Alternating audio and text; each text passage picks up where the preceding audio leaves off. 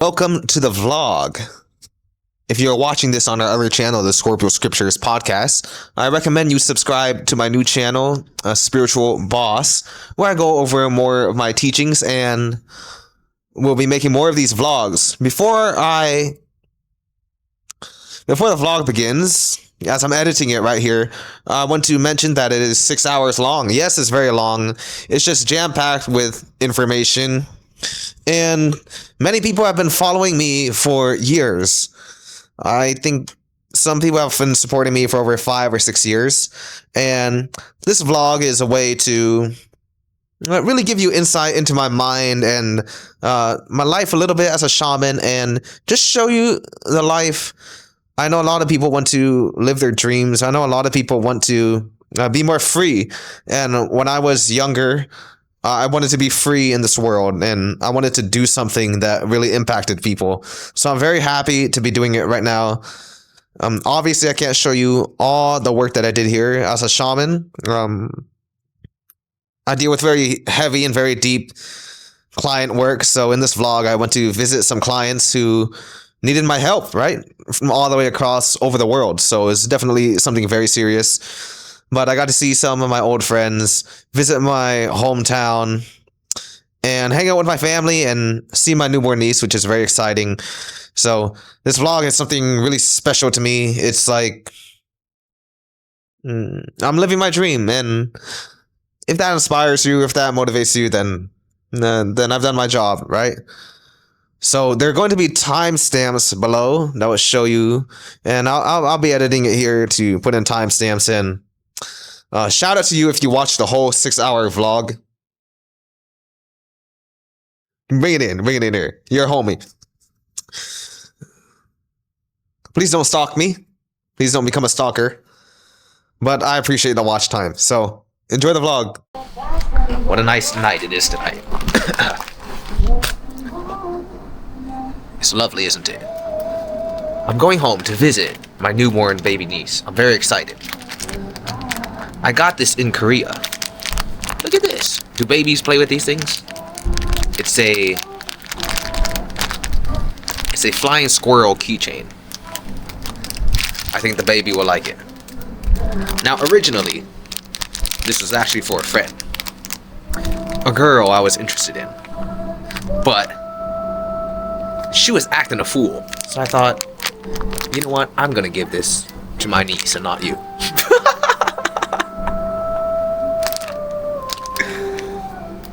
So I'm very excited. I leave in about 3 days. And I've basically been just sleeping a lot and doing the minimal amount of work possible because I haven't been home in 8 months. And I've been giving my body a little time to rest. As for the last 8 months, I had no plans of going home or enjoying life at all.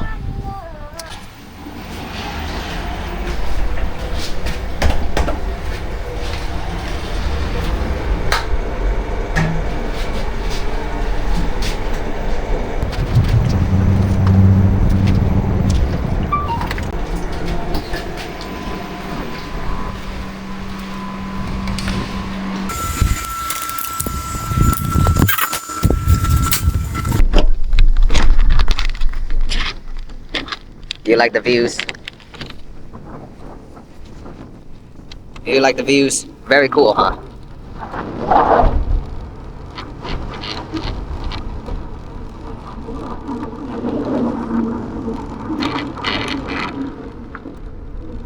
We hit the main road, so I need to turn this off.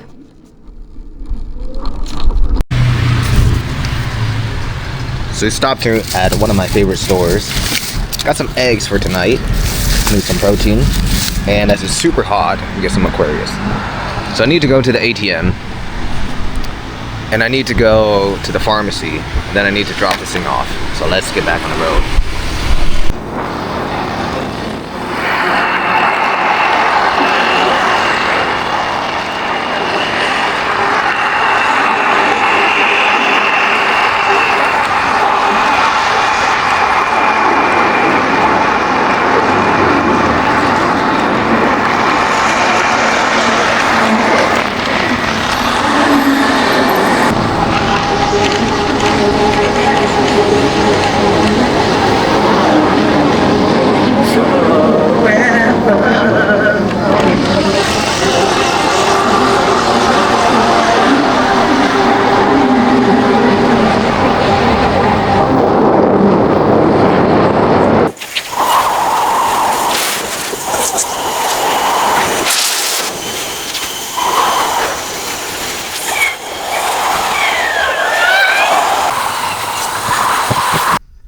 Where are the monkeys?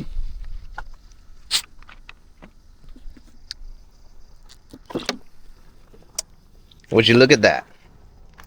Good old greenbacks. So I went to my drug dealer, the pharmacy, to pick up some protein, and it turns out they didn't have the protein that I wanted. So I'm going to deliver it to my home. Joys of the modern world. You can deliver protein to one's home. So I'm coming out here in nature. Before I fly back home, you know, all this technology, going to Korea, going to sit in an airspace shuttlecraft for days and get some good prana in the system. Isn't this nice? Very inspiring.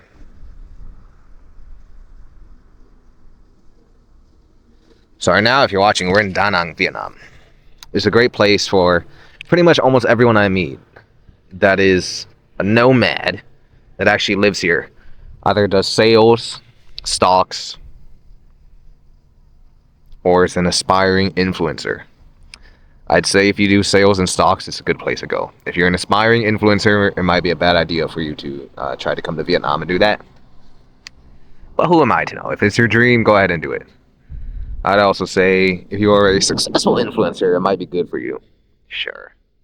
Or if you have some remote job that allows you to work, Da Nang is a great place. It's a very friendly place. I'm from the hood of Seattle. It's super ghetto. It's getting worse as time goes on. I'm not thrilled to go back, as I was thinking when I go back there, there's usually nothing to do in America compared to a place like Asia or Vietnam. Vietnam, there's always stuff to do. But it's nice to touch grass, go back to the roots where you came from.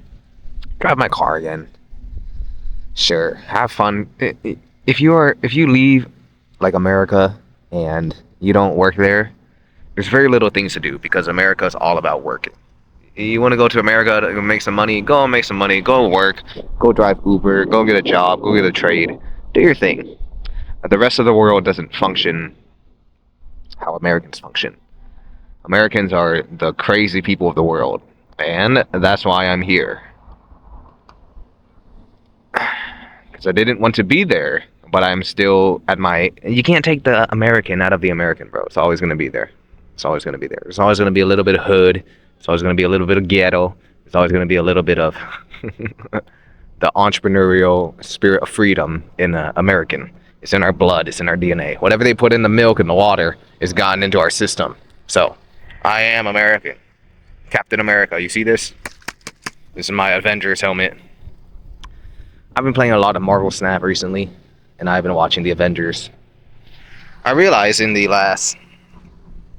life outside of the world is, not the world, of America is so much more calm. In the last decade, I was in like a fight or flight mode the whole fucking time. And recently I've shifted out of that, maybe in the past month. And I realized my body's just been bored. It's kind of like if you are getting out of war. No, I've never been to war. But I was trained in a military facility during one of my medical internships. I kind of understand what it's like. You always have something to do. You're always on your toes. And then now I'm like very relaxed. As you can see, I live in a paradise. It's a absolute paradise here. And sometimes you just get bored. And that's the old you wanting some chaos or some adrenaline. So who knows if I'll ever be able to get rid of this feeling of boredom and enjoy the moment, or I'm always going to be somewhat of an adrenaline junkie. Life for your boy right now is getting really easy, and I kind of enjoy it because of the contrast, but I don't enjoy it because it's fun doing stuff. It's fun having a challenge. It's fun having something to rise against. So we'll see.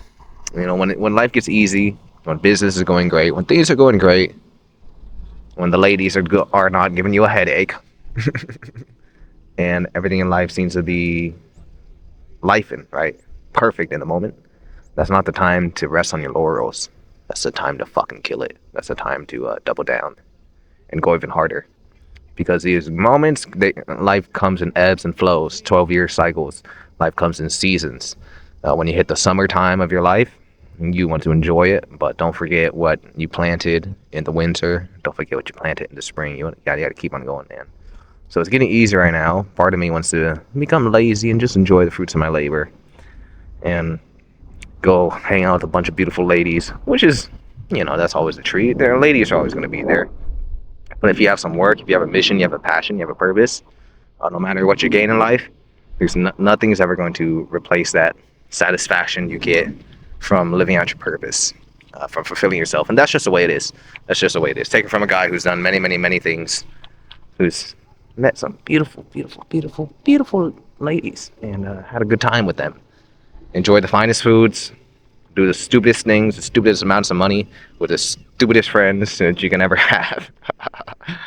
At the end of the day, when you are waking up in the morning and you're going to bed at night and you're giving your heart and soul to God and your mission and your purpose and you're walking that path, there's no fulfillment like it. The other things are nice, let's be honest. I'm not saying you got to be dirt poor. I'm not saying never make any money. I'm not saying never have sex. I'm not saying never have a relationship. I'm not saying never enjoy things.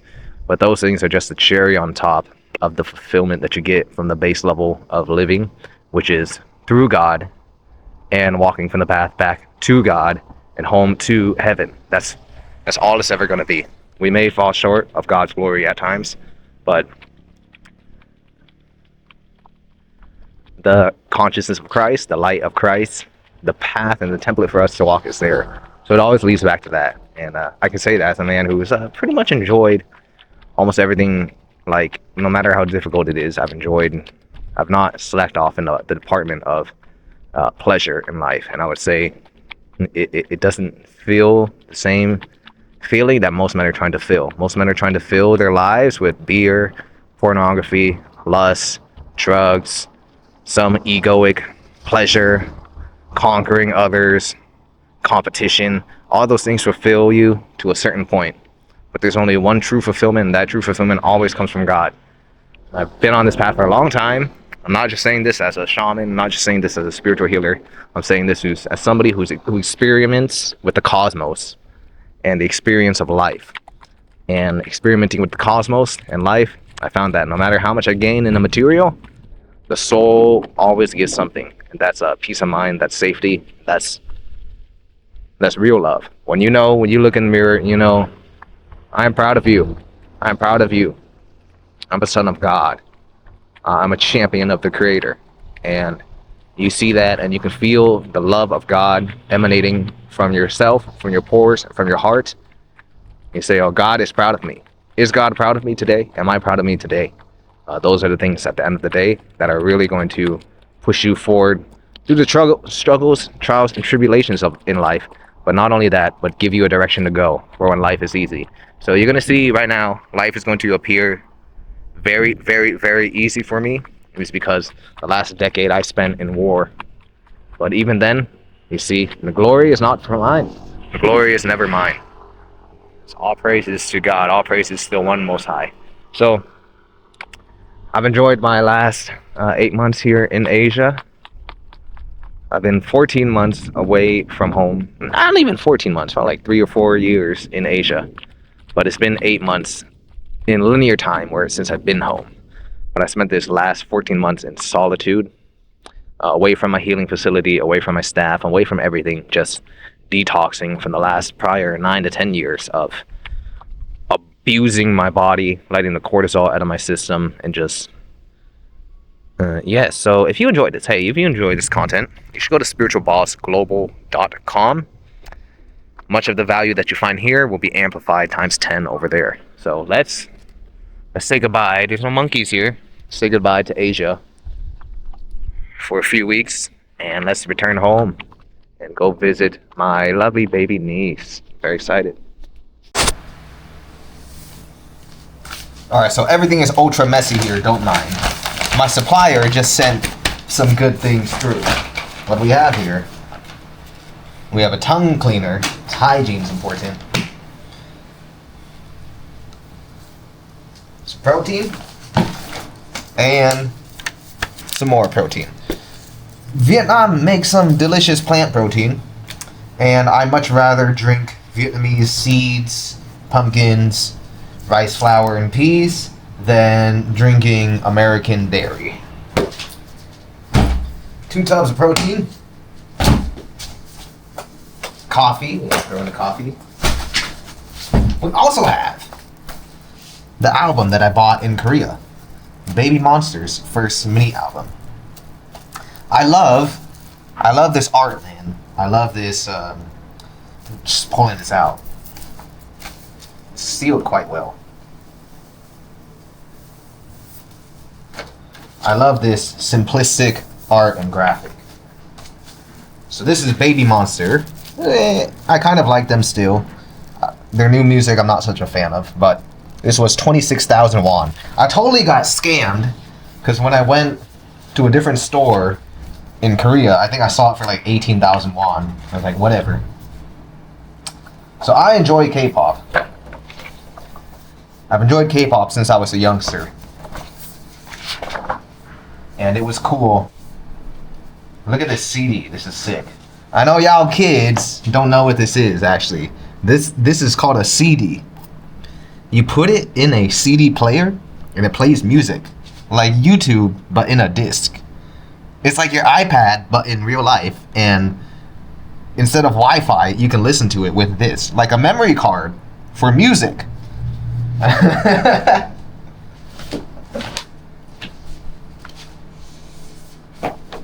So we're going to bring this home. Maybe keep it on my stand of many things in the States. More coffee. Stuff for mom, because you always gotta buy stuff for mom. You can't not buy mom stuff. Shower head. Always bring these with you when you travel. Some cool Korean whitening stuff that I bought. The gloves. I actually brought these from America, and I have not used them once in 8 months. I might just leave them here. I have gloves at home. And where'd it go? It's too much stuff.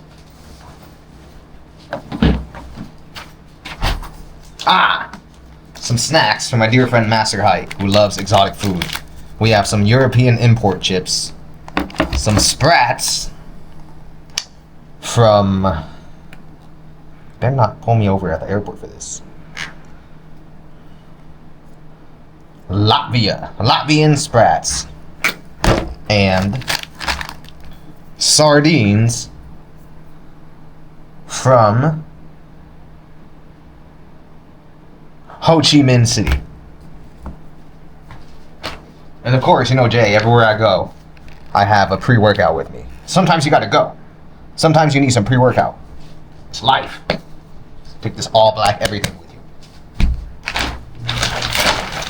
Some more tooth whitening powder. Where did it go? Where did it go? Where did it go? Where did it go? Something very, very, very important.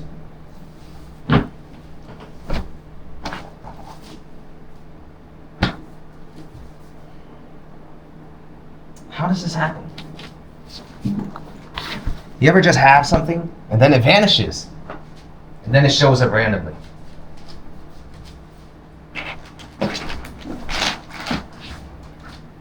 Well, I'm going to take some of my favorite books with me. Oh, Rami.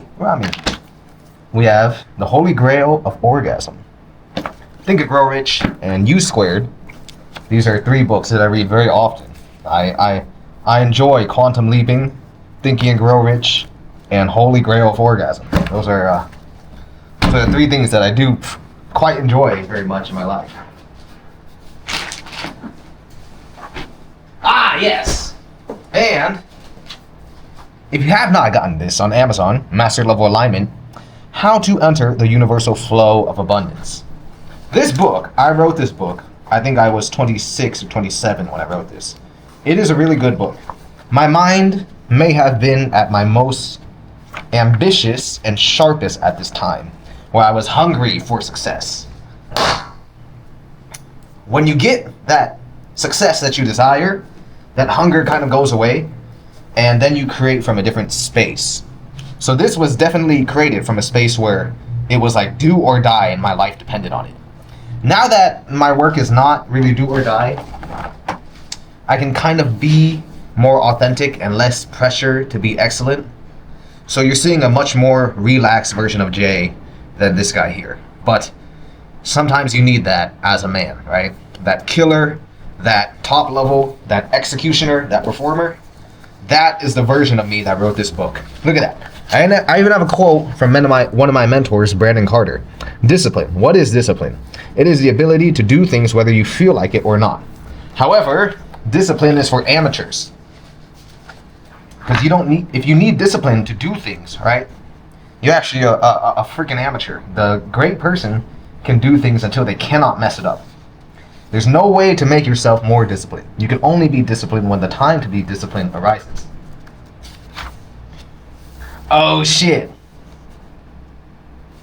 Look at that. Look at that. That is 2019 Jay working in a hospital medical field. That, you see that right there? That is called a freak. I forgot what it's called. An odometer? A radiation meter, so they can check us, make sure we don't take too much radiation from working in the field and metamorphosizing like the Hulk and smashing everything, which seems to happen to some workers in the medical field. Oh shoot, look at that. Fat J, Rip J, Buff J, the evolution.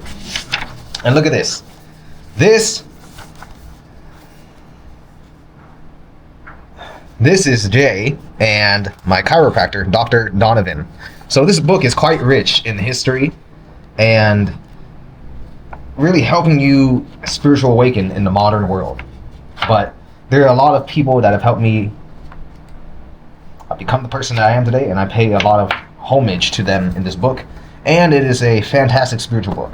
I would give it a 10 out of 10 because it's mine. No, I would give it a 8 out of 10 overall. When I read it again, I'll give it an 8 out of 10.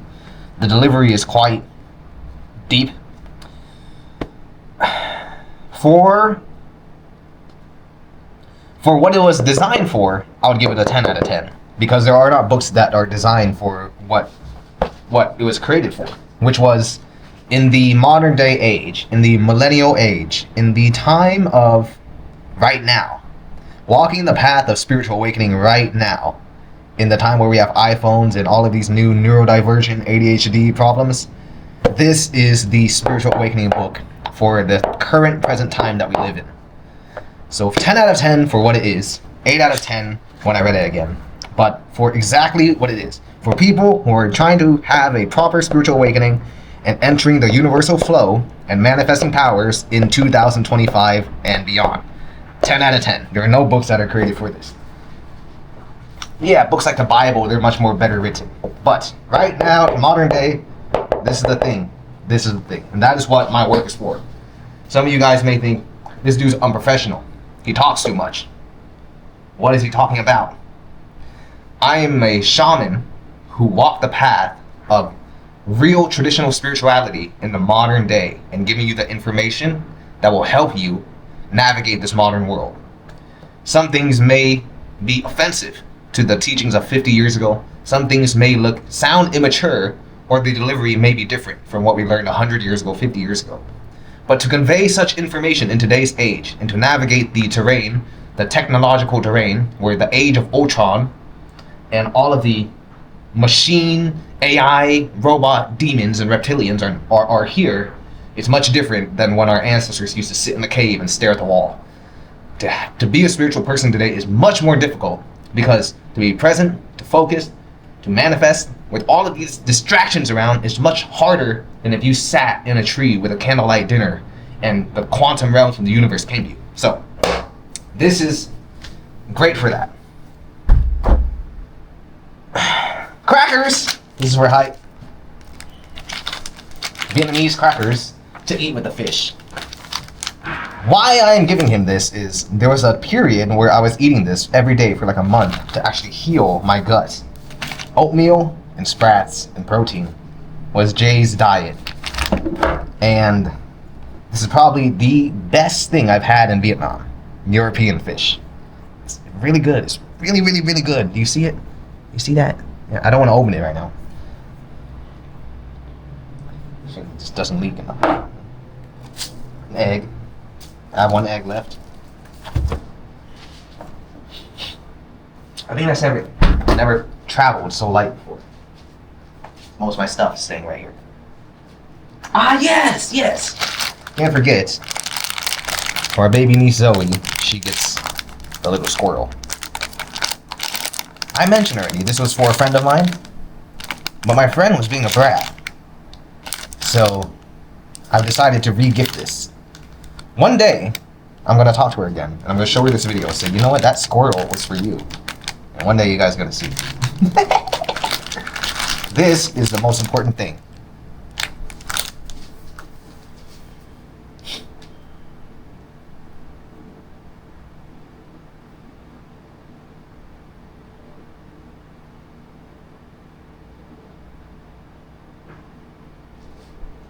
This right here is for this little newborn baby. Alright? It's perfect, isn't it?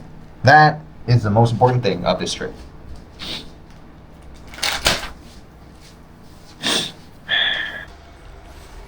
Alright, so we are ready to go. I actually signed a lease here in Vietnam. So I get to leave most of my stuff in the room. Whereas the past year I've lived in like 20, maybe 25 Airbnbs. Just exploring the city. Man's grown up actually committing to something other than his own freedom. So let's go to the airport. We are a few minutes early. I mean, not a few minutes early. A few hours early. Because I need to do some work on my computer. And I didn't want to stay inside. I think this is my cat. Hello!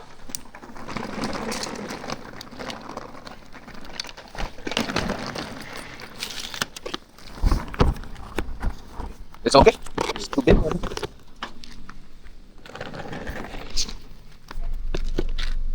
Yeah. Okay. Okay.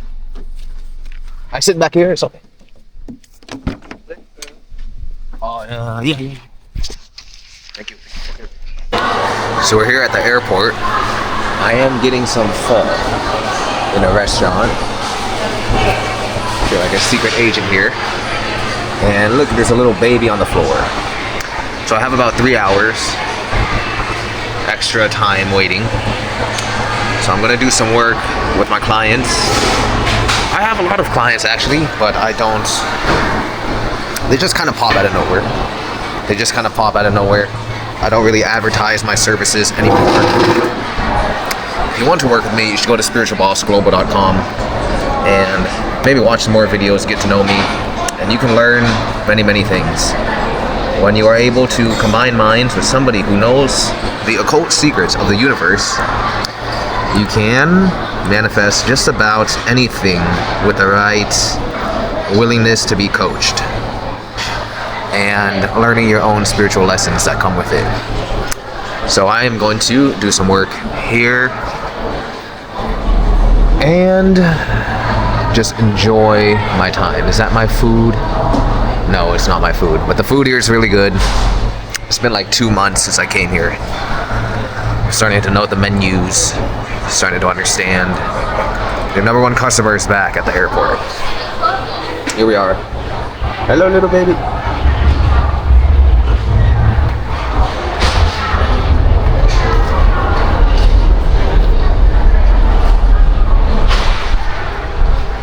The journey to America begins. I'm not going to lie to you, it's a pain in the ass. It takes about a full 24 hours, maybe longer. So here is our meal. It's a Wagyu beef pho, a little bit of yogurt, 0 sugar Coca-Cola. And we're going to enjoy this. Nice little egg here.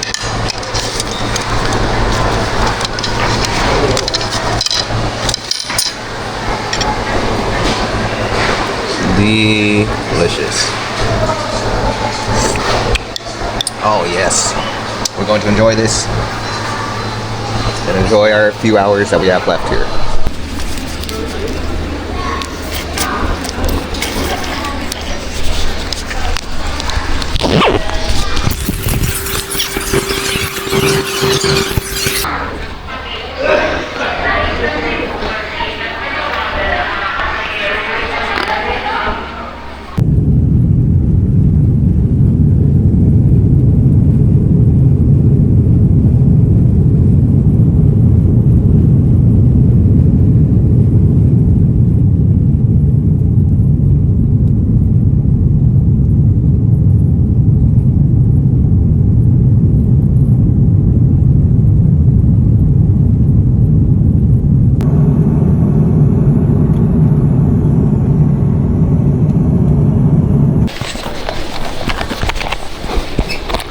So we've just arrived in Korea. I wasn't able to film on my camera because I had put it in the carry-away luggage. I didn't want to film on the plane anyway, just watching a movie.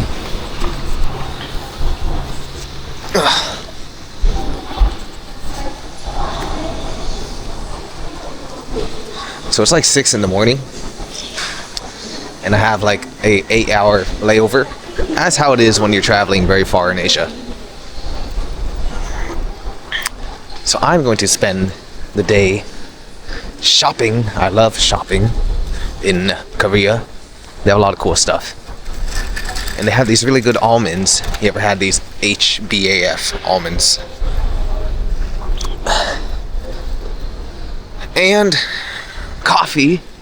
Speaking of coffee, that coffee I drank in Vietnam over 14 hours ago, I did not sleep at all. So I have officially been awake for a whole day. So that question that I said, should I drink this coffee right now? I actually only drank about half of that coffee. Drinking that at about 4 p.m. was not a good idea. I stayed awake and watched two movies on the airplane. Predator Badlands, and Doctor Strange Travels the Multiverse. Doctor Strange Travels the Multiverse is kind of like what it's like to be on a trip of DMT. Not that I know anything about that. It kind of looks like this and everything's moving. So I am sleep deprived right now, and you know, travel fatigue is a real thing. Well, let's talk about something. I want to talk about something very, very, very interesting.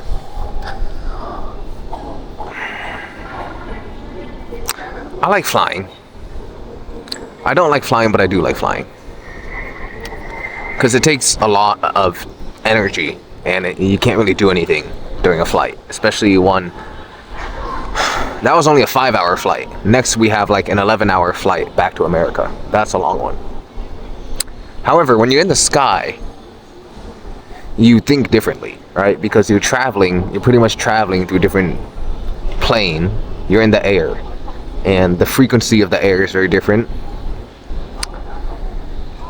You're away from the static energy of the other human beings, and your mind becomes much more clear. I always get fantastic ideas when I fly. It gives me fantastic ideas. It's a very unique state of mind. And I was just thinking, you know what, man? I came from a really shitty life. And I'm so happy that that shitty life is finally over. I have 2 tattoos on both of my forearms. One says, "Live for greatness." And the other says, "Strength and guidance." I got both of these when 2 of my family members, close family members, relatives that I grew up with in America, committed suicide from depression. And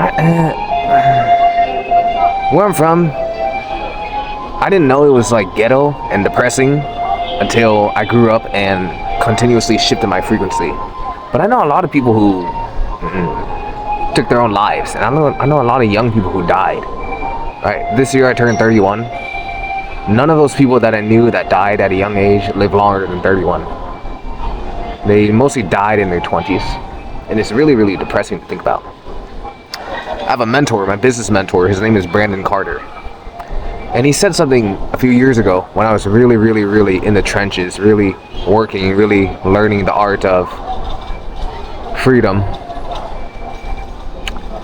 He was talking about how some rapper, I think it was like some rapper went back to Atlanta. I think it was a really famous one, like 2 Chainz. I don't know his name. Young Thug, 2 Chainz. They all kind of have the same names nowadays. Some rapper went back to the ghetto, and I think someone stepped on his shoe or something, and he got shot and died. And my mentor Brandon, he comes from the ghetto too, and he's like, you know what? When people annoy me now, or when people disrespect me, I don't really take it like seriously, because I'm not trying to get respect on my name or gain respect from stupid dumb things. And when people don't have a lot, or people don't accomplish certain things, they take things like respect really seriously, because it kind of is the only thing they have. And he was like, why don't you guys just try to live till 40 at least, and maybe have some kids or something? And at the time when he said that, I was like, I've never thought of life that way. Because when you're in the grind, when you're in the hustle, it seems like endless, and you never, everything is going to finish, you never think it's going to be done. And I was like, oh, that's a good goal. Maybe I should try to live till 40 and maybe have a kid or two. At the time, I was like, that kind of gave me hope, you know? Sometimes you need hope. When you're in the trenches, when you're hustling, when you're creating your dream life, sometimes all you need is a little hope, or all you need is a word of encouragement from somebody. I started my journey of wanting to be sovereign, or wanting to live the life of my dreams 12 years ago, when I was 19.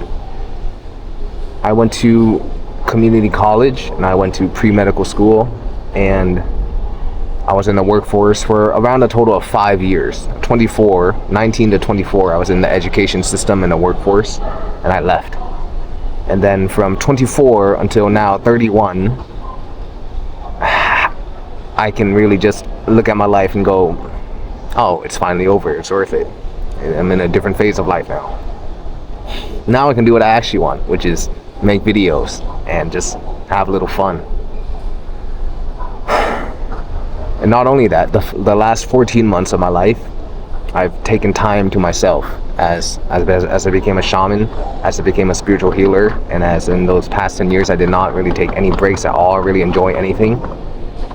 I was so burnt out that I had to take a whole year to myself, and now I'm starting to feel like myself again, especially aligned with the 2026 energy. But there's a scene in the Avengers. When Thanos snaps his fingers, right? I watched it recently. I didn't even watch the Avengers when it came out. I was so busy, man. I was so busy. Sometimes you just have to be. I mean, if there was any other way, I wish I knew another way. That's kind of why I do what I do as spiritual boss now. Somebody might be in a position of creating their new life and they don't know the way. I did not know the way. I know the way now. I can help you. I can show you the way.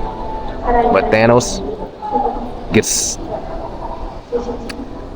Thor hits Thanos in the chest with the axe. And then Thanos snaps his fingers. And then he has a vision. He sees baby Gamora. And baby Gamora talks to him because earlier in the movie, he got rid of her to get the Soul Stone. And Gamora's like, did you do it? And Thanos is like, yes, I did it. I am inevitable. And she's like, what did it cost?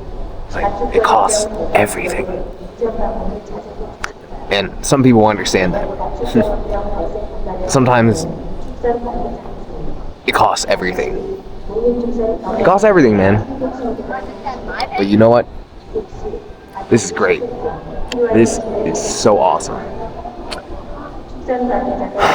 Maybe someone's dream and goal in life just needs to live to a certain age. Instead of seeking out respect on your name, or you just get out of the ghetto, get out the shit life that you lived in. Even still, for like weeks and months, have I just been like exhaling, so I don't have to hold my breath. I don't have to be so tense anymore. It's a big difference, man. That type of stuff will hurt your health when you overextend yourself for too long.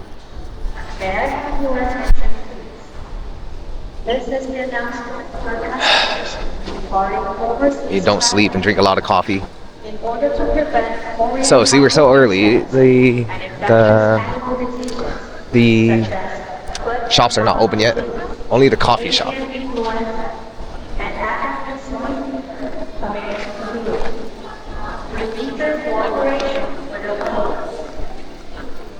First, as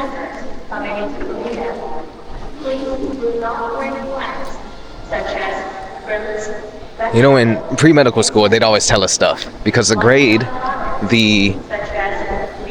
standard, I think it was like a 80%, or you have to get at least a B, 77, C plus, B minus, whatever, to pass.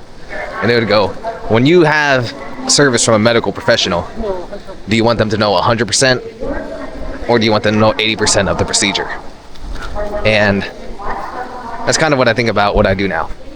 If I'm teaching you certain things in life, or if I am a shaman helping people through manifesting, creating their destiny, do you want to learn from somebody who knew nothing and did it just with their instinct, who actually lived their life and sacrificed their life, or do you want to learn it from some asshole who read a book and has a theory?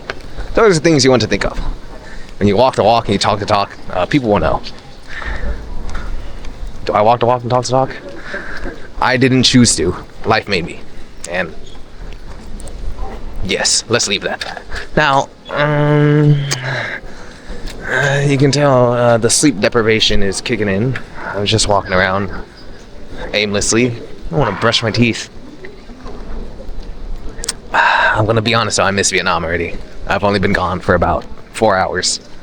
This trip to America is going to be very, very long. It's very hard to leave Vietnam. I miss all of my beautiful friends. The beautiful guys everywhere. And beautiful Vietnamese girls. I miss them already. I won't be gone for too long. I'll be back soon. It's okay. I have to do business. Sometimes you gotta do business. Sometimes you get to visit your newborn niece. It's worth the sacrifice.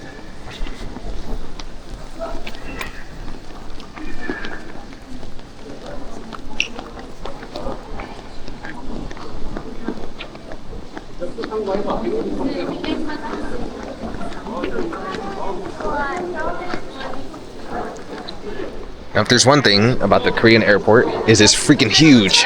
It is so big. This is only like the inside people side, you know, in the airport. You go inside because you checked in. The outside is so huge.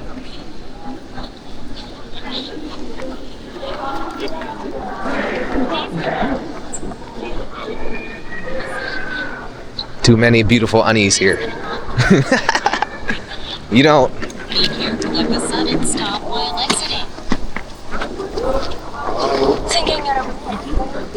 the first time I went to Korea, well, I'm in Korea right now. I've been to Korea many times. So the first time I actually went outside in Korea and hung out here, like just going in the airport was a freaking adventure. Because you need to go on the metro, you need to go, not the metro, you need to go, what's it called? The sub transport electric line.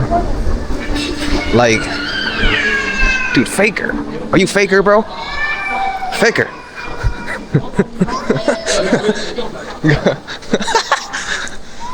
I need to sleep. Going to the electro line and finding your way around in Korea is such a pain in the behind. Just this airport is huge. Look how big this airport is. Is Korean airport one of the biggest airports in the world? There's this store with this giant robot thing. I've been here way too many times now. I think it's this one, Gentle Monster.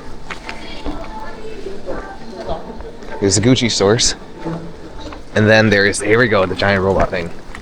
I have, as a matter of fact, been here way too much.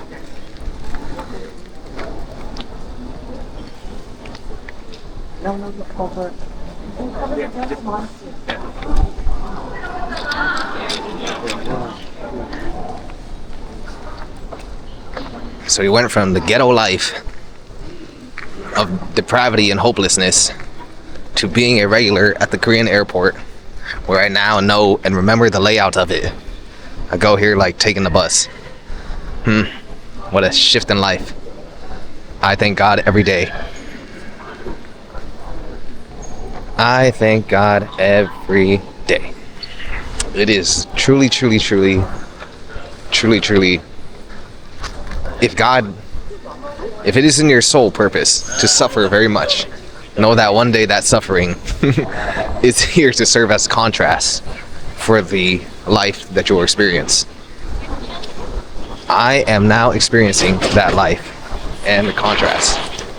And I can just say, it is awesome. Learn to make some money. Learn to live your passion. Learn to be spiritually astute. Learn to live with a righteous heart and do right unto others. Learn the laws of the universe. Learn how to manifest. It'll pay off. It all pays off, man. It all fucking pays off. Where the heck am I? My gate is 217. So we are actually going the right way.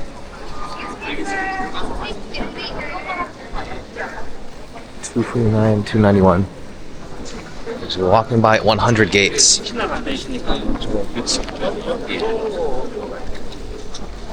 Korean airport, this doesn't even look like an airport. I feel like I'm at the mall.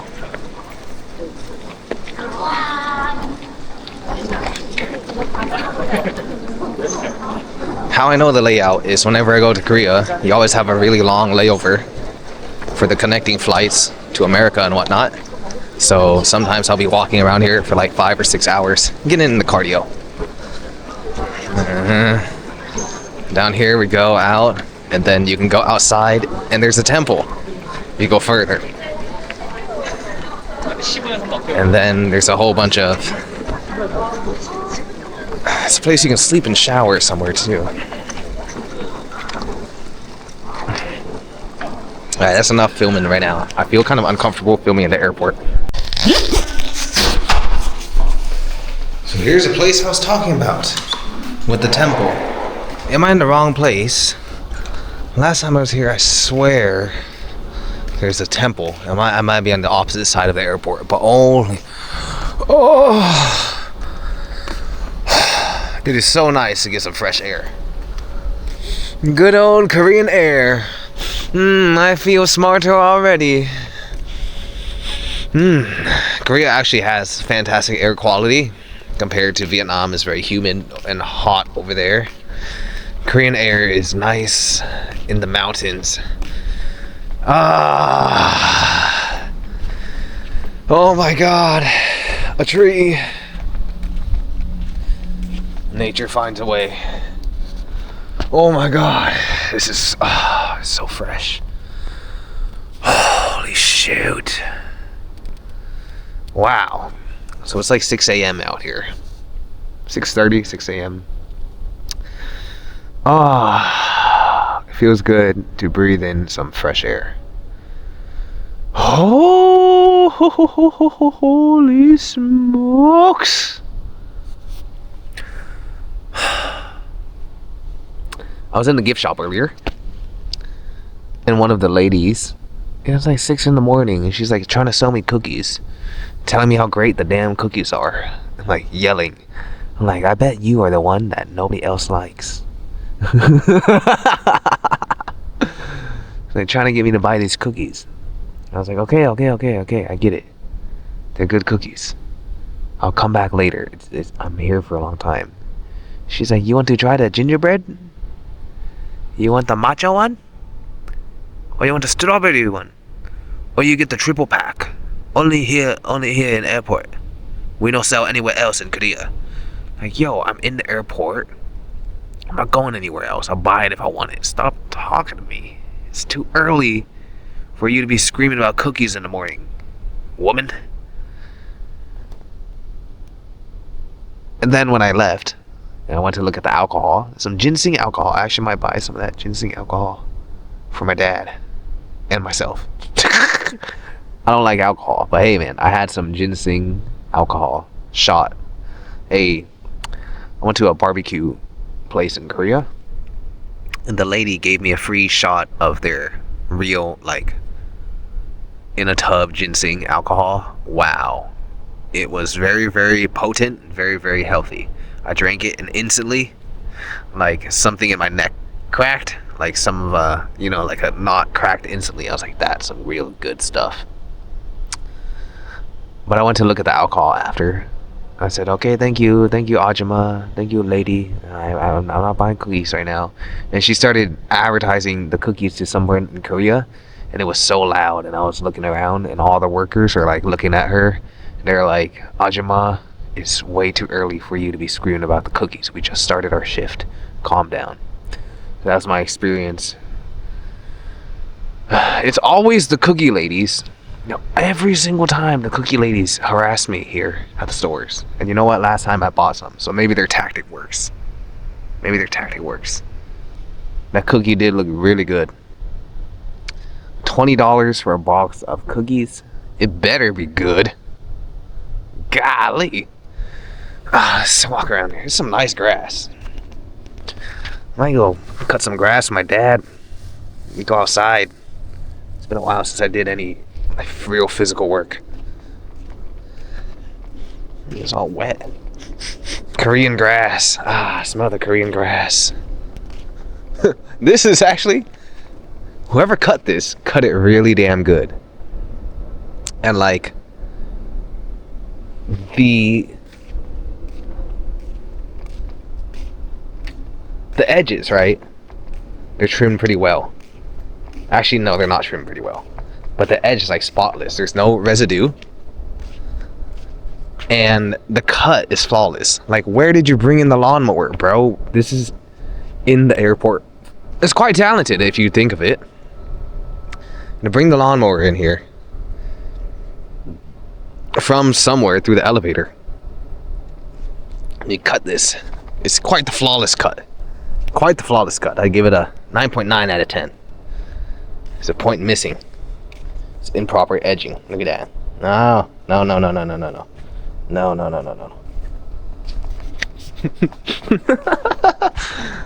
I need to go sleep. How does this... Whoa! What the... Bro. It's some kind of optical illusion.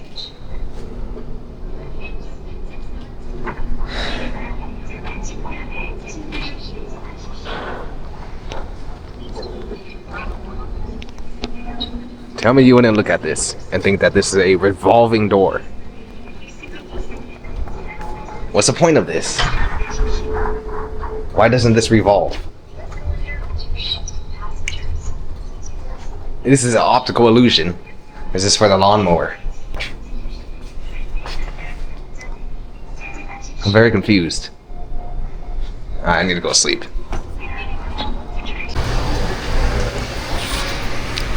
It is breakfast time.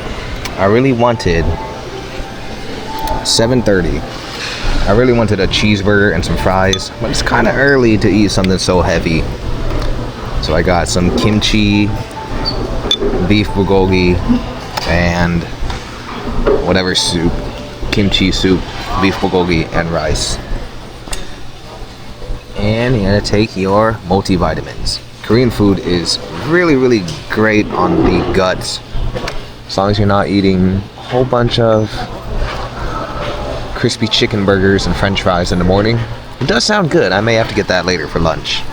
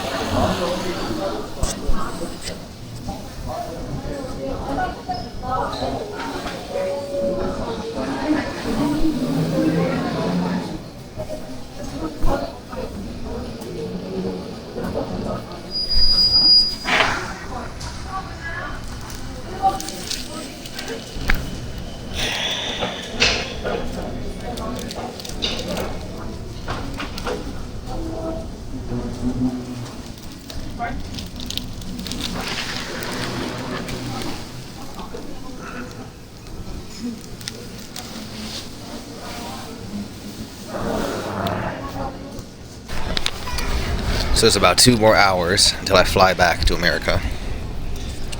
I just woke up and went shopping, and I have a nice Becky White Girl drink here. Caramel macchiato. Any caramel macchiato? Caramel macchiato. I actually took a shower. You can take a shower at the airport. It's pretty nice. It costs like 7,000 won. I think that's $5. I believe that is $5 US. I got some goodies. So in my backpack, I have one of the goodies here. We have some Korean red ginseng wine. And then over here, we have some free shot glasses. So the lady had offered me a discount and she couldn't put the code in. So I guess this made up for her special discount she offered me. And we also have more Korean white rice wine. Should I blur this? Should I blur this out? That seems like some important government official stuff. Winner of 2013 Korean wine competition. So we got some ginseng goodies. And we also have some more stuff here. Lady gave me a free box of chocolate with my purchase of Korea's #1 cookie. Apparently every time I come here, every time I come to the airport, there's a new #1 cookie. So these look really good. These are 10 millimeter, like a bullet, 10 millimeter premium butter sand with a new texture and a height of 10 millimeter. So we have Jeju tangerine, fresh strawberry. Oh yeah, that sounds good. Tangerine in fruit or in dessert. I don't know about that. Tiramisu. Wow. Tiramisu. Rich chocolate, and the one I'm most excited for, deep matcha. So you know these are going to be devoured. I bought the alcohol and I was like, I don't want to buy sweets, man, because I'm probably going to eat half of these. Which I don't normally eat sweets, but when you're at home on a little vacation and there's just boxes of cookies sitting out right in front of you, it's not a good idea to have these. So I should give these away quickly or consume them all quickly and get this over with. Maybe I'll consume it right now. Nah, I'm just kidding. I have my white girl Becky drink. So yeah, I also took like a 3-hour nap on that beanbag. It's quite interesting laying out around so many people in a coffee shop sleeping for like 3 hours. So yeah, since we've last touched base, I had a Lotteria chicken burger. I don't know if I recorded it. My memory's kind of fuzzy. I slept 3 hours. I bought hundreds of dollars of snacks and wine. A white girl Becky drink, and I took a shower. It's about 2 hours till we fly, and then the real journey begins of sitting on a plane again for like 11 hours. This is the process of going from Vietnam to America. Normally you fly either to Taiwan or Taipei, I believe it's Taipei, or you fly now to Korea. Then you have a layover depending on how many people or what time the flight lines up, and you have to get the layover for all the people to go back to America at once. That usually takes anywhere from around 5 to 10 hours.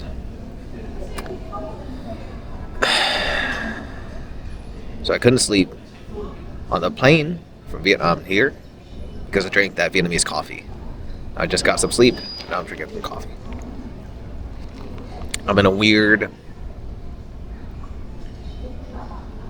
time zone time lapse. In the purgatory of travel.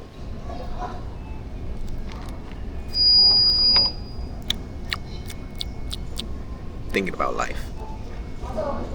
This is awesome.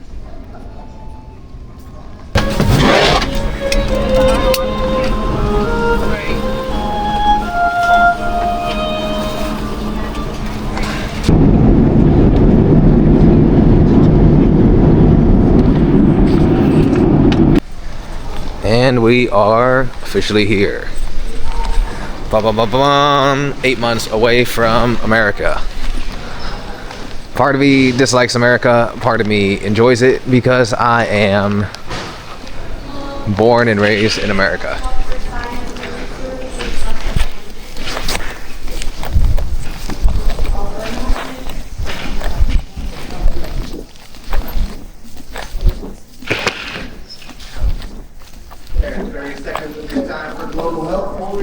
I'm good.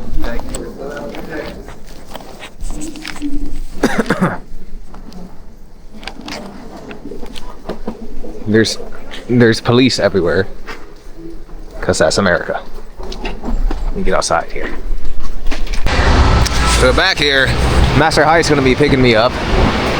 Why is this so cloudy and gloomy? It's July.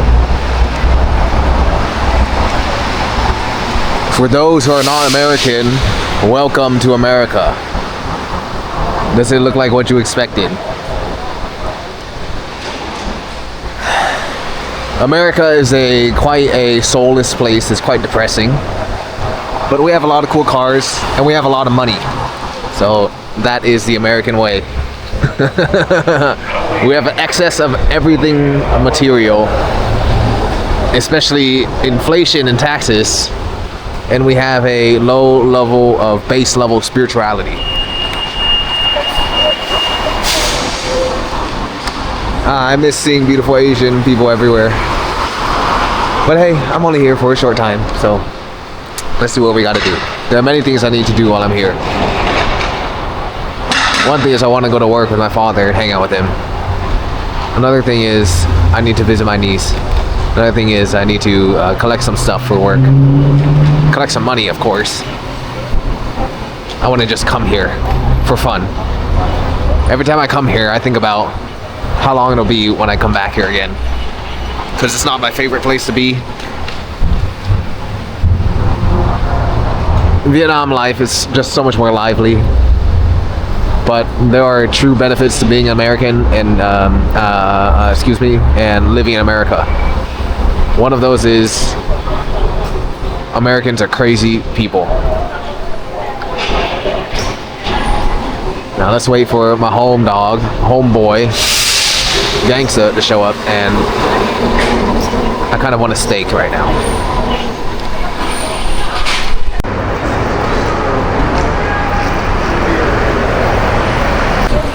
Here we go. Here's the mother effer. Only in America does a 10-minute task turn into a 40-minute one. Traffic.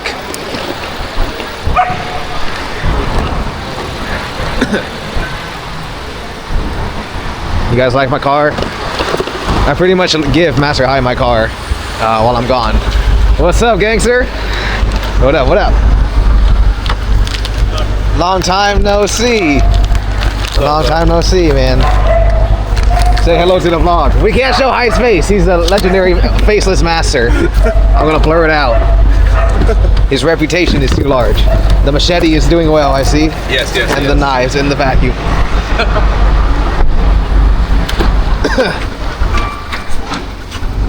Have you eaten yet? I'm so full, but we can get some. Do you have any cigars? I don't. You get something. I miss this car. This is a gangster car. How's the car doing? It's good. Good. Still a pain in the ass. Nah, it's good. I was thinking this car is like the woman that I like. It's very beautiful on the outside. And then when you deal with it, it's a pain in the ass. Weird little quirks. Huh. This car finds random problems to have for no reason. That's some Maserati for you. Does it remind you of women? Beautiful on the outside, random problems for no reason. Once you get to know him. Dude, I was thinking, only in America would a 10-minute task turn into like a 40-minute one. Oh, yeah. I was like, I swear to God, the house is so close to the airport. It's like 10 minutes. It's so dark too. It's so gloomy. It's quite the contrast. You wanna go to the line real quick? That's down there. Oh yeah, let's do it. Yeah. I got nothing. I have some alcohol that you may enjoy, and some cookie biscuits. Sweet. How's your flight? It was awful. I have not slept at all. Oh yeah. I slept like 3 hours total the whole 25-hour journey. So I think I'm underslept a little bit. But I feel fine. It's kind of like the adrenaline of traveling. Yeah. And the body is, everything's like new and moving.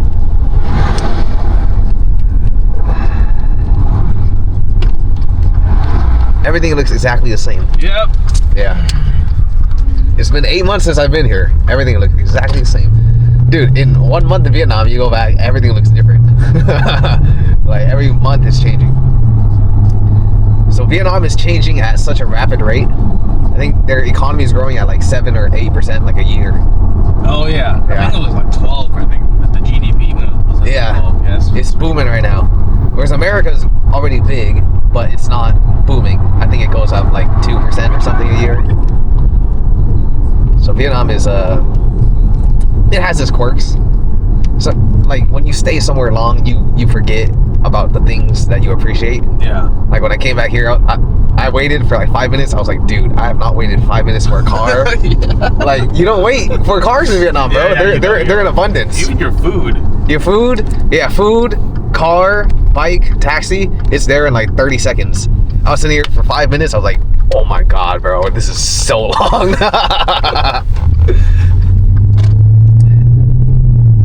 But being in a car that doesn't smell funny is also nice. There are certain things that the contrast is. It's there's benefits to both worlds. Yeah. America's great for working and making money, and losing your soul. Pretty much. Yeah.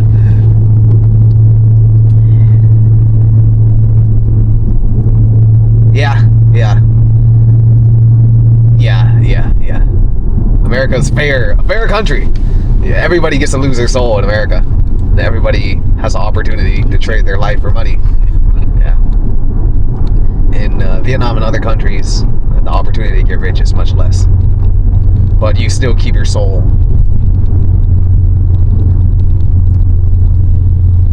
Like, you know, man, Vietnamese girls are just so pretty.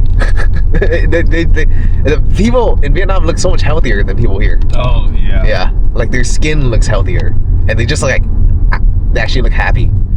People here don't look happy. That's the first thing I noticed when I got off the plane. It's like, damn, all these people look tired as fuck, dude.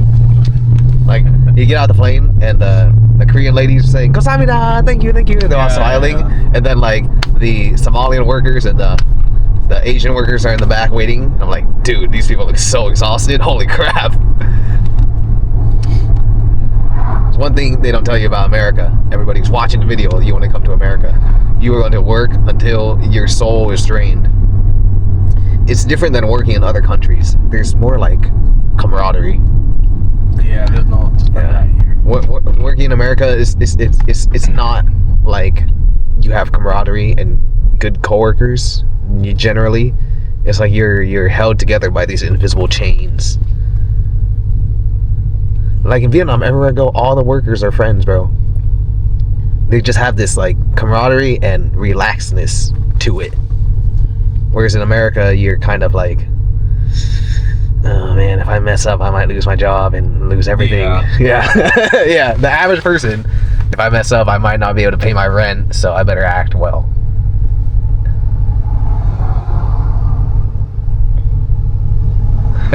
I remember why I left now. I've been back for 2 hours. Already remembering why. It's already spilling. It's already coming back, yeah. When people watch a vlog, okay, look at this street, and then look at the street in Da Nang, Vietnam. Welcome. There's no soul here. No. Dude, the soul, the spiritual energy has been converted into electricity, oil, and money. Look at this! What the fuck is this? Dead trees everywhere. Holy crap.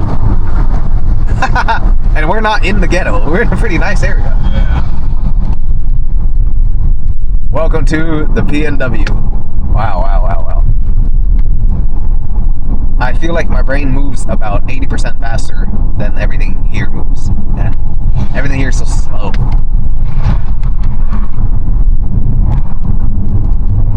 Energy flow here is slow. Yeah. Slow and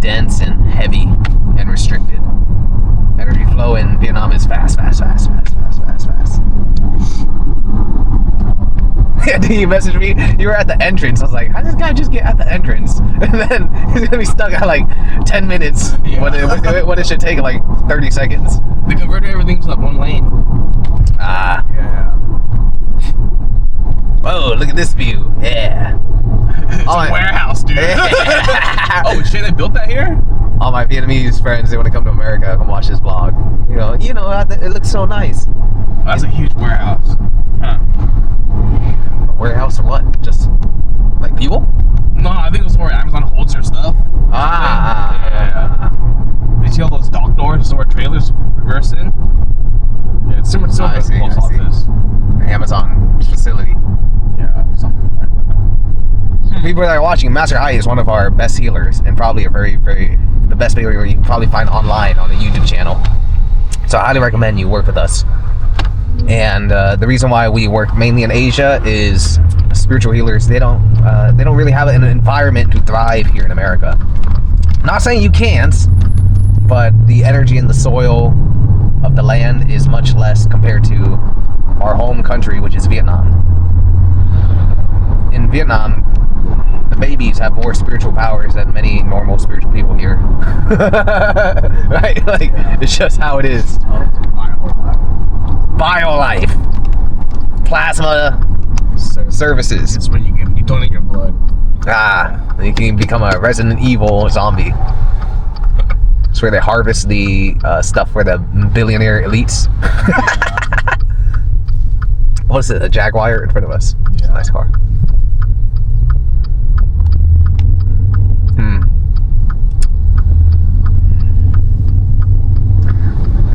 Yeah, I'm surprised it's so cold. It's like 50 degrees, huh? Yeah, it changed like 3 days ago. It started raining. I was like, normally happens before July 4th. Are you ready to conquer the world? It is our time. With this vlog, with this mini camera that I'm holding, Yeah, I was like, the world will be conquered.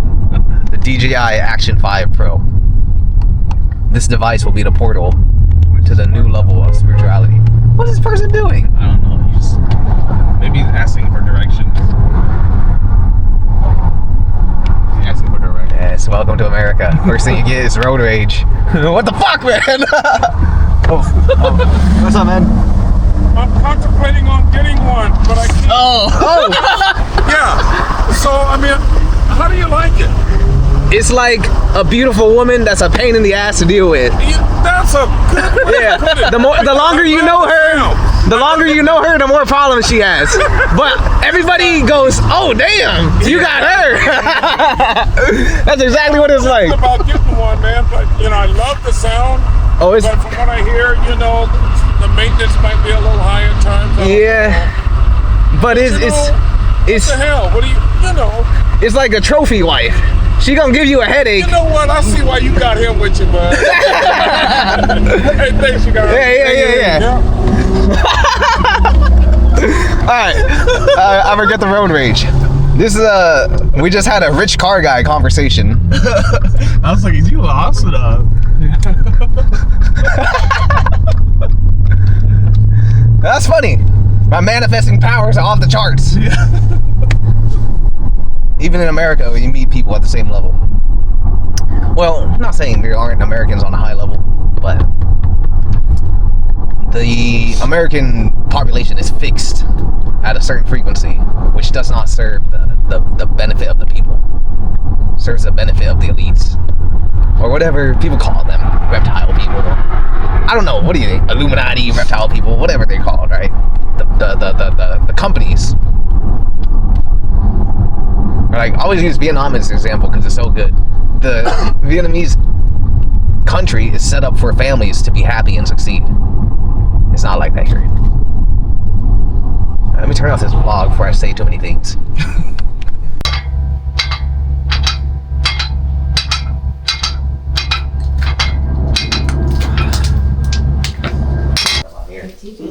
Thank you. Yeah. Keep. That's it. So, for the garden. Oh. So the night before, when I got home, I went to sleep in the afternoon and I didn't wake up until the next morning. So this is the first time I saw my parents again after such a long time and gave them some gifts. I actually gave my mother some seeds for her garden, which I found out was illegal to bring across. It seems like they're an invasive species or something. So that was a one-time thing. And it was just nice to catch up with them. So nice family reunion moment. And we're going to do something really cool in the next clip here. So I should have done this. I should have done this yesterday. Sorry, I totally forgot. But I need to pay respects to my grandfather. This is Onoi, and this is Menoi, or father's father and father's mother. As a Vietnamese American shaman, it's very important for me to showcase both of the Vietnamese culture and the American culture. And this is what Americans call ancestor worship. In Vietnamese, we call it cúng. So this is to greet my grandfather, to let him know I've returned. And of course, talk to him all the time anyway.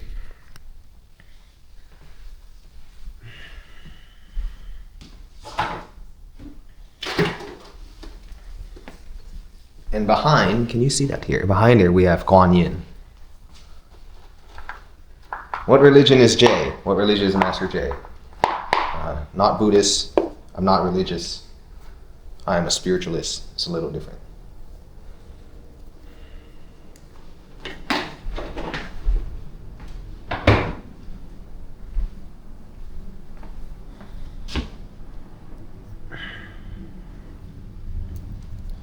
But for those who can see with their third eye, I'm going to turn up the heat a little bit here. I'm going to turn on the lights.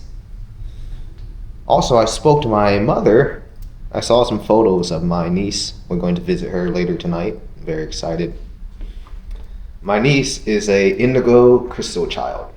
She seems to be very sentient with the consciousness of a 2 or 3 year old, while she is only about 1 month old. The children and the spiritual children are becoming more advanced. One day she may surpass her uncle, Master J, by the time she's 10. But she is a indigo crystal child. Quite the addition to our bloodline.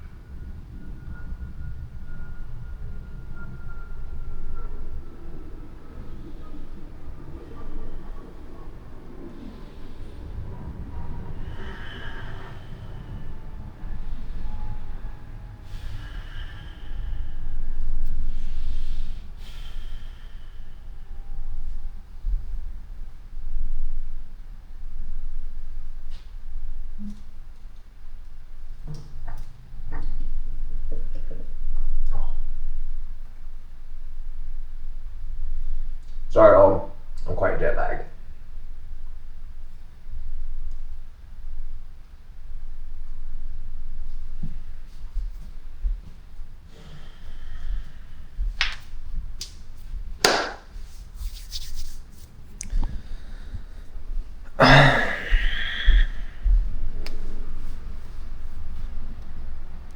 It's 10:15.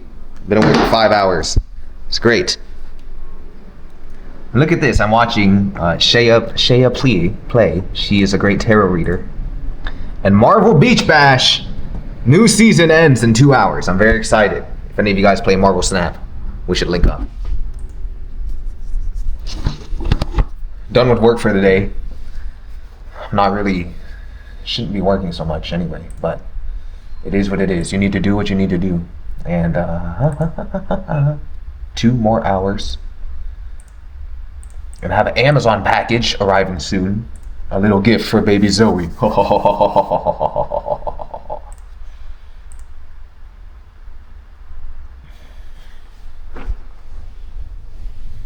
So why we do this? Some of you may be wondering, what is this guy doing? Why is he lighting incense? Incense you can see as a connection to the spiritual realm. And we open this up. We light this up for greetings to our ancestors who are on the other side.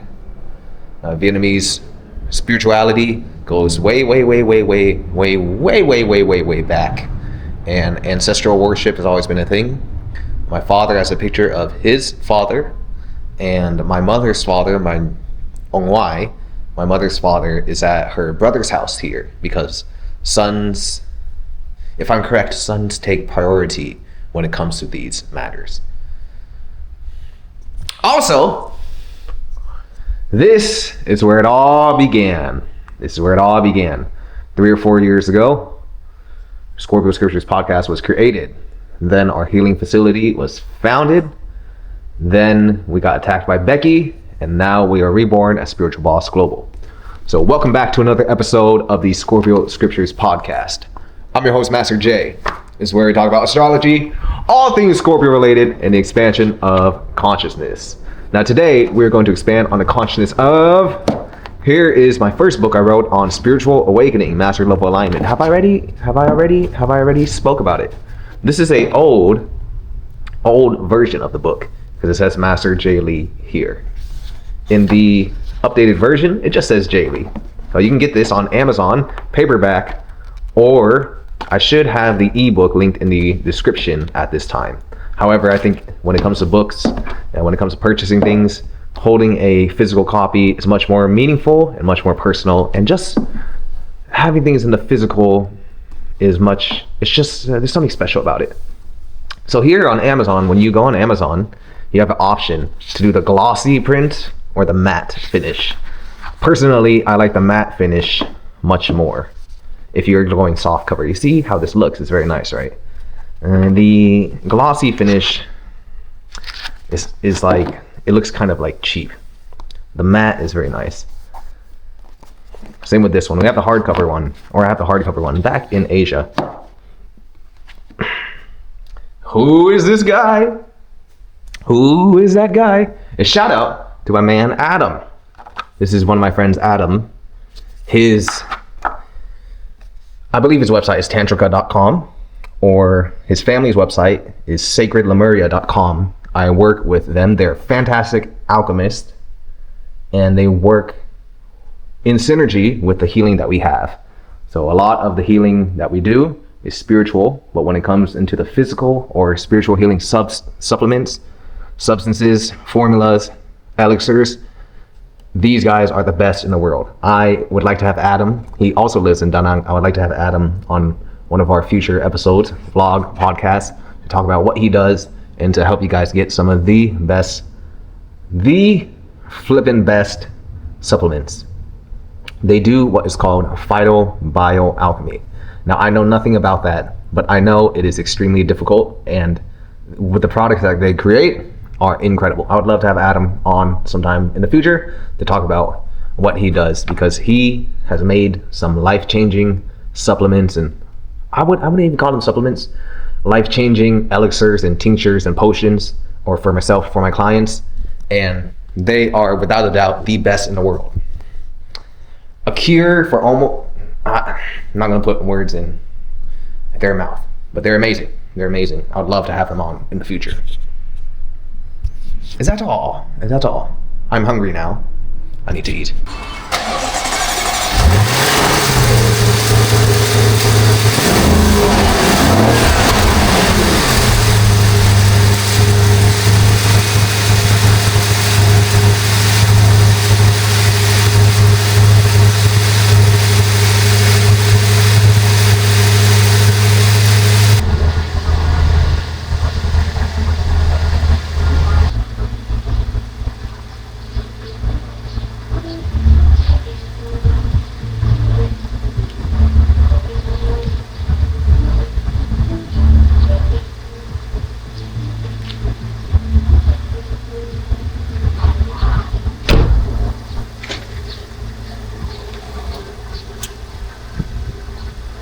I will tell you the truth. I have not driven a car in 8 months here, and I enjoy driving bikes now.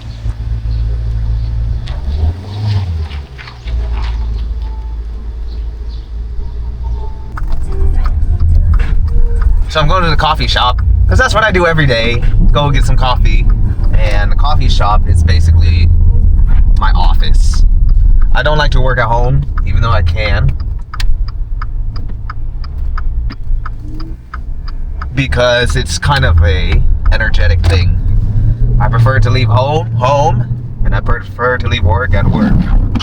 If needed, I'll work at home, but when you do spiritual work, you deal with very, very heavy energies. And as a healer, as a shaman, what I found to be very, very important in my years of doing this is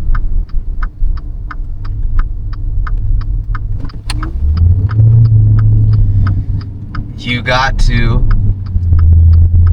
be able to deal with very, very, very heavy energies while simultaneously dealing with the energy of life, which is work in general. Yes, work-life balance. But when it comes to spiritual work, you're dealing with levels of energy that most people can't handle.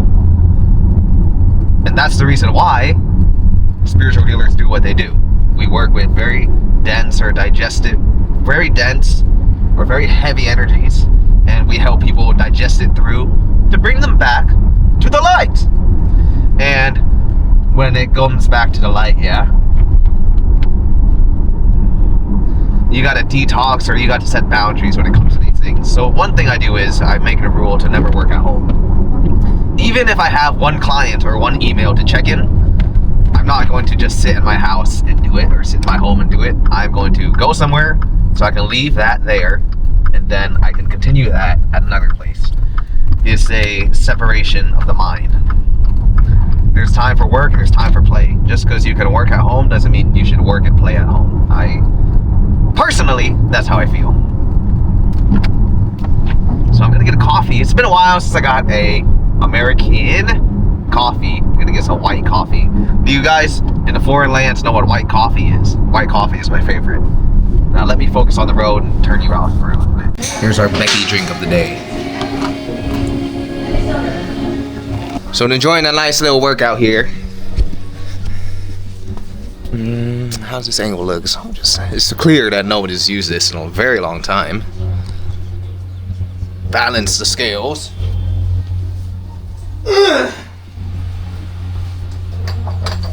So I'm a little jet lagged. I think we're just gonna stick at 135 today for some high reps. Look what I found. My old weightlifting belt. Pump chaser for life, baby. It's all faded and moldy. I need to clean this up, and I would like to bring this to Vietnam. This is I believe they call this a Inzer belt, but this is a really high quality belt. Super strong. Keep you safe.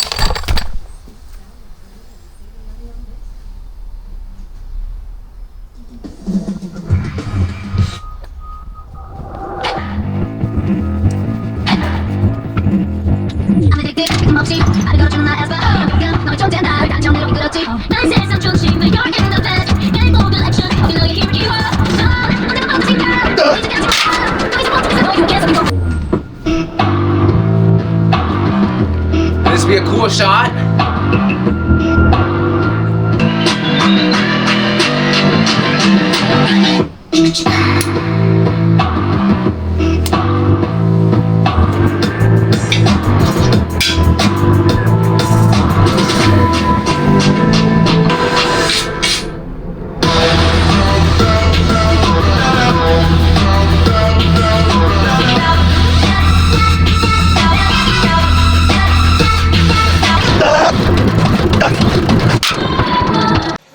So I'm speeding up the workout here. I actually don't smoke or drink a lot. Don't let this vlog fool you.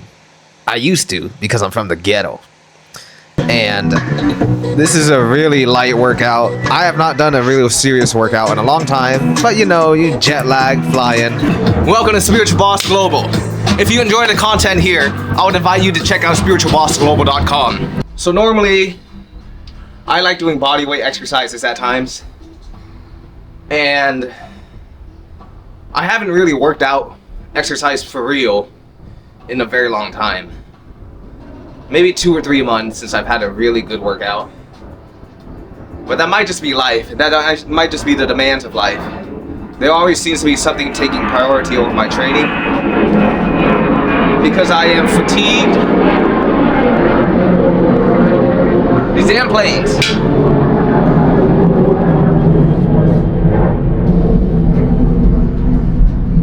I emailed the airport and I told them the planes are flying over this house. And that's too loud. They didn't respond. They don't care. But sometimes when it comes to training, your life will take priority over it. Not only priority, you just never know what will happen. I still train all the time, but sometimes, oftentimes, almost all the times, my brain has been fatigued from dealing with work.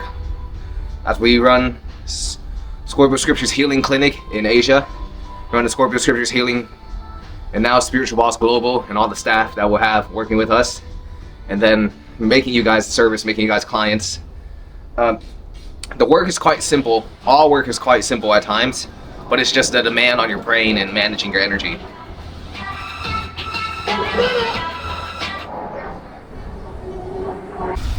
So this is our neighbor's dog. I call him Chucho. I don't know his real name. I think it's Osmo or something. But he's very comfortable and he comes in to get his free food from us. Chucho! What's up, dude? You want some food? I'm making some breakfast tortillas, eggs, potatoes, and some sauce. Chucho! You want some food? Wait up, bro, wait up. Let me cook this.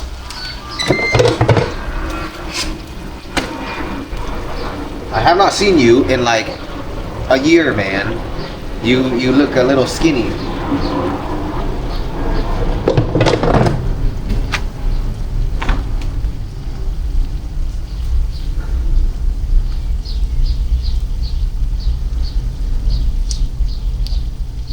Yeah, you smell that? So he doesn't like to come close. Like, you've known me forever, bro. But he'll always eat my meat.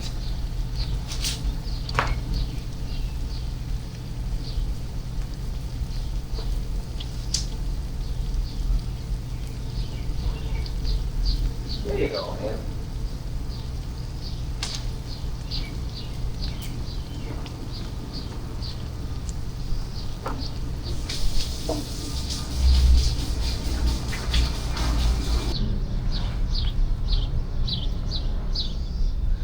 Chucho actually was just a word that I came up with in my head when I saw him. Turns out it means dog in, I think, Spanish or some language. It's not even his name, I just call him that, and he kind of responds. Chucho! Enjoy.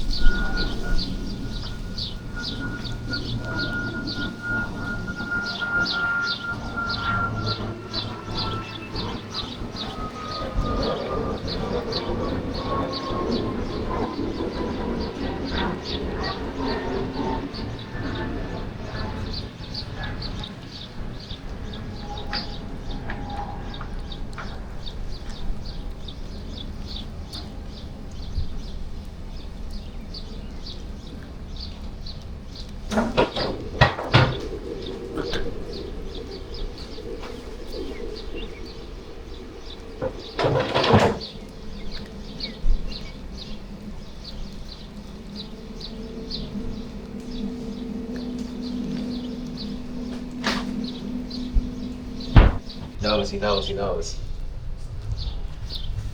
Got a little breakfast burrito. No, bro, this is mine. This is mine. Can you even eat this? This is people food. Well, this is mine, man. It's not for you.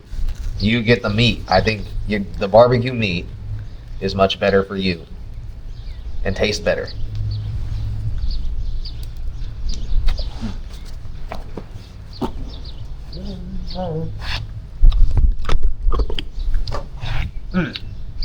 That's good.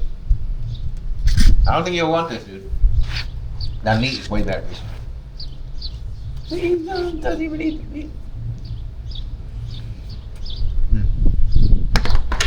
What the fuck?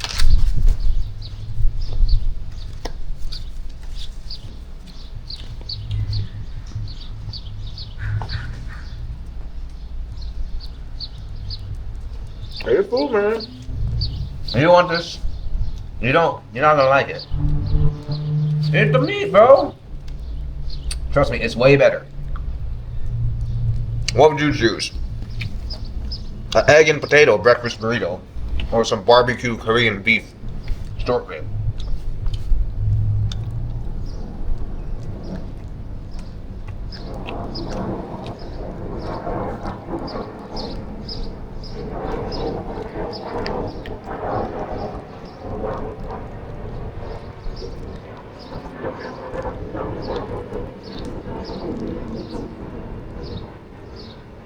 Right there. Yo, relax, man, relax. It's right there. Am I too close? I'm too close to him. He'll get scared. So I'll sit back. Alright, chill, bro, chill. You want my food, but you don't get close. It's right there. It's right there. It's right here. This one.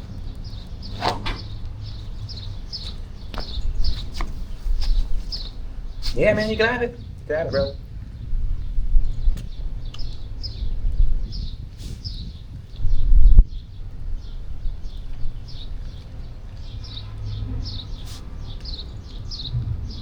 Pretty good, ain't it, Chucho? Pretty good, man.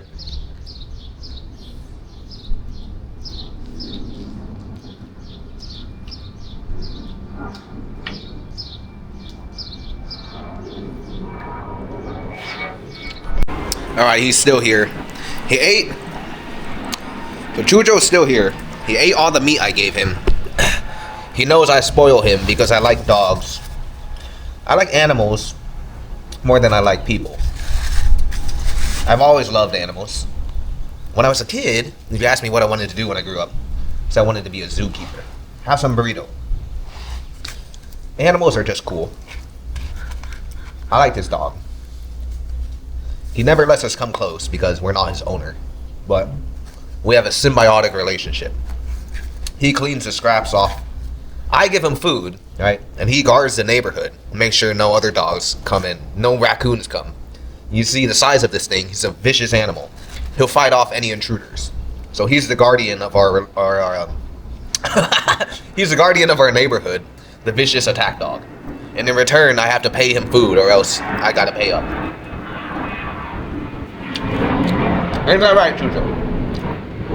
Man, these airplanes are loud.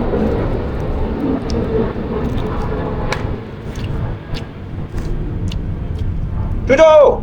Woo! So that's the deal we have. If I don't pay him food, it's pretty much like getting protection from the mafia. So that's our relationship.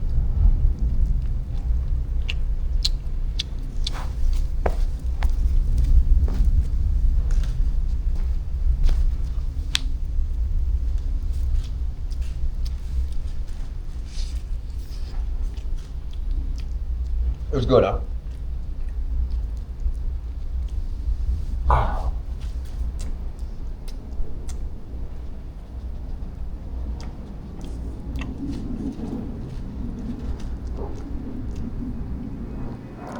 He comes here and eats every day, but he's so tiny. Do your owners feed you? No, I just feed. We just feed.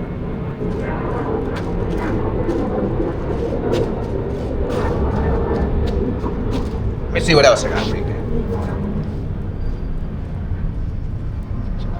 Hey! That's not food.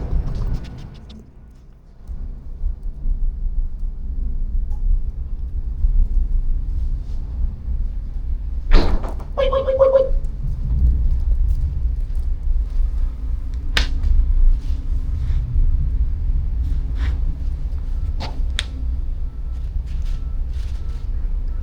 protein. I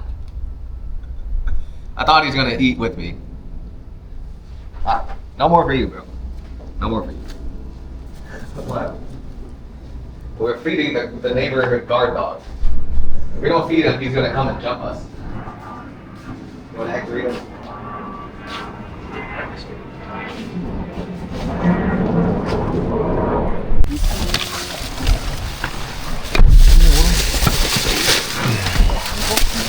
Một cân này chắc không? Here.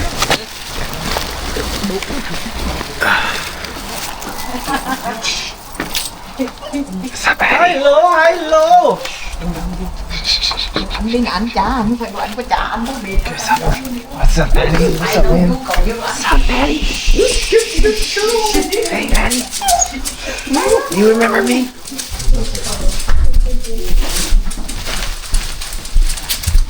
Hi, Grisha. Hey, Kira. Where's the baby? Where? Oh my God, it's so small. Oh my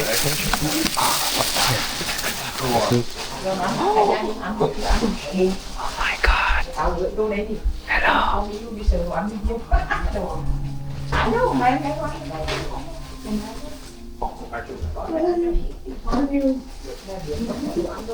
Wow.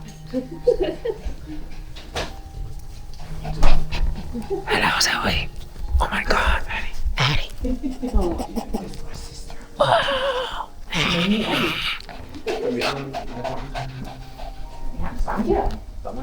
Oh my God. It's so small.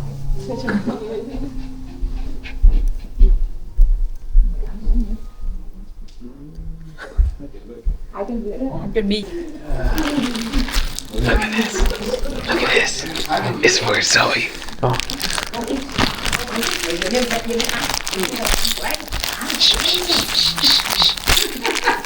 Here's your luck. I got her. Look, it's a dumbbell.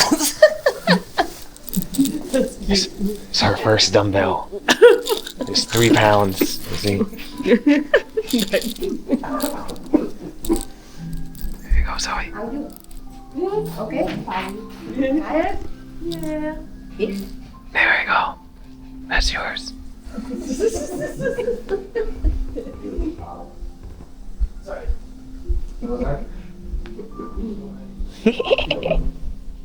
Oh my God. Oh my God.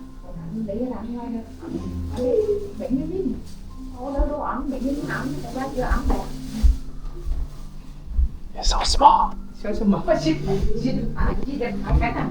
10 lên được. Chỉ nên số số một.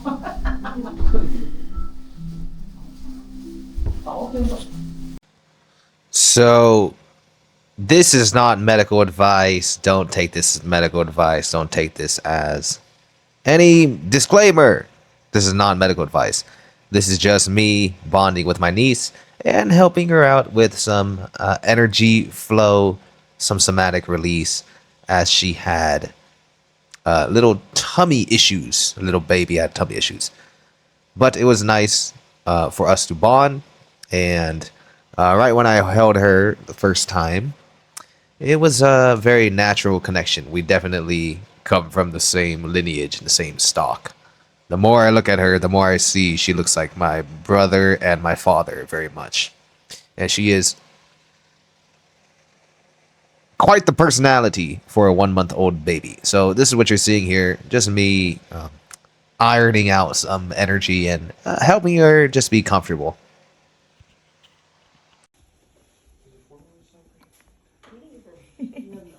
Giọng con mèo có phí đấy. Cái phía cũng biết hết. Okay, okay. Ngủ đi.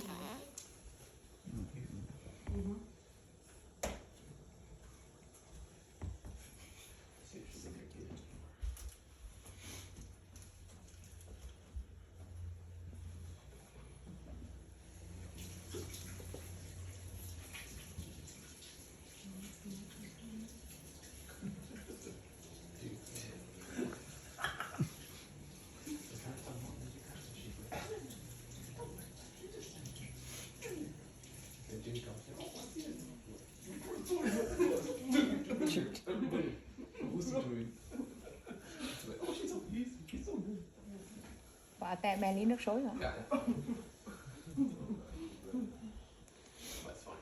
2 ngày nữa mới có mấy đô xuống tráng hoang. Đúng cái trường tráng hoang. Vâng, được không bác? Có, cho 3 ly nữa đi. Vâng, biết không bác? Này.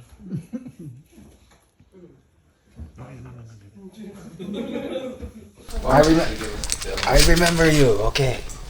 It's okay. The baby is small right now. We have to give the baby attention. Okay. Okay. I know you, my friend, man. I know you. You know me. This is my other niece. She's jealous. No one plays with her anymore.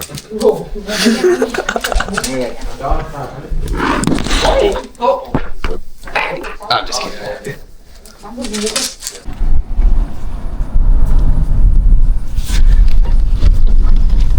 Today we are going to mow some lawn and do some yard work with my dad. Here, say hello. Hello, Mr. Lee here. Mr. Lee. Master Day. Master J and Master Day. When I was a kid, Mom make me go with him. And I don't like it. I say I want to play a game. Now, today, game on the phone, no problem. Now we have this phone. I go and play a game with him. Oh, wrong way. Yeah. Ma, how many years you do this? Mấy chục năm? 35 năm. 35 years you do landscaping in America. And how many years you come to America? What year? 90, 1990? năm 90. 90. Làm đến bữa nay. So he come only one job, yeah? Yeah. Yeah. Same job, 36 years, 35 years, 36 years. That's the đời của ba. Your generation do like that. Yeah. Now, kid my age, 36 years, they never do anything. One job. They one job 2 years, one job 3 years. One wife 1 year, one wife 5 years. This different generation, not the same. Yeah. Like when I go Vietnam, the kid really different now. Đời sao con á? Yeah, they everything is easier for them. Yeah. Like they grow up, they have the phone, everything, Facebook. Don't know how to talk to people. Nigerian em nào là hẳn cắm điện thoại có ai? Cắm điện thoại. Yeah. Not like when I young, no phone. When I'm a kid, not yet. Like 18-year-old, I have phone. But now this kid, 21, always on the phone. 21. 21, 22. 3 years old. Yeah, they have phone. I Yeah. have the phone. Different. Con về đó, I see so different. Biết bữa nay 6 đến học Việt làm nhiều. Yeah. Nhưng ở Việt Nam, hắn không có việc nhiều đâu. Đứa nào cũng ở với ba mẹ hắn. Hắn làm việc, hắn không thích, hắn bỏ, đi chỗ khác. Yeah, not like America. Mấy đứa đây gần nhà thuê với đâu. Mấy đứa bên Việt Nam, hắn đi làm cho vui thôi. Hắn mua áo quen, hắn chụp hình. Really different. Now Vietnam did better than American.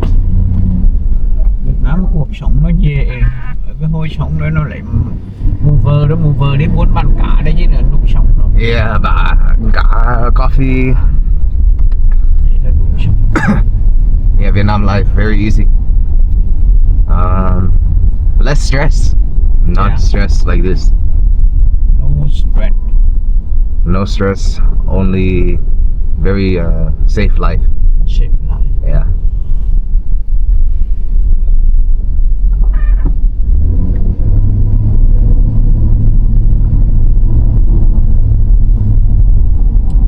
Easy là dễ. Yeah, simple. Very simple. America, everything hard. No hard now. Because the AI and the robot people work Yeah. Any people no need the worker. They don't pay for the robot. But they hire people, they pay them people. So that's why many die off. Yeah. Ba Việt. Right now, cái người giống đời của con làm việc học giống con it's good. Mà cái đời sau với mấy cái đời trước it's very bad. Yeah. Right now, like someone using computer and then khi họ biết làm nhiều xong tự làm được là a lot of money for him. But like older people or the young people, no experience, very hard. Yeah. Vì giống như một người làm việc bằng 10 người được, lấy một người đó cho thằng này tiền gặp ba, xong khỏi lấy 9 người kia. Yeah. Someone know how to do something now, they're good, but no skill, no experience, really hard. Or like người già không biết dùng máy tính mới đâu, very hard. Yeah. Bữa nay nó đi mua đô nó cũng khó thôi. Yeah. Yeah. Bởi vì họ tính bằng máy hết á, người ra tính được mấy, có khi mình mua đô mình ra mình tính không được. Yeah. Mình phải chơi cái lái đó. Ví dụ giống con mua một cái miếng thịt bò họ bấm cái giá này rồi ok, con mua trái cây á, con mua dưa lại Bấm cái code hả? đâu biết được. Yeah. Bấm cái code với bấm cái mấy cái nút. Yeah. Đo cái gió với đâu. Gió với đô rồi phải bỏ lên cân đô nữa. Mà gió là một bịch đâu có khi được. Giống có khi con mua cám táo rồi con mua dưa trái con đâu biết đâu. Yeah. But later you go Vietnam, easy. Yeah. Vietnam like half. Mấy cái đồ mới anh trước có. Mấy cái đồ mới mấy đứa nết biết dùng. Xong mấy đứa nết biết giúp mấy người già. Yeah, tôn trọng mấy người già. Hắn có thêm là cái rồi như mấy cái cúp bóng á. Hắn thêm cái cúp bóng rồi hắn thêm một cái điếu nữa, mà cái điếu đó là con phải có trong mạng á mình vô cái đó được. Con mà giống cái cúp bóng họ đưa mình cái cúp bóng là mình nở đưa con cái điếu là đến đó cái điếu là con phải mở cái website của hắn ra rồi con cái nào con muốn mua là con thắt vô nữa, là giống mình mua một cái mình bấm một cái rồi hắn mới trừ tiền nữa. Rồi hắn có thêm một cái điếu là ví dụ con mua 100 là hắn trừ cho 10 nữa, chừng nữa mình đâu biết bấm vô đâu, nên mình phải chờ cái người mà họ tính tiền đó mình nói với họ đó họ bấm. Mà cái tính tiền thì cái lái anh xả.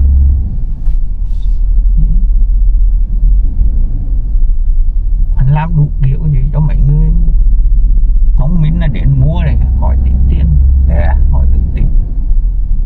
Còn mấy người không biết thì nó chịu tới hắn ăn tiền. How much gas now? 1 gallon. Yeah. 1 gallon about 550, 535. Oh, man.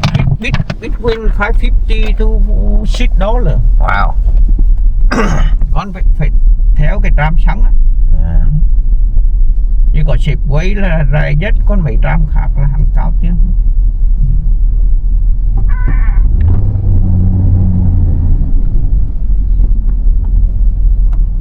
Mà thằng Phát Mai hẳn sáng hẳn ngáo cái xếp quấy mà một lần độ ăn khó.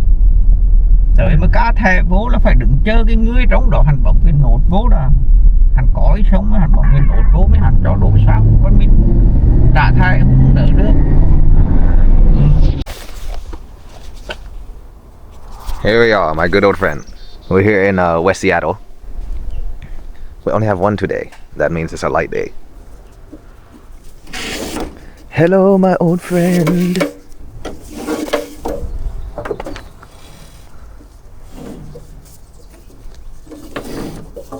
So this is actually what I grew up doing with my father. It's very interesting going back to the same client's house like 5 years later. I was doing this with my dad when I was like 8 or 9 years old, and I did not like it. However, that may have attributed to my success currently in my work ethic currently. I did not have big dreams or ambitions when I was a child. I don't want to do this crap growing up. I was motivated by fear of becoming a failure. So I'm not going to lie to you. I was motivated by fear of becoming a failure, and many of my friends and acquaintances becoming addicted to substances or just dying at a young age. So my success was really motivated from a negative place. I was not, my parents and I didn't grow up like, oh, let's be a great athlete, let's change the world, let's become a spiritual healer, let's motivate people. No, it was, this sucks. My life sucks. I hate this. I want a better life. whatever. There are many ways. It worked. But this is why many times you see the angle that I come from, the angle that I speak from, especially in my 20s.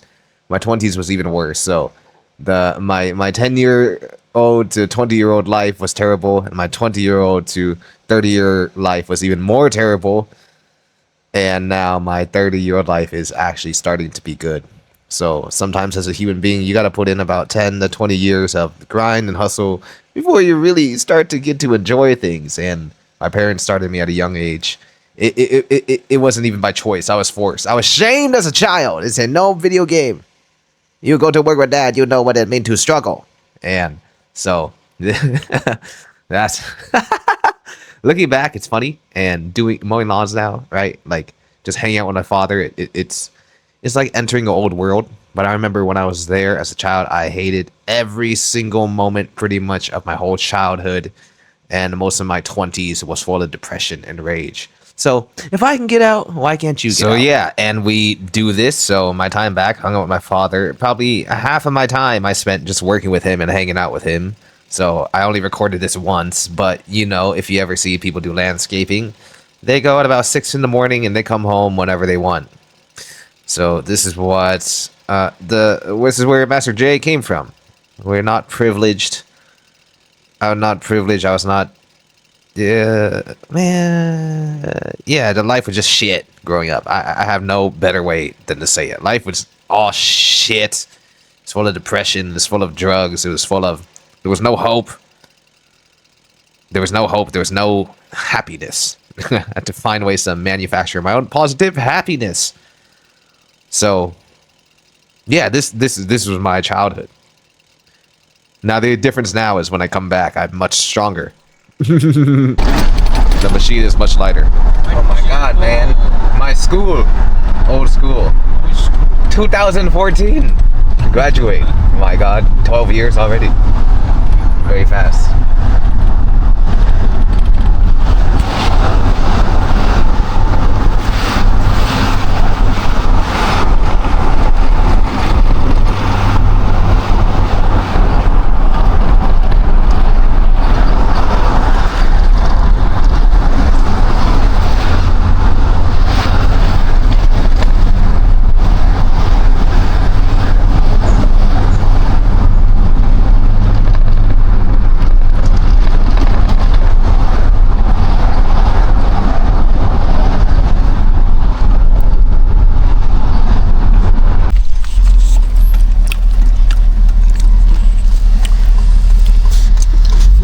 Lunch in the car. Have lamb biryani, and we have a chicken bake from Costco. Restaurant in the car. Yeah.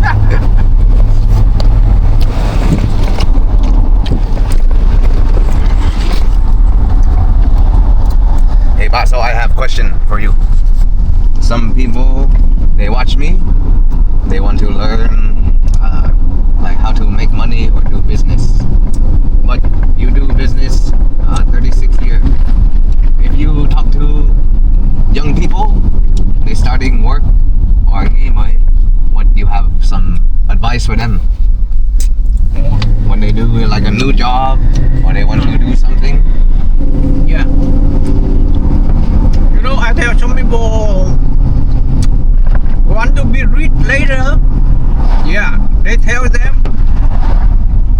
just work. Any job they lie.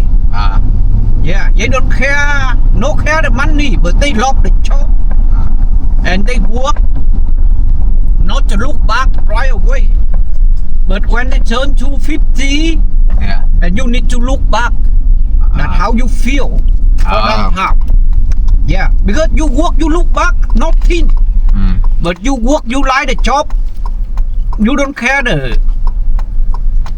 a lot of money, a little bit money. From I work just 2 days a week, but I still like.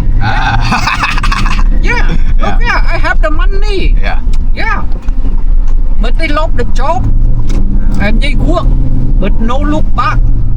Because you look back, oh, I have the money, I no more work. No, don't look back. Just work, just like the job and just work, just like the job, just work. And later you famous and you successful. Okay. What about someone just start and they see it's hard? What do you tell them? They don't know how to do, or they don't have enough money. Any people, they work the job, they know how to do. Not the 1 day, not the 2 day. If they like it, that they do okay. But if they don't like it, they know. They tell this job very hard. Oh, go another job easy, make the money easy. That's the people they fall. They never wake up. Yeah. So do something good, huh? Yeah, Get you good. like it. You like that job. Later you success. If you don't like that job, you don't success. But don't care the money. Yeah. If the people they care the money, they never success. Oh, yeah. Yeah. Look like you do the good job, right? 1,000 per day. But you see, oh, I have a lot of money. Yeah. What can I do? And you spend a lot of money to go to casino, go to gamble, you know more. Yeah. But for me, I work little bit money, but I feel okay. Yeah. And the people work a lot money, right now they know more. No job, no home, nothing. Yeah.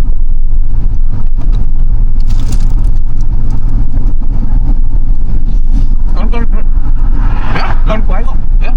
Okay, that. Okay. Yeah. Thank you. Yeah. Very good. Ê, tắt máy rồi bán nói. So it's 9:11, 9:12. We got home not too long ago. No, we did get home a while ago. I was just eating food and having a conversation with my parents. And the new Marvel Snap is out. It's in celebration of Spider-Man's new day. So it's like 9 o'clock at night, but it's super bright. You see how bright it is. Now, I'm also getting in a protein shake. Today we're at about 160 grams of protein. Now I want to mention something that I think was very, very, very important in this video. You see me hanging out with my father and working with him, and it looks like we have a great relationship. I'm going to come out here and say that it wasn't always like that. As you can see, he's been doing the same job for 36 years, and growing up was very, very tough and chaotic. And I spoke to him more about what he was saying in the video prior, and to clarify what he was saying, right, because his English isn't the best, but I knew what he was saying. He's saying, if you are good at your job and you do something you enjoy, that was his key to success, is being really, really good at his job. And he'd had me turn the camera off because he told me some things, and he said a lot of people that he's known or seen, or some of his colleagues, got money in like a very dirty way, and now karma has bitten them and they're all dirt poor. So many people that he knew who were like millionaires and making fast money, they're all, karma has whipped them for doing poor things for humanity. He's saying the secret to his success, what he's saying is, you enjoy your work and you do it good and you sleep well at night and you keep on going. And that's the key. That's the real key to it. Don't focus on being hungry for the money. Focus on doing the best job that you can and providing the best value that you can. So that's something very interesting that I can talk to my father about. We didn't always have a relationship where we spoke. That's probably the first time in my life I've ever spoken to things with him about this. Throughout the years, both of us have changed very, very, very much. So I just wanted to make that clear. I don't want you watching this video thinking, man, I wish I had a fantastic relationship with my parents. My parents are annoying. No. I was probably just like you growing up, where life was chaotic, things were tough, things were a struggle. And for years, I had a very, very bad relationship with my family. And just now is it getting better. And especially as a man, I'm around 30 years old now, almost 31. When I was younger, I was like a fucking demon. Now I'm a priest. Now I'm a shaman.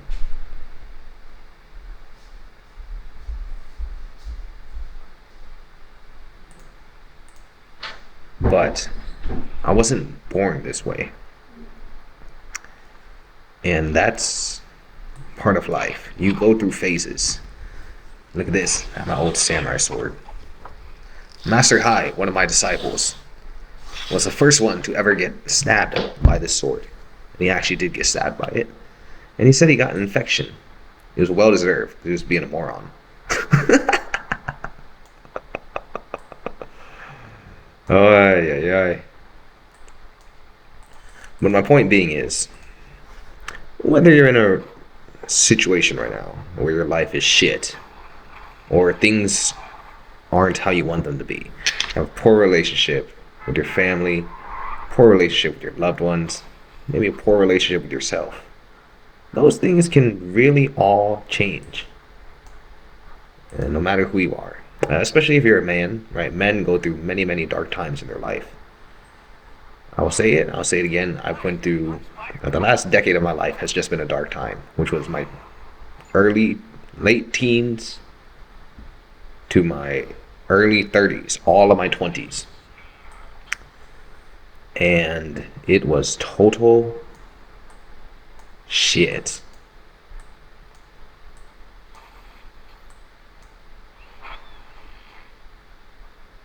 Yeah, that's just what it was. It's just what it is.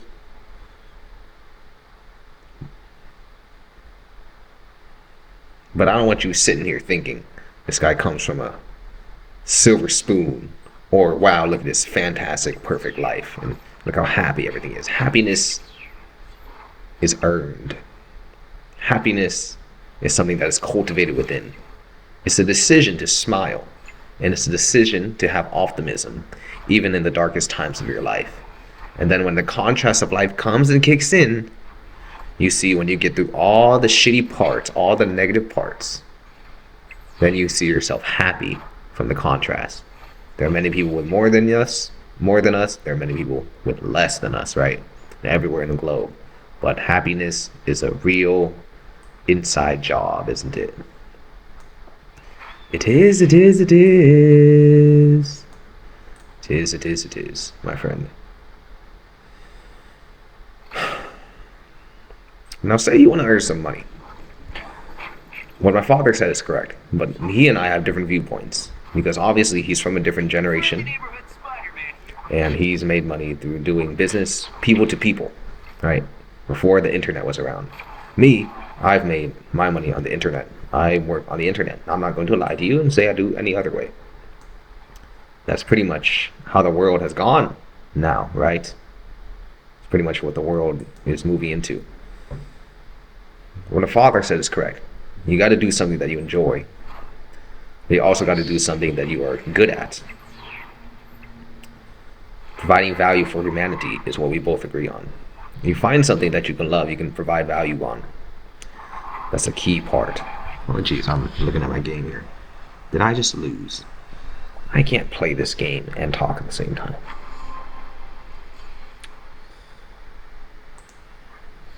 Let's talk about money.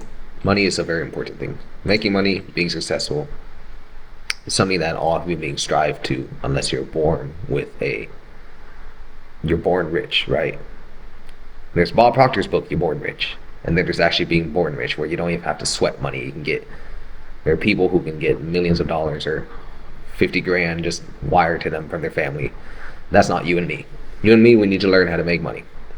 One way is providing value to humanity. If you always keep in mind that in order for me, right, us to get more money, we need to provide value to people.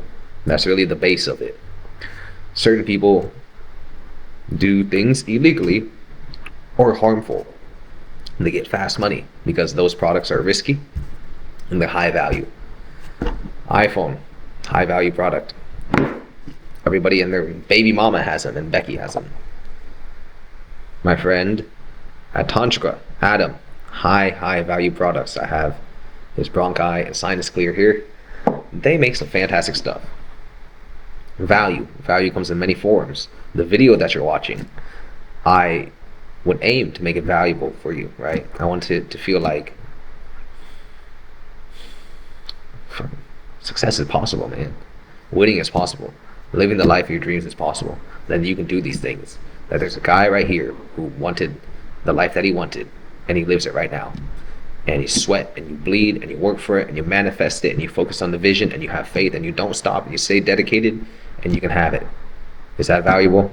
I truly believe that's valuable, because I know there's somebody out there who has a dream, who has a vision, who has something that they want to bring into fruition, who wants to cultivate their dream and their gift.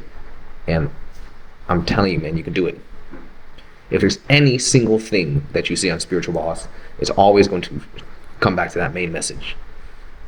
I'm calling forth here the spiritual avengers, so you guys can come, step into the power that is already yours, and go and live the life of your dreams. If I can do it, you can do it. And you know what? It's worth it. While you're in the mud, while you're in the trenches, I want you to listen to these videos. I want you to watch these. No. You're seeing in this video exactly what I came from, exactly what I grew up in. And I'm telling you, it was tough, it was chaotic. It was very stressful on my parents, it was very stressful on my brothers and I. All of our families, all of the people I know here, they all went through stress, they all went through hell. And some people made it out alive, some people didn't. Some people, like this guy, wanted more. And when you desire more for yourself, the universe will respond. But get ready for whatever test the universe has for you.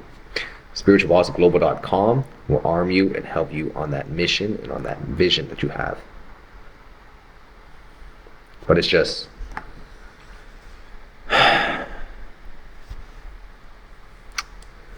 coming back home and talking to my parents. It's been like almost a year since I sat and had a conversation with them. And it's just a contrast in life. Where you come from isn't where you need to stay. And the life that you have right now isn't the life that you need to have forever. If you want to change it, you can. Okay. It's everything. It's everything. It's everything.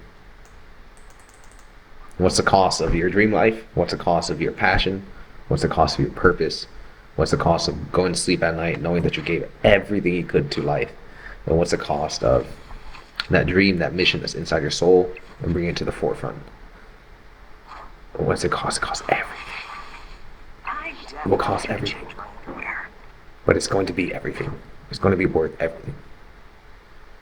It is worth everything. I can tell you that. I can tell you that much.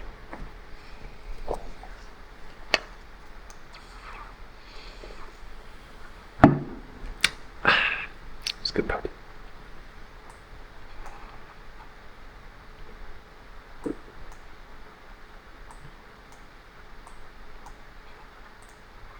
So I hope you enjoyed this vlog so far. I get to see my niece again tomorrow. I'm very excited. She's very cute. So tiny.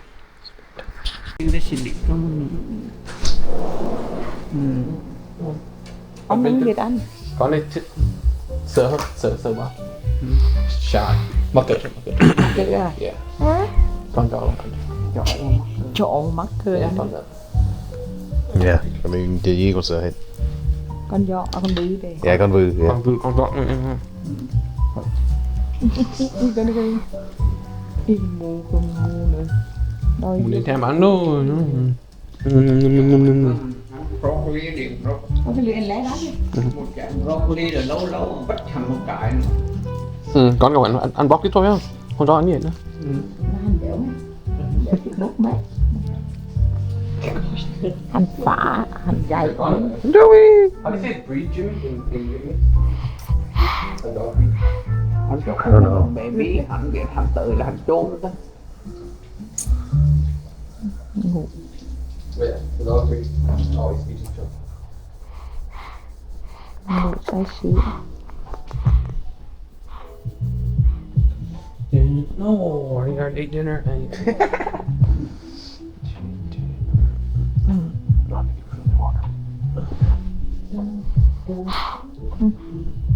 Thử mình với nó là thử phá.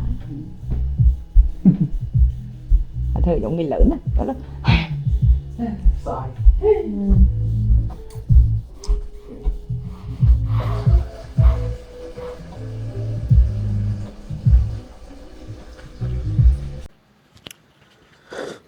Welcome. It's 7:20 p.m. on a Friday, so I'm about to take my end of the week rest, end of the week break. However, before this, I wanted to. This is the first episode of our vlog or series at Spiritual Boss, right? A good introduction to what the channel is about and for what I'm about if you are new to this vlog and if you watch all the way through, however long it is. I really wanted to make this action jam-packed, full of information for you to be able to digest. Now, I'm going to talk about here as a human being and as a spiritual practitioner, teacher, healer, someone who has natural DNA and gifts running through his bloodline. There are certain things in the human aspect of existence that naturally come into mastery. And I found that all human beings, we desire to either experience or master many things in life. So this is going to be a very good crash course that can help you on your journey if these are things that you are so looking towards. So I want to talk about the mastery of wealth, finance, right? And I want to talk about the mastery of love, or the deeper understanding of love. Many people on their spiritual journey, they have trouble with these two things in particular. One is love relationships, because oftentimes they're traumatized. Oftentimes they need much deep healing as they are advanced souls. And the second one is oftentimes money, as they will also grow up with a strange relationship or understanding towards wealth and money. And along my journey, I had the same. And now I'm at the point in my life where, with the snap of my finger, although I don't know how to snap, with the Thanos snap of my finger, I can travel across the world, come back to my old family home, fly somewhere on vacation, live anywhere in the world, enjoy life, and have money coming into my bank account at all times of the day, random times, random moments where I'm not really sure of and how to keep track of when the income comes, and there's never any problem in my mind of how to generate more. Same with love. I understand that love is the centerpiece of all of us. And to express the highest love is to express the highest truth. And to be able to experience love is to be able to experience love within ourselves first. Now, I find that human beings, we all desire these two things. We desire enough money or wealth to take care of us, because wealth is not something, money is not something to simply just disregard. But if you told me this 5 years ago, I was obsessed with money, and I was obsessed because I wanted to get out of survival mode. And I didn't care about love at all. Now I'm entering a phase of my life where love is just a core, right? My niece was just born, and well, it's just a loving time in my life. These are the seasons of life that we go into. Some seasons you will experience much gain. Sometimes you experience much. The saying is reaping, right? Sowing and reaping. It comes in ebbs and flows. So let's start with money. If money is something that you want to learn, money is something that I love. I love to talk about it. I love to teach about it. I love to simplify it. I love to understand it. Just how I like to understand health, and just like how I love understanding woman, money are two things that I love to examine very deeply because I love them very much. Money, why? Because growing up, as I mentioned, my family, we struggled very much, and we were all in survival mode very much. And I was told to get a job, and that was the only way for my future. And when I left the workforce, I had no clue how to make an income. I just knew I wanted to be free, and I found that freedom required a certain amount of income.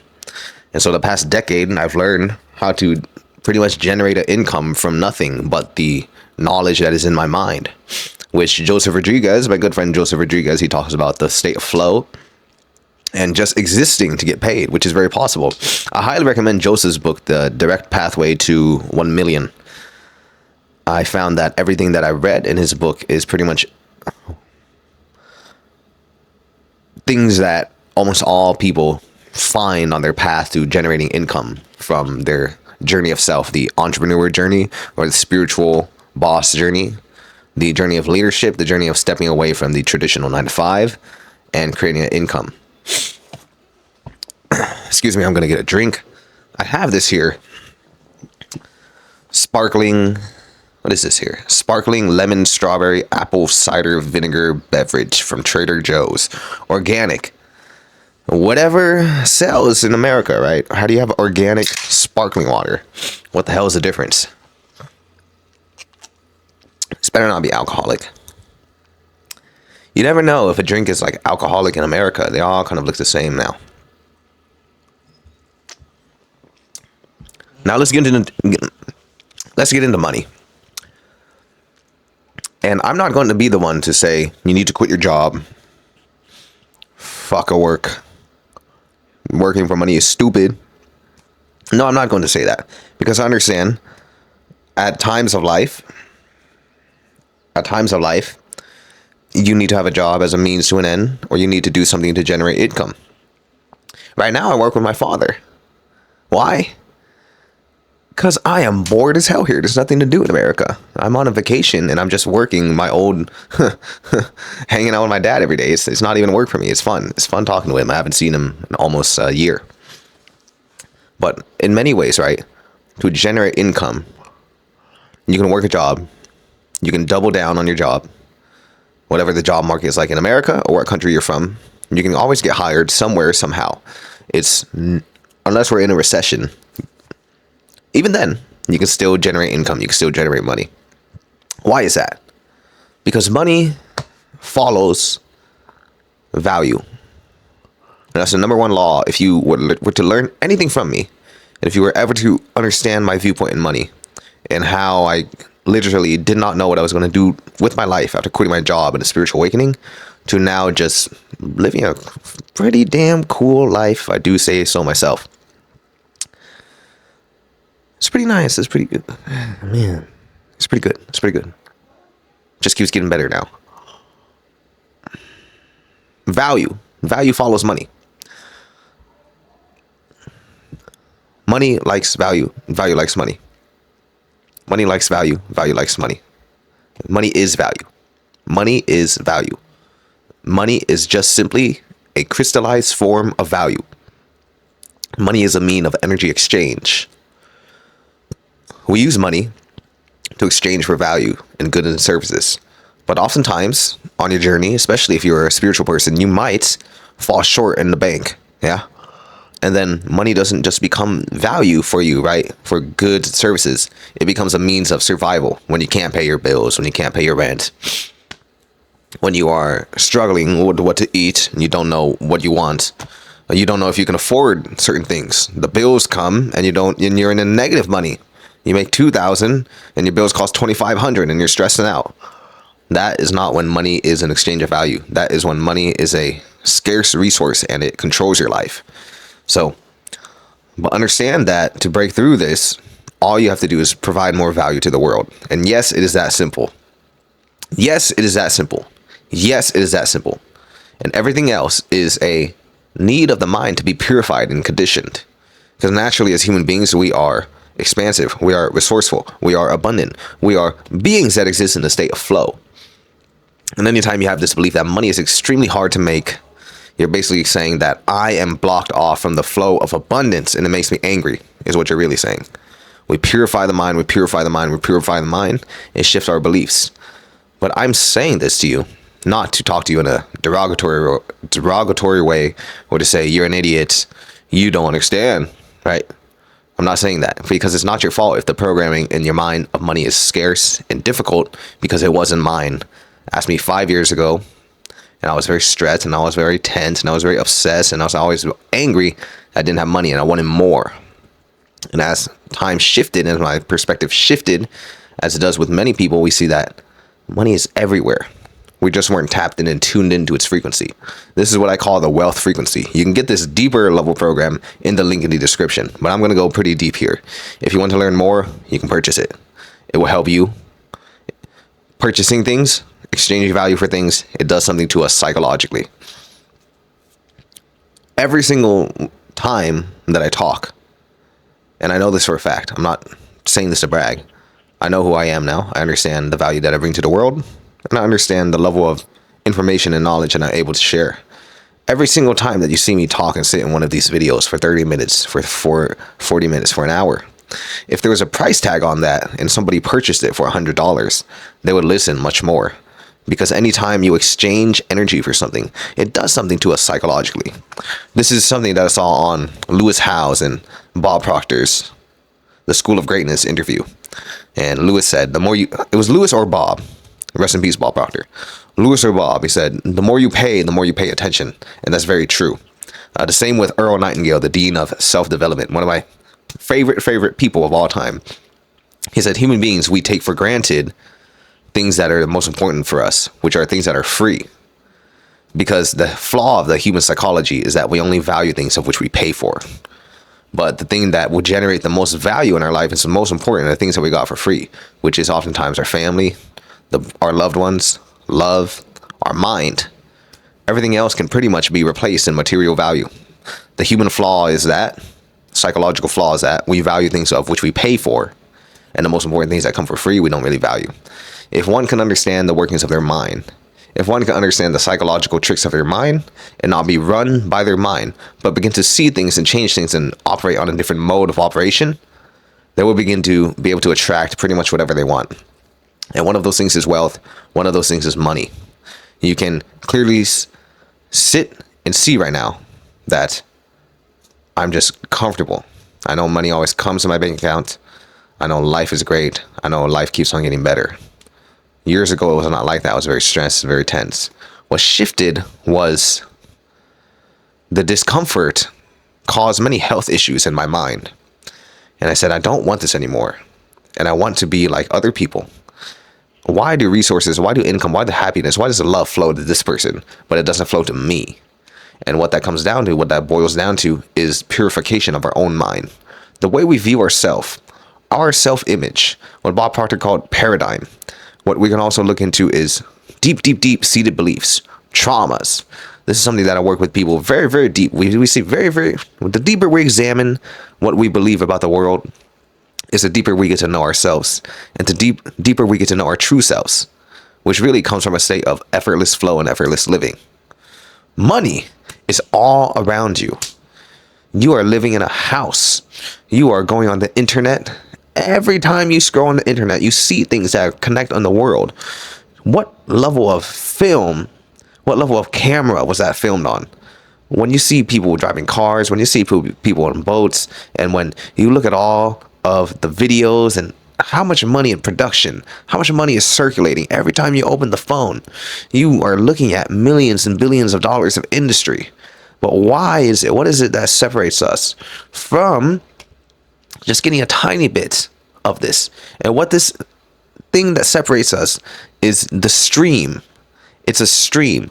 Income, or what they call cash flow, or what they call currency. Why they call it a currency is because it's a cash flow. And the people that connect to the cash flow, or Napoleon Hill's Think and Grow Rich, what he calls the river flowing of abundance, right? When people connect to the flow of abundance, they begin to wonder, where was all of this during all these scarce years? That's in Napoleon Hill's Think and Grow Rich. Where was this? I think of that many times, and that's why I'm reteaching it to you. That's why I'm sharing it with you. There's a thing that clicks in the mind, a frequency that clicks in the mind, and you wonder one day, you go, where was this the whole damn time? When I was struggling, when I was broke, when I was stressed out, when I didn't know what to pay, when I didn't have bills to pay, when I had to fucking steal Wi-Fi from Starbucks, when I was crying in my car at night, sleeping, struggling, stressed out, in survival mode, tense all the time, didn't want to talk to anybody. Everything was about surviving. I've been through that. Maybe you go through that. I understand. I understand. It's terrible. What is it that clicks in the mind? What clicks in the mind is just understanding this concept that I'm talking about. Money is value. To get more money is to provide more value into the world. Or to provide more value into the world is to tap into different streams and flows and currency, cash flow currencies, and to align yourself with that. So what am I talking about? Real estate. Real estate is one of the, I believe, real estate is one of the biggest cash flow generators of pretty much the world. I believe many people who become millionaires are involved in real estate. I don't know the exact statistic, but I know almost everybody that becomes a millionaire and above has invested some in real estate. Why? Because that is a huge cash flow currency that exists in the world. Why is it? Because the value of living in a home is something that human beings will always need. It is a market that will never fail because people will always need homes and houses. Now, let's not talk about crashing the market, all of that. We just know that it's a huge flow of cash. So if you wanted to dip yourself into that cash flow, there is high return of money and value. And you may say, look, I don't want to be a real estate agent. It's tough. It's hard. Every single little thing you do is going to have some ache of difficulty and pain behind it. But it's about picking the one that you can really stick with for a long time. Sometimes in life, it's about going to get the money, going to get the wealth. But do you follow the concept of what I'm saying to you? Because it might sound very simple, and that is because it is. It's actually very simple. Dip your feet in the flow of abundance. Real estate is a huge flow of abundance. What's another huge flow of abundance? Any necessity.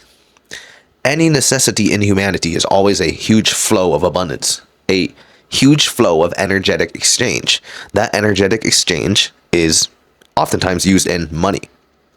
Money, digital currency, gold, things that humans value as trade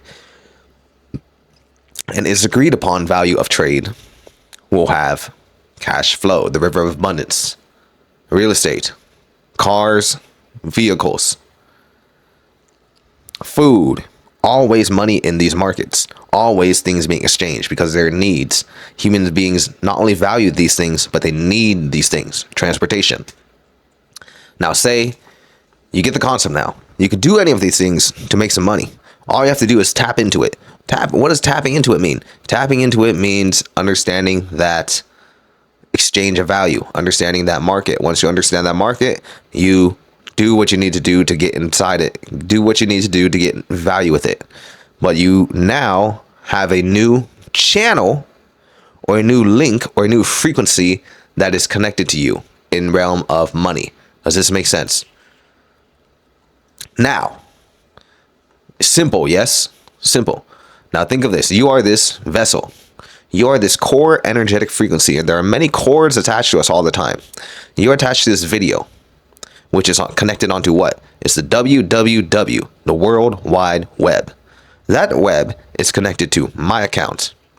That my account, YouTube, is connected to your account. This account, in the link in the description, is connected to spiritualbossglobal.com. If you enjoy the information here, you can go to that website and you can get more information, more value, curated value. I always say there's 10 times more value than what you'll find in these vlogs, because that is curated. These videos or whatever you see in the vlog is more fun. I sit down, I talk like this. Those things that I write is curated. Those things that I do over there is extremely curated. It's planned, it's focused, it's made to blast your mind with even more levels of understanding, information, wealth, generating frequency. But understand, that's connected to that, yes? That link in the description is connected to that website. That website is connected to what? My bank account. This is starting to make sense to you now. It's another channel that is open to tap into my bank account. And you do real estate, you get an income, you get a monthly check, you get commission that's connected to your bank account. I have books, I have coaching, I have income, I have investments. Guess what all those are? Connected to my bank account. This is the wealth frequency. It is generated based off the value of what you provide or of what you invest in certain things. Wealth comes from opening channels in different cash flow, currency, frequencies, and all of those connecting to your bank account. If you are poor right now, or if you are struggling right now, it is likely that you are not generating enough or as much value into the world as you can. Because when you generate value into the world, you will be compensated. At first, it may not be immediate. But as years go on, you may find it doesn't stop. And that's the key. It doesn't stop growing. If you align yourself with the frequency of growth, if you align with yourself with the frequency of creation, of abundance, of expansion, it does not stop growing.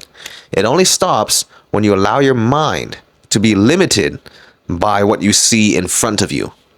You see in front of you a low number in your bank account. You see in front of you scarcity, and then you keep on embodying scarcity, and then you keep on experiencing scarcity.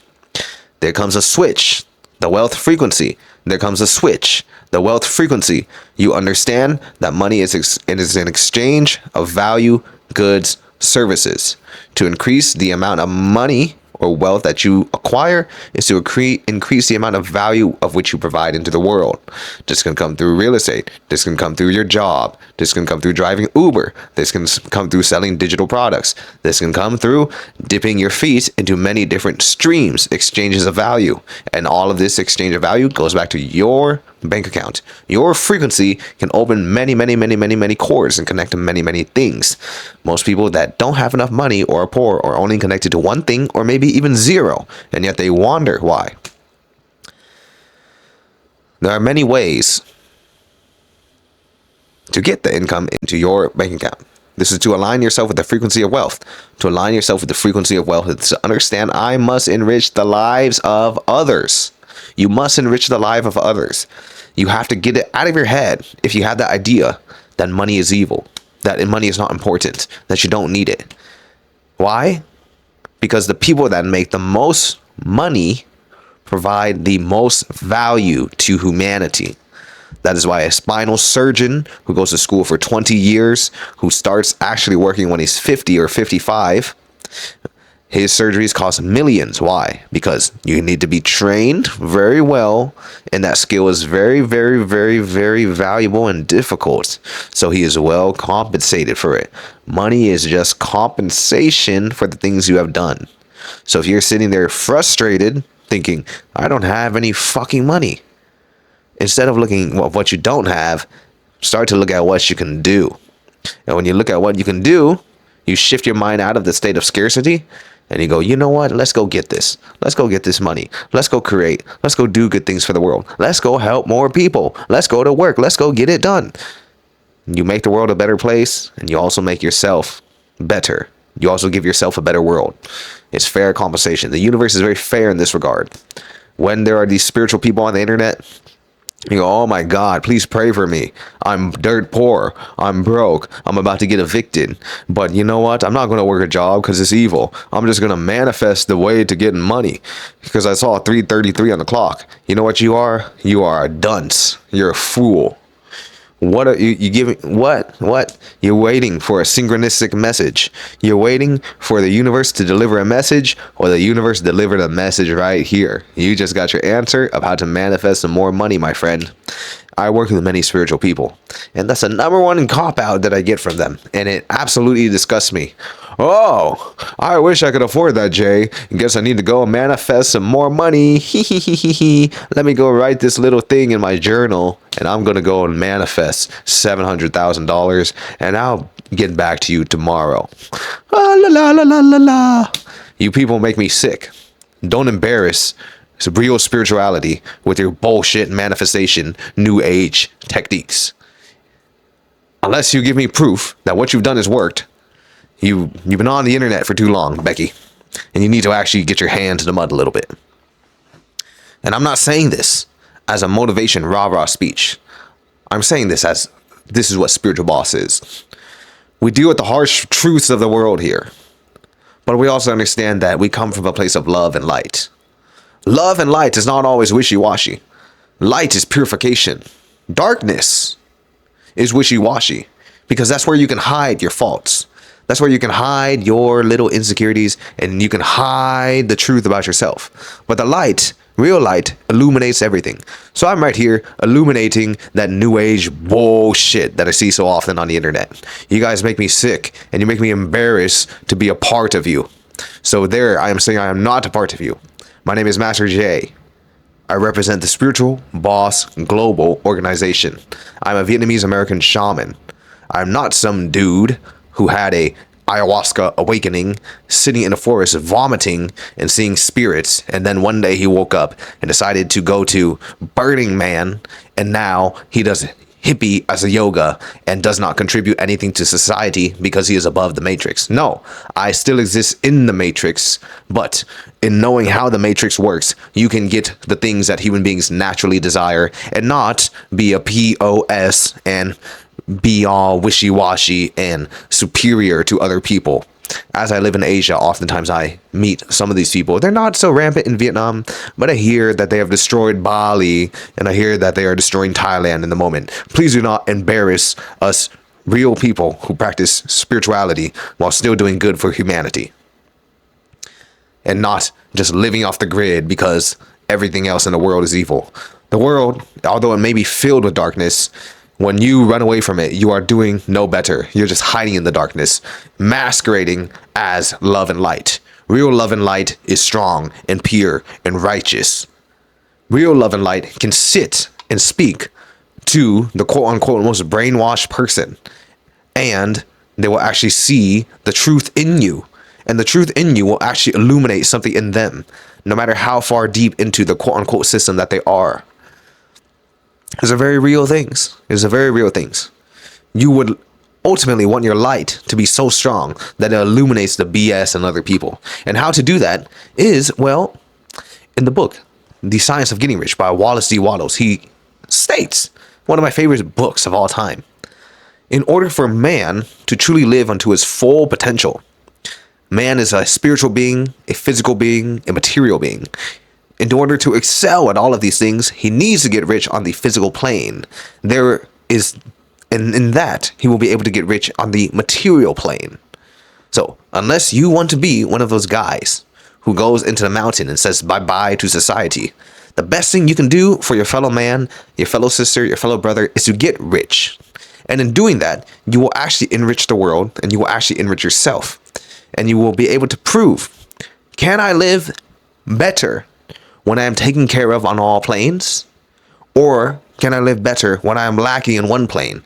Well, you tell me.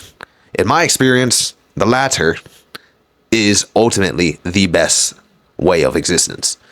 If you think I'm just here to crush your old beliefs, and I'm just in here to enforce the belief of a boss, of somebody who already has it. If you think you being spiritual and you being poor is a virtuous thing, you are a fool. Go and be a spiritual person. Go get rich, and you'll see that you can do much more for humanity, and you will have much more peace of mind than if you were sitting there trying to pay your bills and wandering. Oh, I'm just going to manifest it. Please, God, help me. I saw 1313 on the clock. It's a sign. Yeah, here's a sign for me right here. Stop being a fucking idiot and go and change your life. What are you doing for the world?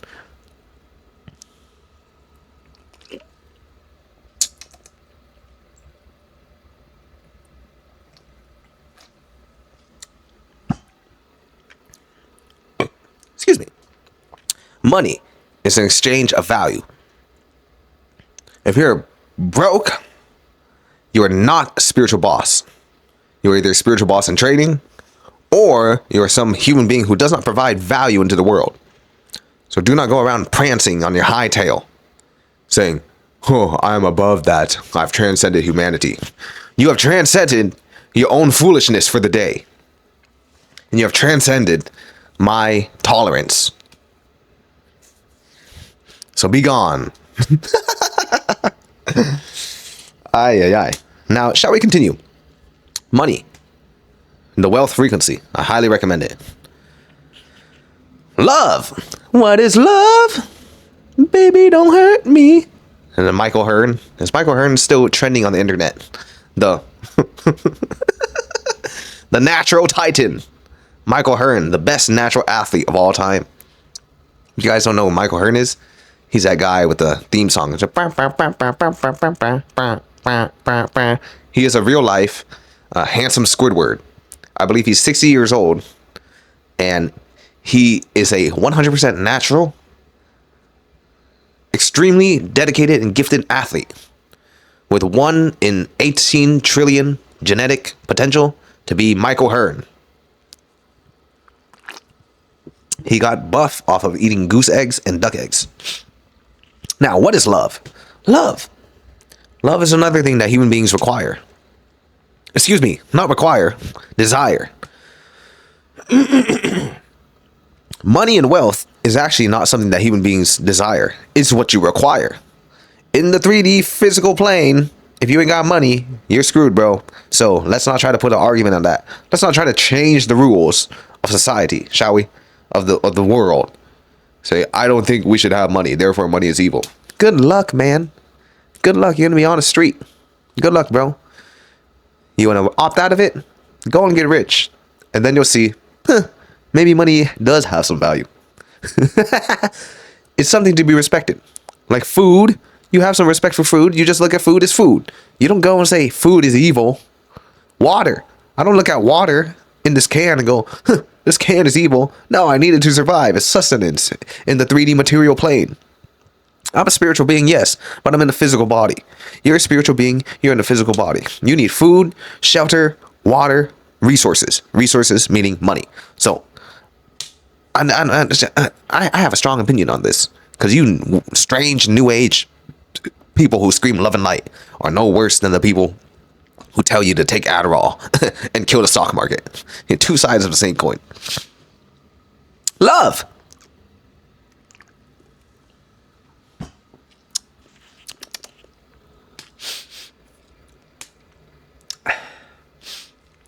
It's so sour.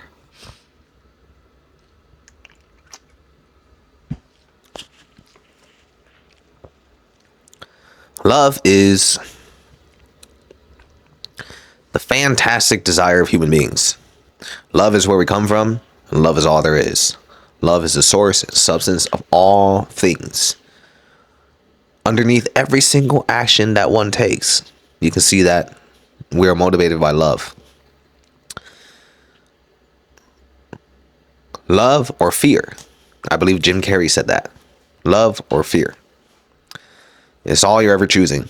And that's really the truth. Why sometimes when we argue with our loved ones or our spouse and we wish to throw them away, and we should never get rid of them, is oftentimes because we fear what may happen if we love again, if we allow them in again.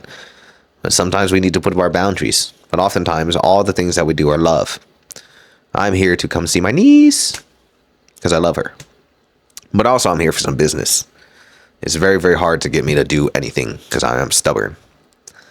But that's love. Love makes you do things. Love moves you. Most likely, every single thing you've done in your life is motivated by love or fear. And the more that you choose love, the better things go. When we have an act out of compassion, when we have an act out of love, when we sacrifice for the people that are in our life, not for any reason at all, because we love them. That's it. When we stop working,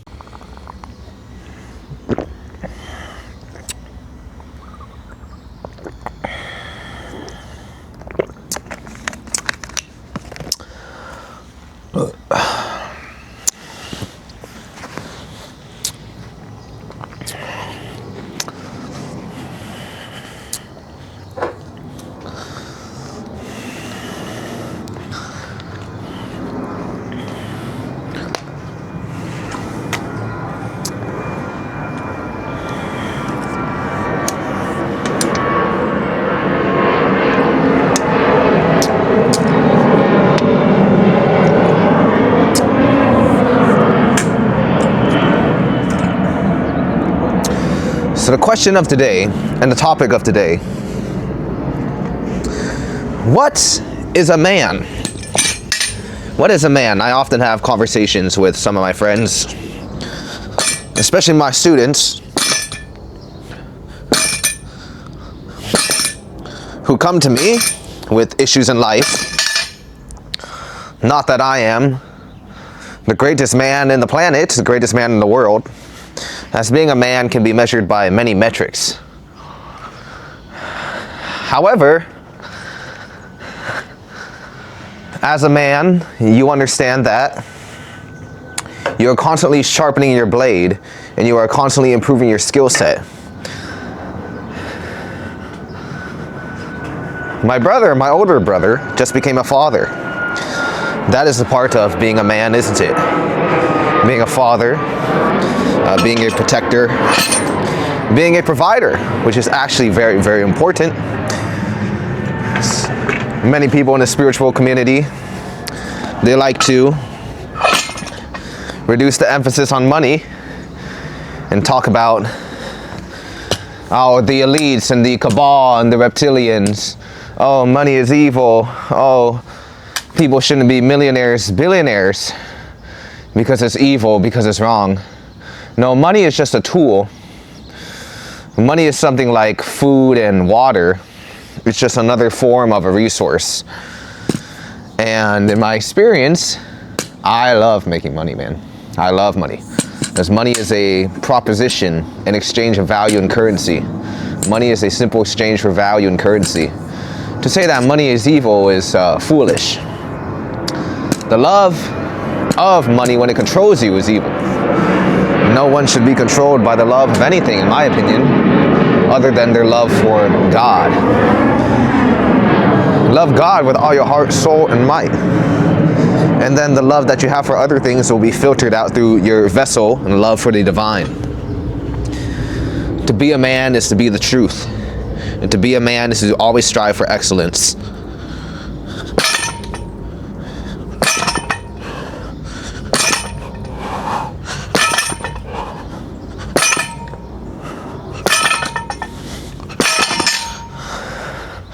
To be a man is many things. As I mentioned, my brother just became a father, meaning I am officially an uncle. But also I am his younger brother, and I'm my father's son, and I'm my mother's son. Also, I am the bloodline of Levan. I am the shaman and the priest of my current generation, my current bloodline. With that comes many faces, many dynamics. To some people, I am their leader. I am the head of the spiritual boss healing team, the healing clinic that we have in Vietnam. There are many, many things at once. To some young ladies, I'm a random handsome man that they are waiting to seduce. To be a man is to be many things. To be a man is to navigate the waters of life. The feminine emotions, the world of femininity, to navigate the storms of life and to stand strong and to stand steady and to stand firm at those times.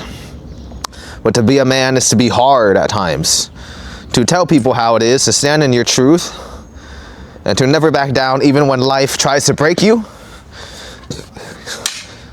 The pipes of steel that you were made of must be forged into titanium, must be forged into adamantium.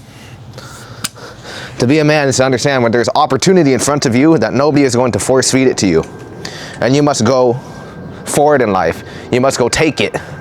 Sometimes you need to take it. Sometimes you go, you take your woman. Sometimes you go, you take the opportunity. Sometimes you go in for the kill. And sometimes you learn that it is not always time to kill. And you learn to switch many phases and you learn to switch many gears. To be a man is to be many, many, many, many things. To be a man in the world currently, it is undefined. For we have lost the rights of manhood and we have lost the rights of initiation. To be a man in the Western world is to be a second-class citizen and to be a criminal, what they call a patriarch. To be a traditional man is to be a leader. It is to be hard yet strong at the same time. It is to be controlled power. To be a man in the spiritual sense is to get closer to the divine makeup that is within. To be the priest, to be the healer, to be the lover, to be the romancer, to be the one who can guide his woman and guide his people to a brighter day, a brighter tomorrow. To be a man is to be a student, an architect, using the vision within and being able to bring it out into the world outside. A man is many things, but of all things, the best men are the truth. They are unyielding, they are undying truth, and they will stand in their truth regardless of the storms of life that come in its way.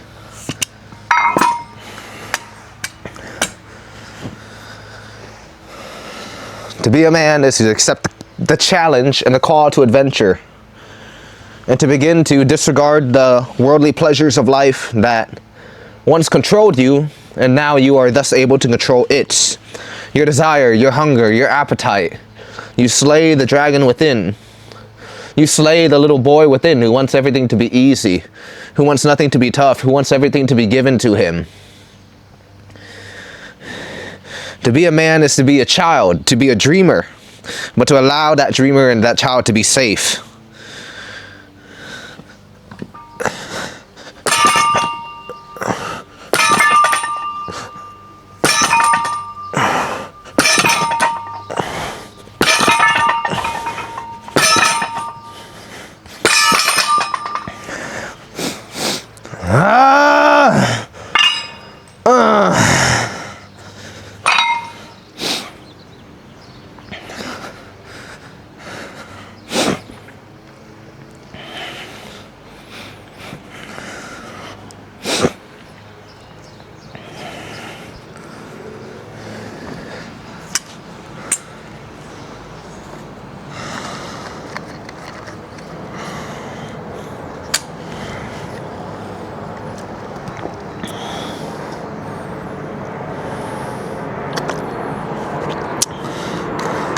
Vita Coco Coconut? Where's my sponsor, Vita Coco? I've netted you a profit of 20% gain in sales since I started promoting Mother Nature's fruit, the coconut.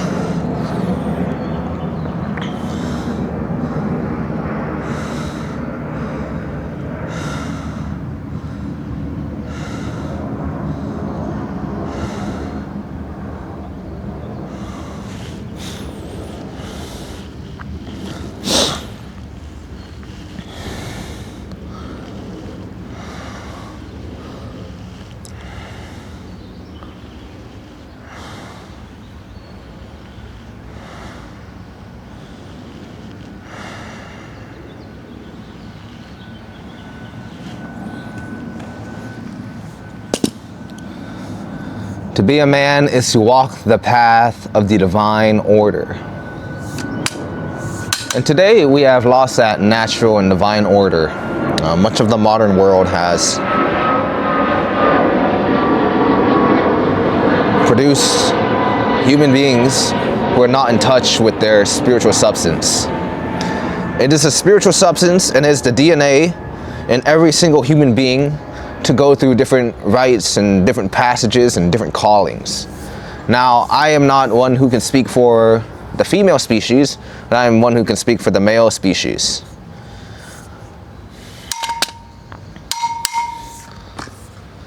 In every single man, there is an inner DNA, there's an inner fire that can awaken when he begins to challenge himself. One of those challenges is leaving the world of comfort, leaving the world of what we call the mother, leaving behind all that is safe and all that is comfortable to venture off into the unknown. Thus he begins his own hero's journey. When the hero's journey concludes, may he one day rise up into the ranks of true individuation, or in one of our cases here, the ranks of the spiritual boss. One goes on a journey as a man to find himself and to understand himself. But when his journey is complete, when he has saved the princess, when he has understood his inner anima, his divine intuition, he no longer projects his desires onto the woman, and he is able to see her as who she is and to love her as who she is, not a false image of her. Not only does he integrate that, but he cannot stay in that one life. He cannot stay in that ideal of being a hero. One day the hero returns home and his next rule of life begins. To be a man is to be many things.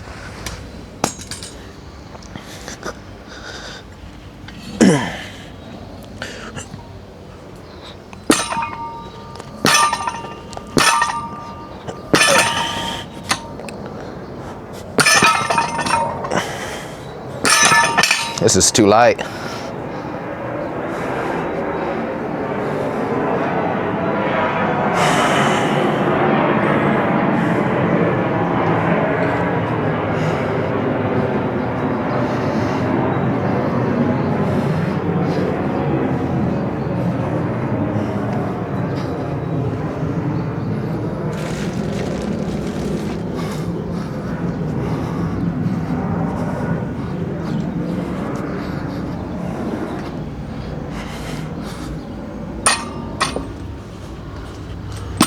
Girls, bring the boys out. Girls, bring the boys out.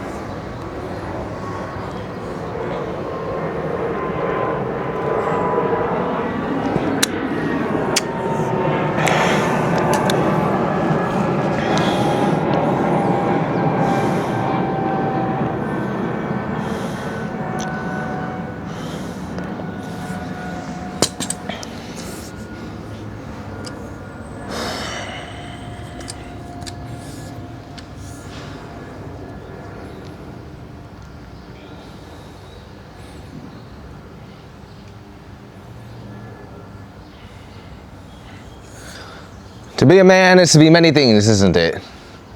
It's a question that has plagued humanity for many, many years and millennia. What is it to be a man? And what is it to understand a woman? For the men who understand a woman, the few and far between, well, oftentimes they are ostracized from society.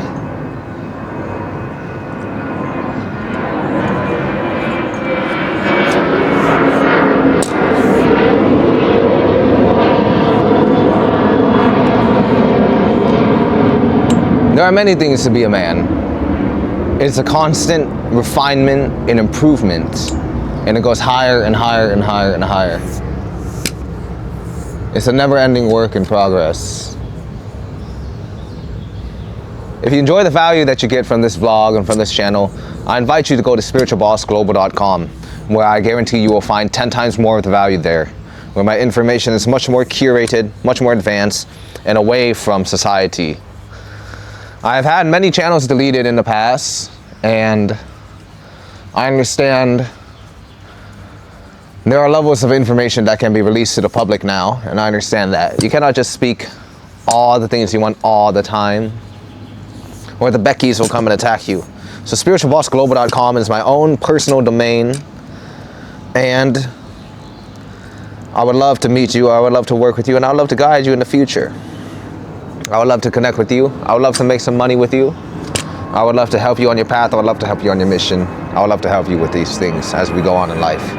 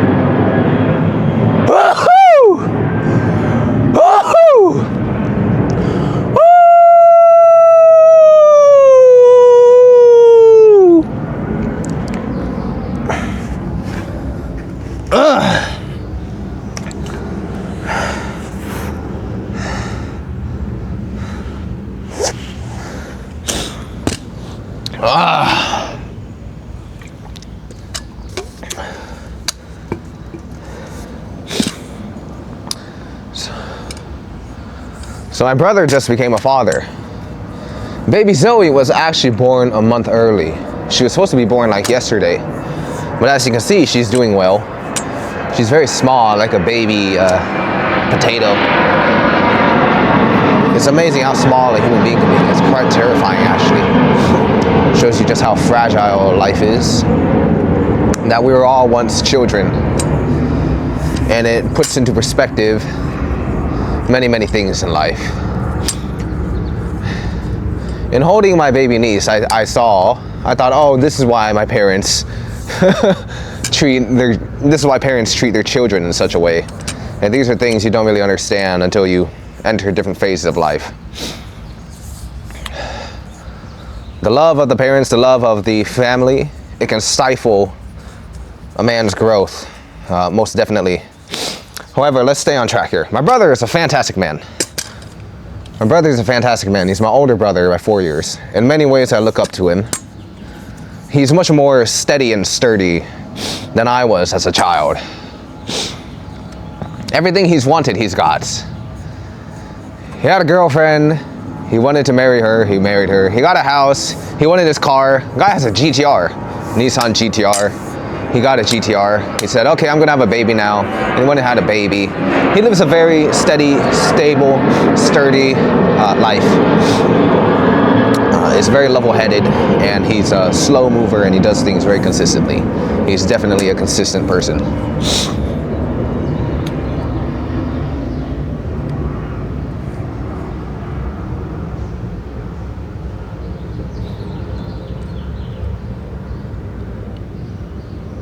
So it's great to see him become a father and step into a different role.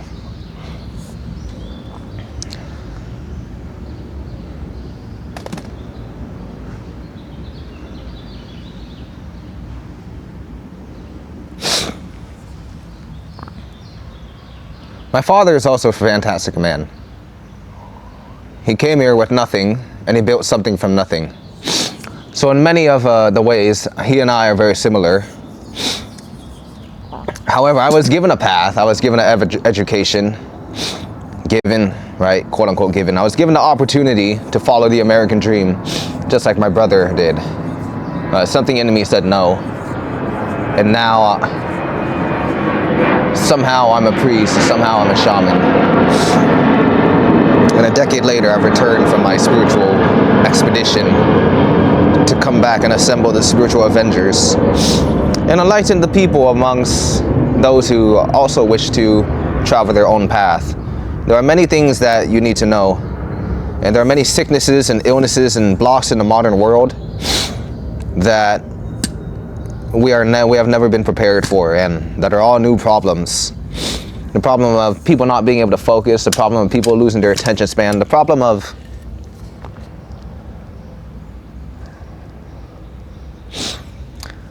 in terms of resilience and willpower and focus and programming the mind, there's more opportunity than ever if you wish to get rich, if you wish to start a business, if you wish to start your own path. It's so abundant, but also the distractions are more abundant. As with all things in the universe, it balances out. Equal opportunity, equal distractions. Those who can learn to control their mind, and those who can learn to focus, and those who can learn to tap into a world of faith and belief and manifestation and creation and working with God and the universe can do it now easier than ever. In a world that has become spiritually defunct, those who rise into spiritual morality, into spiritual strength, into spiritual guidance, this is your time.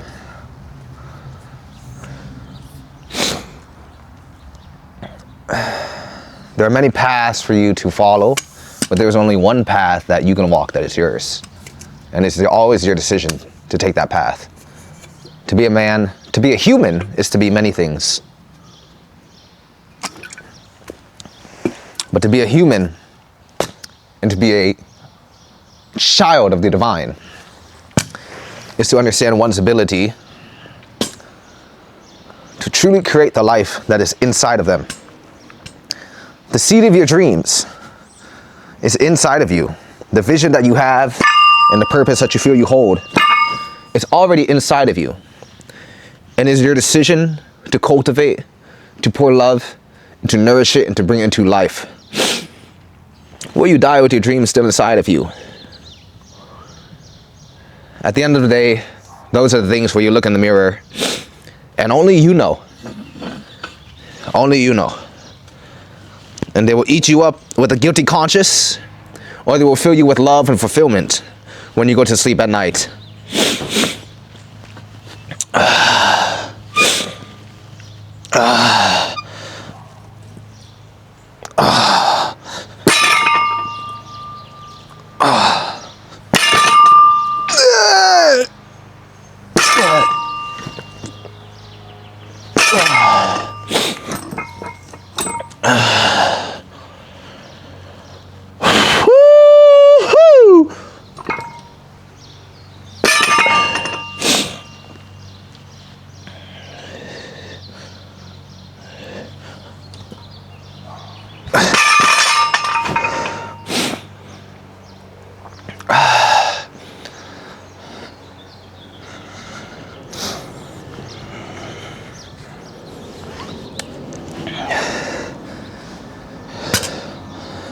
So this is actually very light. It's only like 200 pounds total. So this is probably like 250 pounds. I don't remember how heavy the trap bar is.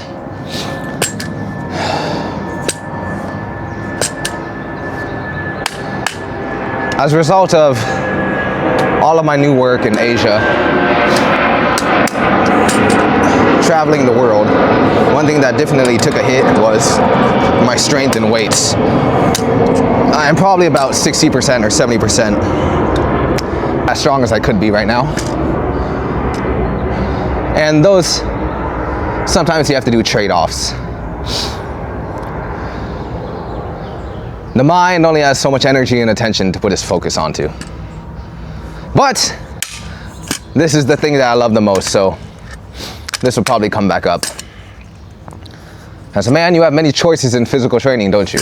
You have weightlifting, you have body weight exercise, you have sports, combat sports, calisthenics, all of these things are many paths that you could take. Personally, I enjoy weightlifting. It's more of a meditation for me. Many years ago, I trained boxing. I did enjoy it. It was very fun. And it's great to know. It's great to learn. It's great to understand your body. Why are you lifting weights? Why are you doing all these types of exercises if you can't even learn how to throw a proper punch or potentially harm another man or a human being? There's an instinct in all human beings that should be awakened, and that comes through combat sports. Combat sports is fantastic. It really humbles your ego. It teaches you your actual power, your actual strength, and you are able to gauge another human being's strength, and you understand that violence is not a great solution to many of your problems. Before you learn combat sports, you start to think violence is the answer to every single problem. And I'll just whoop him up, I'll just beat his ass if there's a problem. And then when you learn how dangerous every other human being can be, how dangerous you are, and then you start to think violence is not the answer to my problems. Violence is a last resort for when the time comes to be.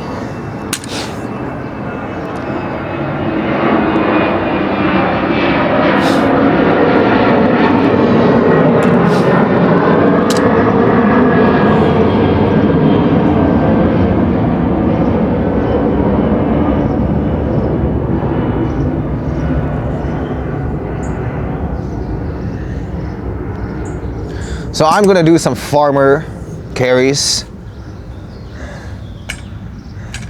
It is Friday, and I've been working and working out pretty much every day since I got here, Sunday. So today doesn't need to be such a heavy workout. My nervous system is fried. Well, that's the problem. It's been fried for months.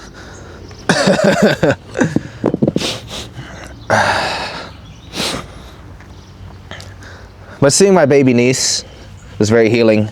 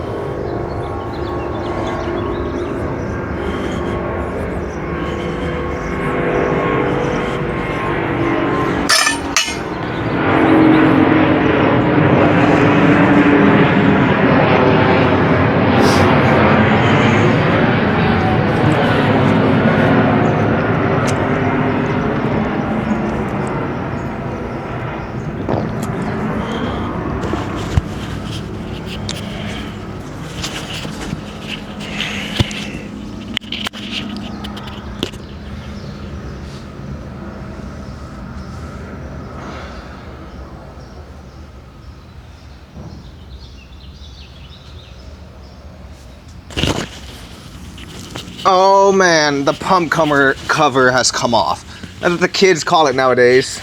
The pump cover.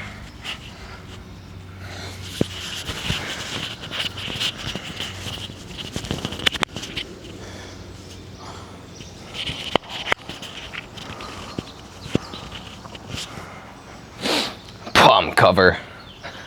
Damn Gen Z kids.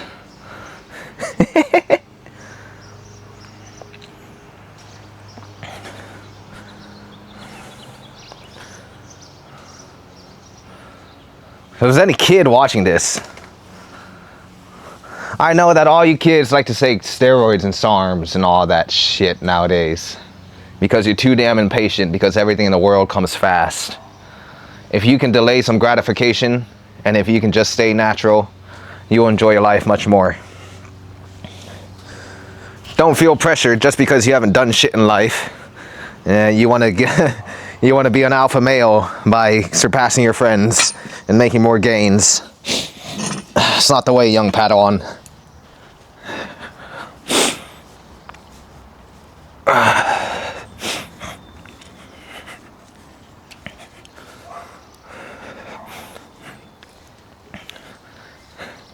Just like my father said, there are many detriments to getting fast money. And let me tell you something as well. There are many detriments to getting fast gains. In anything, there is no free lunch in anything. All you young whippersnappers nowadays, all you kids with the TikTok brain and your fucking spiritually defunct warped brain, want everything fast. That's why you can't fucking keep a relationship.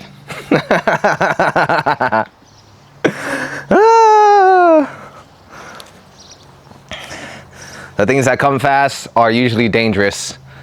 The things that feel good in the moment and are actually really, really good for you in the moment oftentimes are dangerous. The things that are somewhat painful in the moment, that feel a little slower, they're oftentimes the best way and the best path towards success. I know what I'm saying. It doesn't sound cool, it doesn't sound sexy, and that's exactly why it works.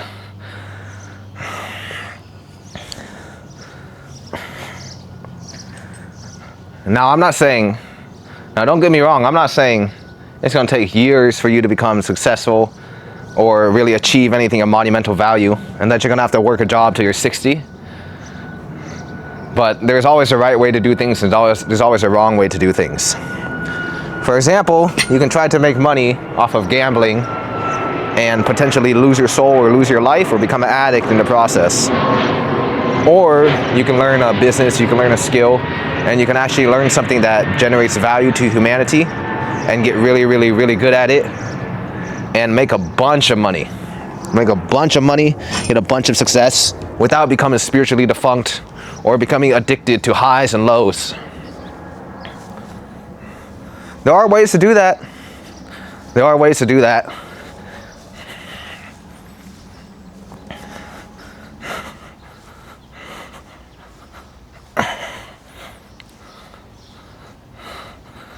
Ronnie Coleman had a quote, right? He said, everybody want to be a bodybuilder. No, nobody want to lift no heavy ass weight.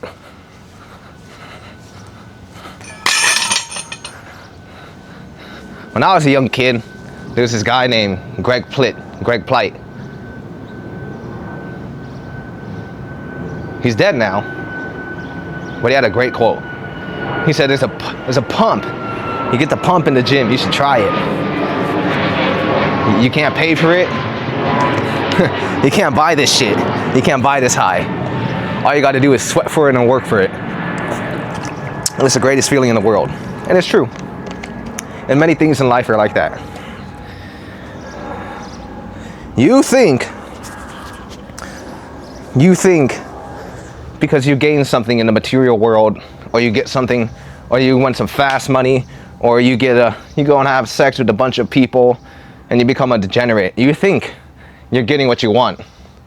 But what you're really getting is an empty victory.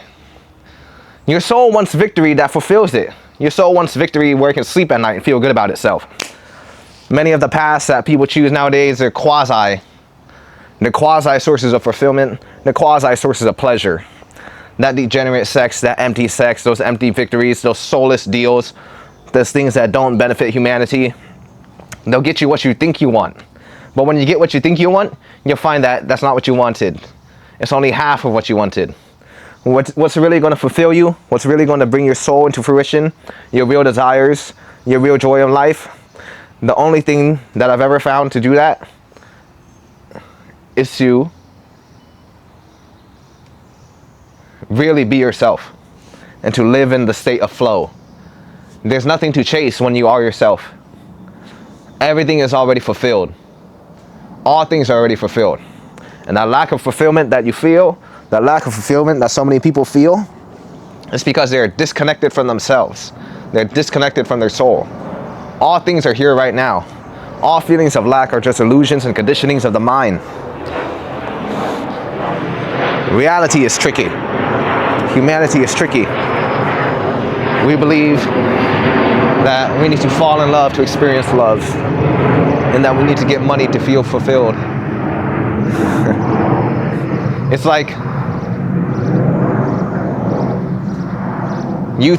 we're tricked into thinking we're hungry all the time and that we need to eat, but in reality we're already full. But that feeling of hunger is so strong that it makes us think that we're empty inside. That's a great trick and great illusion of being a human being.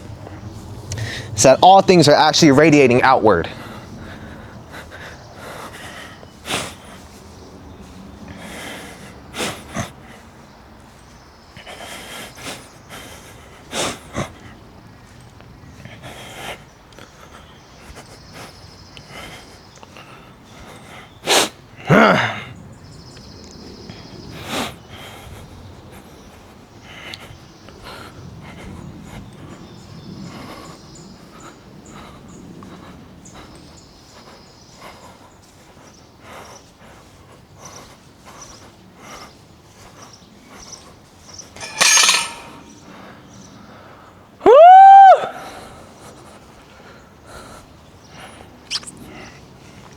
Now I'm in the zone.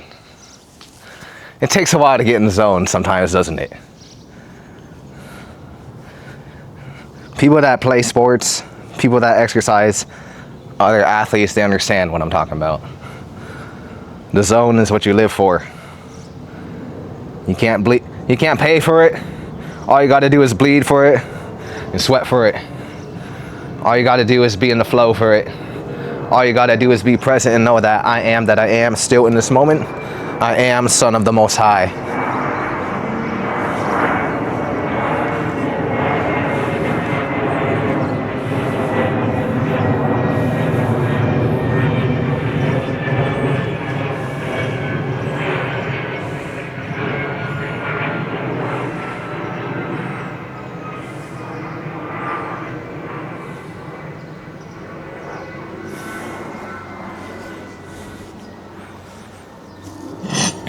Let's do some shrugs now.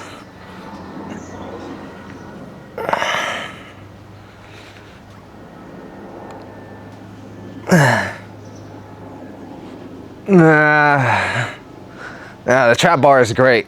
Is that what it's called, a trap bar? Or is it a hex bar? Must be a hex.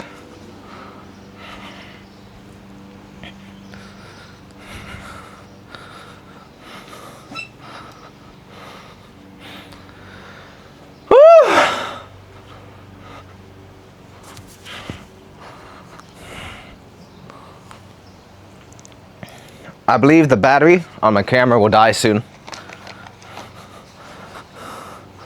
So for all you human beings back on planet Earth, I have a message that I would like to send to you.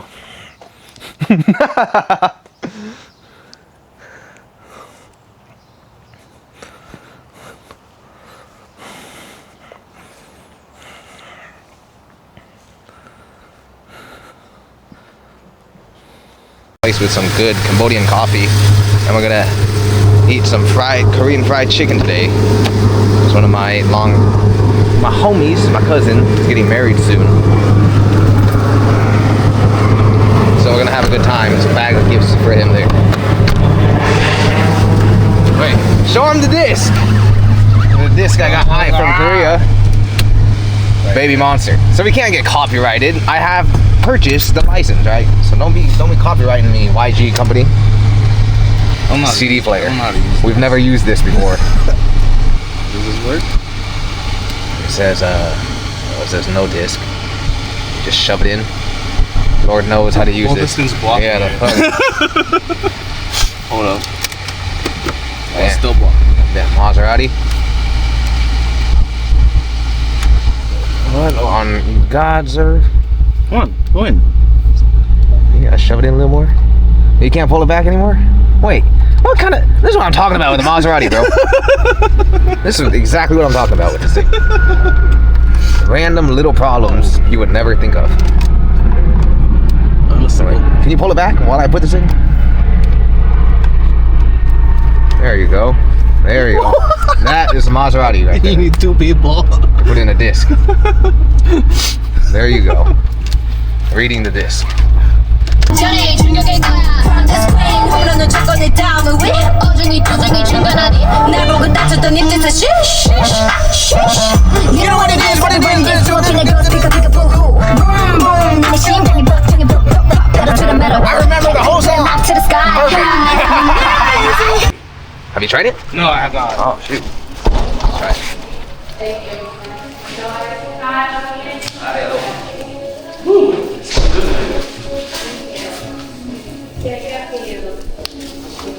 Is it okay if I film this for my vlog? Okay. I won't film you, though. I won't film you. We'll be too famous. I go, where's the pretty girl? Let me get her Instagram. So no.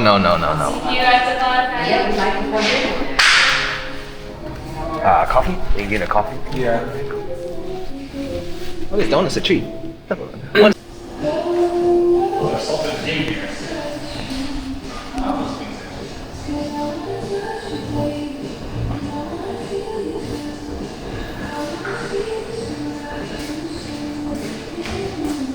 I've been in America. I'm here for 2 weeks. It's been 11 days. I've been working the whole time. Now I get to play. So this is how you play in America. We're on a swing in a coffee shop. It's great.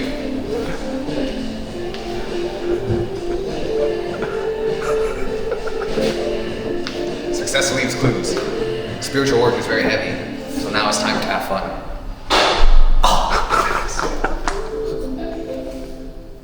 So sit at your own risk. As for those suffering from obesity, sit at your own risk. In America, you can sue anyone for anything, so everything is your own risk. Watch this at your own risk. Take my information at your own risk. None of this is medical advice. This is all for entertainment purposes only. Every single thing I say to you is for entertainment purposes only.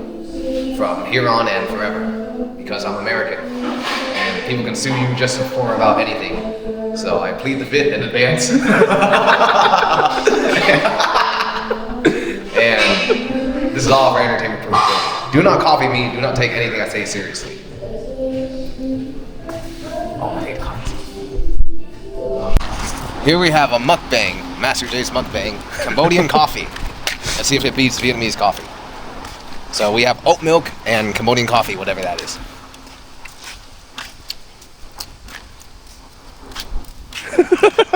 Oh man. What is the verdict? It tastes like there's like red beans in here. Ah.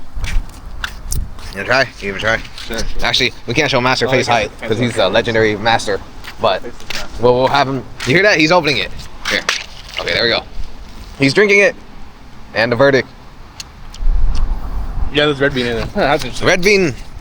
Red bean, like the Vietnamese dessert. Red bean. Yeah. Red bean and coffee. Is that Cambodian coffee? Or it's just a flavor. Yeah, who knows? It's not bad though. Yeah, no, it's not. It's pretty good. They should advertise it with red bean though. Unless that's the flavor of the coffee.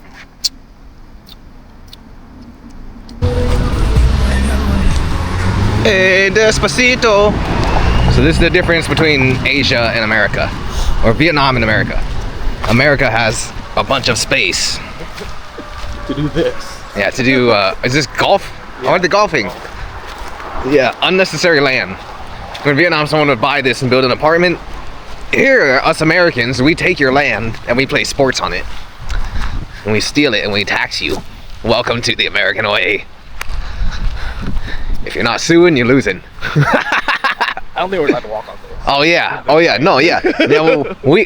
You're right. We need to pay to walk on the grass. Yeah. Such is America. You thought this was a land of the free? Hell no, man. This is a land of tax you and charge you for anything. Currently, they can't tax you on breathing, but they will someday. We are the world's best capitalists. Welcome to capitalism.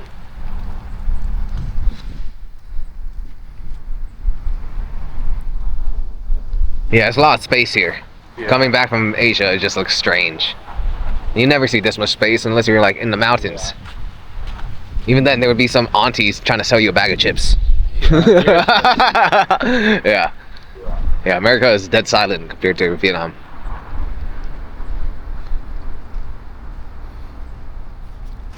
We're gonna get some Korean fried chicken soon. I'm very excited.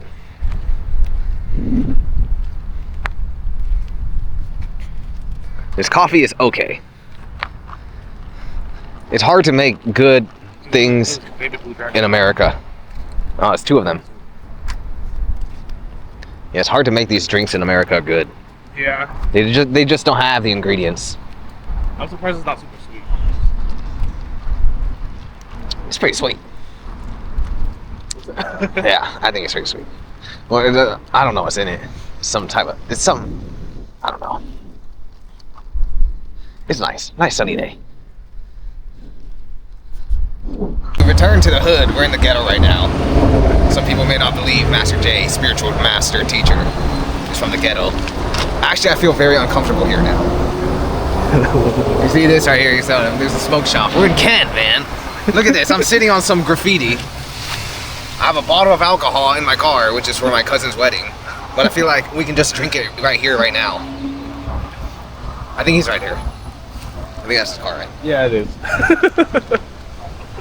Smoke shop, barber shop, massage shop. You all know what kind of massage shop it is. This is the place we're in. Every once in a while, you return to the ghetto to get drunk outside with your family. Now, people watching this vlog, they're gonna think I drink so much. But really, it's just like fucking, I don't drink at all. It's just, this is what we used to do growing up. We drink in a parking lot, go watch a movie or something. It's like, yeah, this is where we're from. But now we all have these nice cars, and a Maserati. My brother has a GTR. My homeboy. Oh, let's keep filming this, man. This is great. Okay, go ahead. What's up, gangster? What's up? I'm gonna get some beer. Oh, go. He's get some beer. Give him his gifts. Yeah. Okay. But after 5 minutes, but it's just this is great. This is real time. That was perfect time. Yeah. He pulled up. He said we'll get some beer. I was like, what the?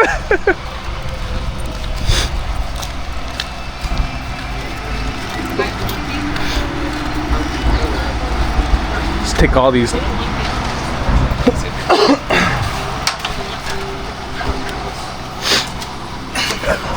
my cousin is getting married, so I have some gifts for him here. Very, I haven't seen him for like 8 months. I'm very excited.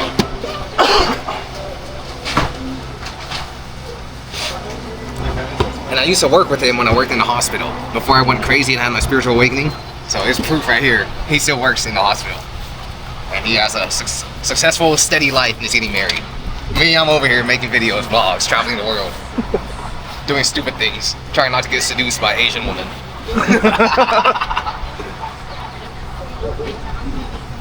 I know. Are you married? No. I'm not looking yet. Like, why not? Oh, is he right there?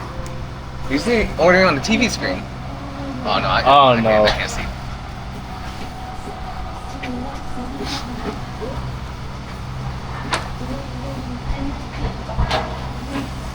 I'm still here.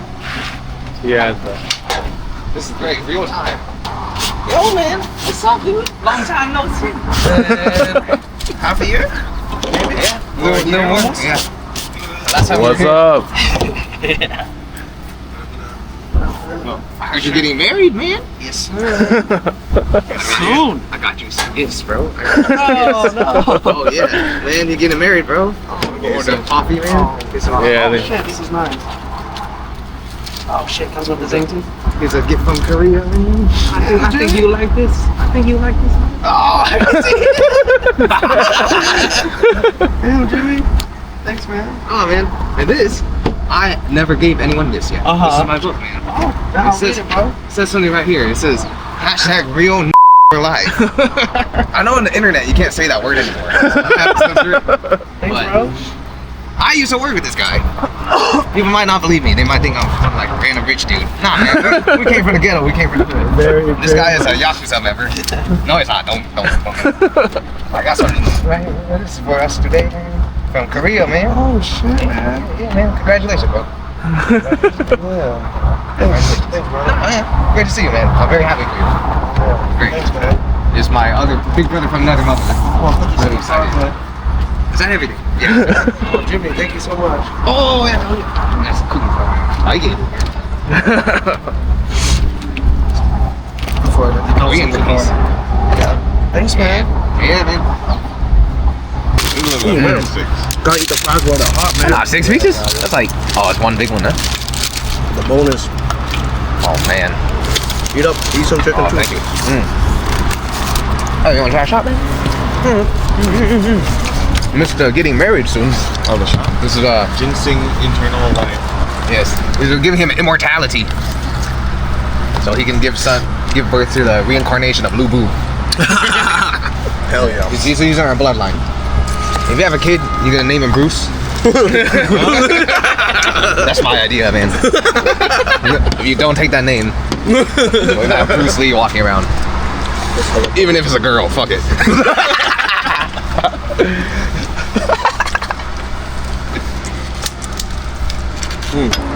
Have we tried this? Oh, you tried it with Hua, huh? I didn't try it. Yeah, it's like a lighter. Here you go, man. Congratulations, V. Thanks, brother. Yes, great to see you again. Yeah, good to see you, brother. To immortality. That was good. Yeah. You can taste the ginseng. Very You can good. taste the ginseng for real. It's good. It's good. It's smooth. Yeah, it's smooth. You want some of it? You guys? 21? It's been 8 months. It's good, bro. This is cheese and what's Yeah. this? Just original. Snow cheese. The snow cheese. It's crispy. It's bomb though. I love the original. It's hot. Like, No, he's at the light down there. oh, he's on? Yeah, no, he's turning around now. So the best food in America is always in the ghetto. Yeah. That is one advantage of being in the ghetto. The oil's more greasy. Taco trucks and the chicken. Taco trucks are the best. That's sweet. Oh my god. Yo, it's like snowing. Lava, dude. You guys are eating lava. In the hot. Oh, hot. Oh, it's hot? Oh, very hot. It's very good. No, it's all that. Holy smokes. That's delicious. We're not recording you. Yeah, we gotta edit it out. No, it's counting. In real life unfiltered me. I'm a real person just like you guys. People think I'm some kind of genius. Nah, man, we from the hood. Yeah. We struggled in life, and we want a better life. That's it. All of us here are first generation Vietnamese American. Yep. So some of you fucking Gen Z kids watching this, you see me and my bros, how we treat each other. You guys should learn some of that. No GTR today. No GTR. GTR. No Paul Walker. I was expecting GTR.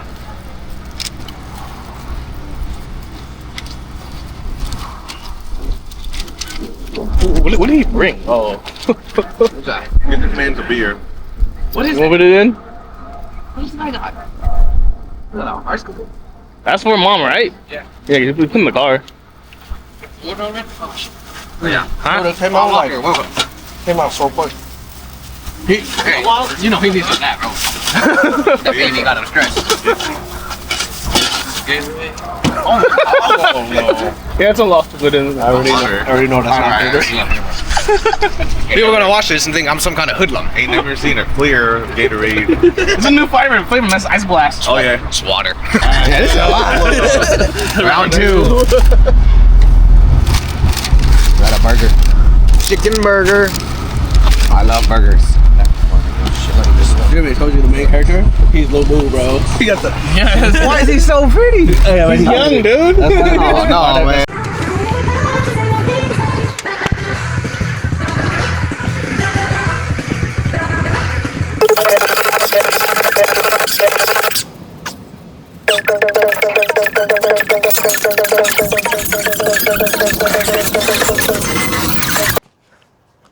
Obviously, I'm new to this vlogging stuff. Hey, biceps coming back in. Now, in today's impromptu lesson,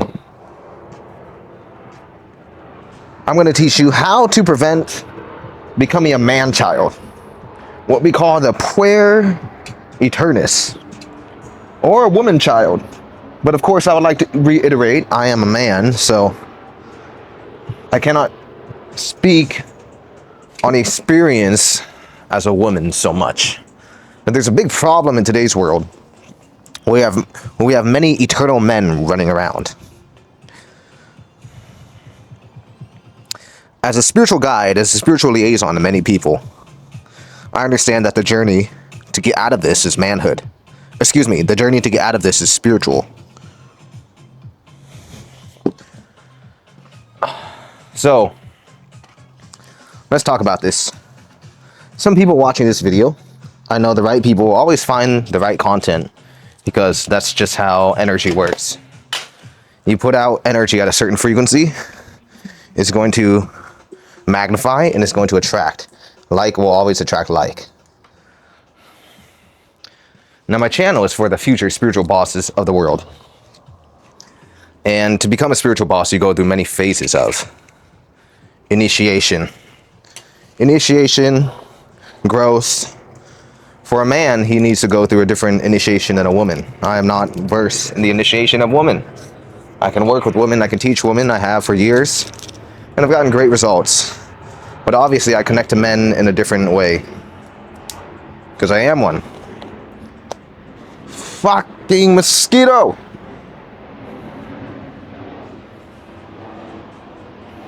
Thought you'd get away from them in Vietnam. First thing I want to say before I begin this video. You see the bugs around you, and then you just get all itchy. First thing I want to say in this video is, I'm going to help you become a real fucking boss if you're a man. Second thing I want to say is, don't start smoking cigars just because you see me smoking them. Master High bought these for me, and I've smoked like 3 of them. I'm not a big smoker, nor am I a big drinker. Actually, for years I didn't do any of these things. I'm just a big, damn mosquito. Now I'm all paranoid. Maybe I put on my jacket. Oh man, did I get bit by a mosquito? Son of a biscuit. Son of a biscuit. Not a big smoker, nor am I a big drinker. I'm a shaman. I'm a spiritual healer. Tobacco does help calm the mind.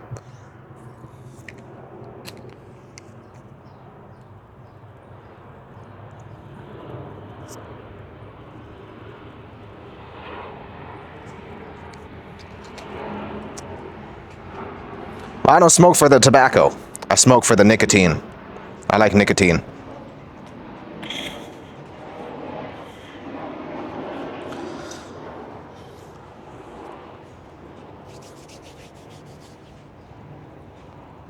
Wow! There's a mosquito. Mosquitoes don't like smoke.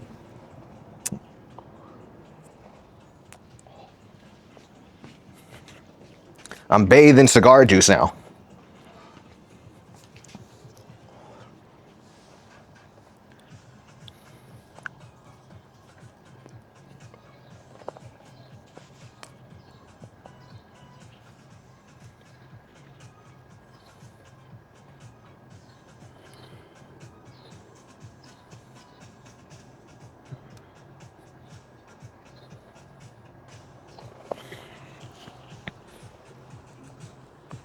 It's the answer to becoming a boss in cigars and lifting weights. No. As I mentioned,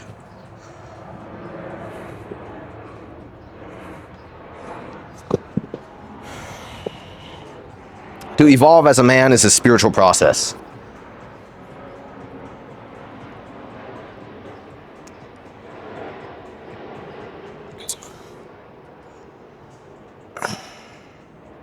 Why I'm good to teach about this. Yeah, I know it's taking time. I know your ADD TikTok brain. You're not able to handle just real life stuff and you need constant stimulation. Well, that's the first thing you're going to have to get rid of, my friend. A constant stimulation. You have to stop spoiling your mind. See, this is me spoiling my mind. Sometimes I want to come back to earth and indulge in the pleasures of normal people. Sometimes that's a little bit of alcohol, which I don't really find enjoyable. Sometimes it's a little bit of cigars, which I do find quite relaxing. What is a man-child? It's a man who refuses to grow up. I'm the opposite of a man-child. You see, when I go to work with my father, my first day was when I was like 8 years old. So I've been working since I was 8 years old, and I was forced to grow up very quickly. And by the time I was like 19, 20, and in the workforce, and I had a degree and had all my career, I had like a midlife, quarter-life crisis. And I just wanted the life that I wanted for myself. And those are the things that are really going to help you grow.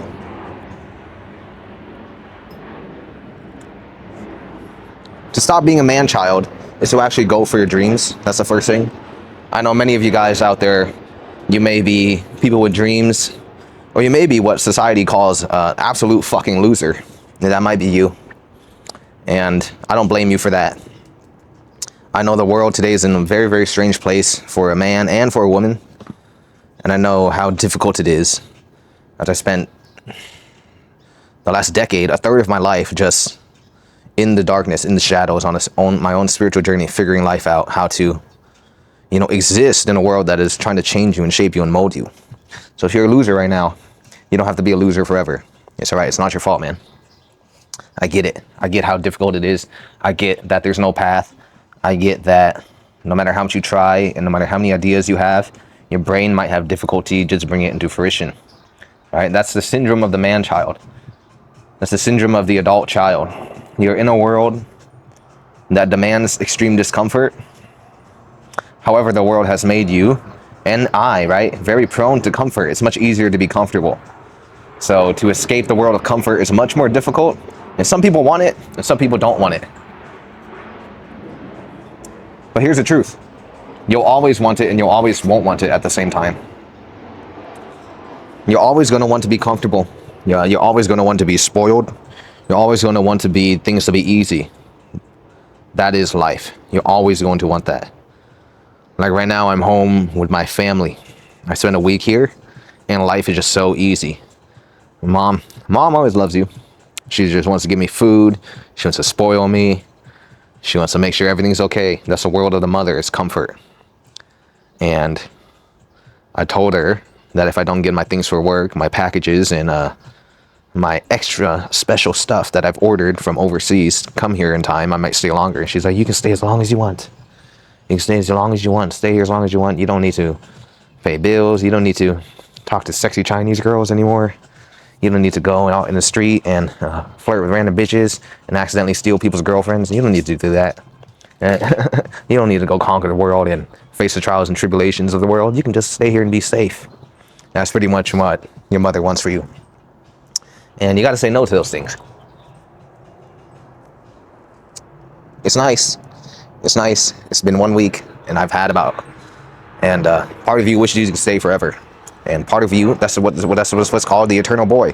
That's what's called the eternal child. You're going to want to never grow up at sometimes, because real life is difficult. Real life is tough. But you know what? You're going to want them both at once. So in your journey as a man, your journey of killing the boy within, you got to learn to be a leader for that boy. That's how you're going to stop being a fucking loser. Those ideas, those dreams, those imaginations, those things that you have, you should go to spiritualbossglobal.com. You'll be able to figure out how to actually bring those into fruition. Instead of just having these dreams and ambitions and thinking that one day you'll be successful, one day you'll be rich, one day it's all gonna work out. Let me tell you something, my guy. It's not. If you're waiting for a wake-up call, if you're waiting for a dream, if you're waiting for your savior to come, God has just sent him to you. If you're waiting for the teacher to appear, God has just sent the teacher to you. You need to go to that website. You need to go to spiritualbossglobal.com. You need to learn how to bring your dreams into fruition, because nobody's ever going to do it for you. You need to take that call to adventure. You need to take that call to action. You keep on waiting. You say one day everything's going to work out. You live in fucking Peter Pan land. You need to bring your dreams from Peter Pan land and bring it into fucking the 3D realm. You need to have the courage. You need to have the discipline. You need to have the focus to be resilient when things don't work out, because they're not going to work out all at once. There's going to be many trials and tribulations. You can't just sit there dreaming one day and being a boy. You have to kill that boy within you. We have a epidemic of man-childs. We have an epidemic of boys right now. And we have a lost art of true masculinity.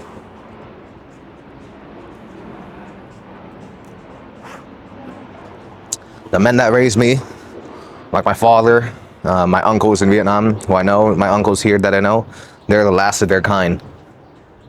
And I can see now that the man I am one of the last of my kind, and that's terrifying, and that's fearful. The next generation, or even the people who are watching me older than this, there's something within this guy that isn't within you. And what isn't within you is actually in you. You just haven't awakened it yet. You just haven't brought it to the surface. You just haven't brought yourself to the forefront. There's whatever demands, whatever comfort, whatever thing that stopped you from taking that leap of faith, that plunge into the real world.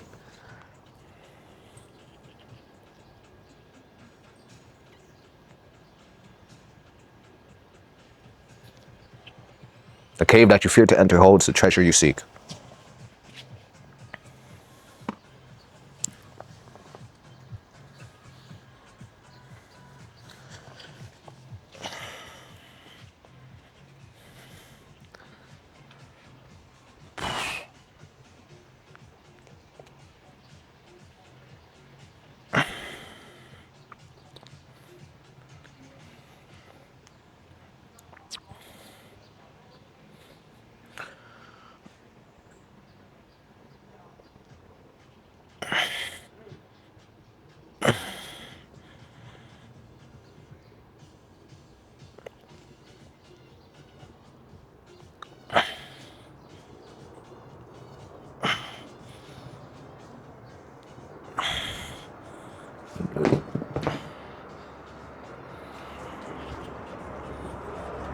Some men, they need to grow up. Some men, they need to grow down. So we can do this simultaneously. Some of you guys, you want to tap into your second calling, your second puberty, your true spiritual initiation. I'm right here for you. Me, I'm going to be enjoying, I'm going to be letting my childhood version enjoy himself for a little bit.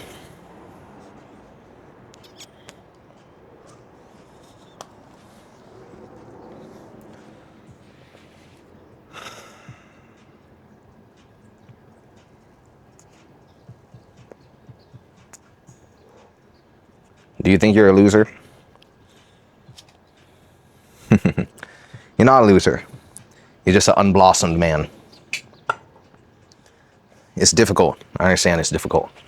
The path of manhood is difficult. Pain is your friend.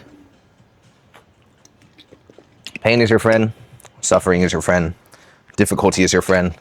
Trials and tribulations are your friend. The obstacles of the world are your friend. Even the woman that you love so much, when she's being a pain in the ass to you, which she always will be, she's still your friend. A woman that can bring the best out of you is a great friend.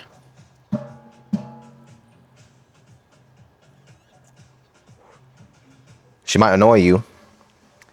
She might unconsciously annoy you, unconsciously give you shit, have random mood swings. That's because she loves you. A woman that directs her emotional energy towards you, that's her way of loving you. A woman is an ocean of emotions. She's an ocean of feelings. Every single moment of the day, she's a little different. The men that want women to change, you guys are idiots. They're never going to change. That's like telling a dog to change. It's like telling a dog to stop barking. It doesn't happen. Women are women. You're going to talk about I wish she took accountability, and I wish she did these things, and I wish she'd stop having mood swings. I wish she would just be quiet and do one thing and just listen to me and give me peace forever. What planet does that exist? Woman or woman? The best men amongst us understand that.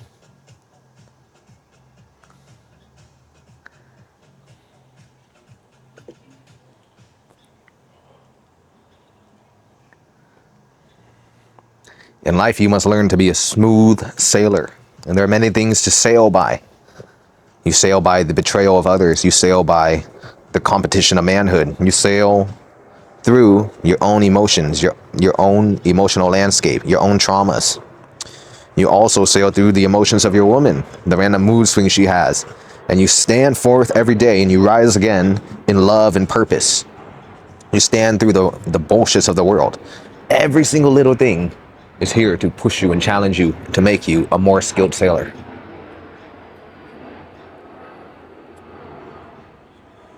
And the best men amongst us understand that. The best men amongst us understand that.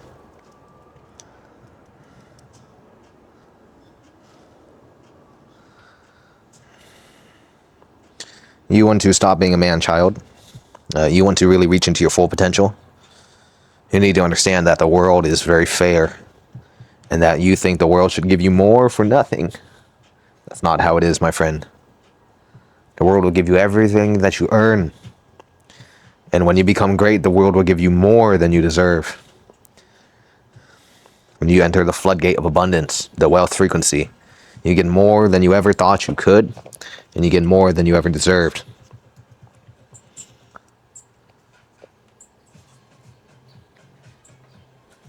Ask me how I know.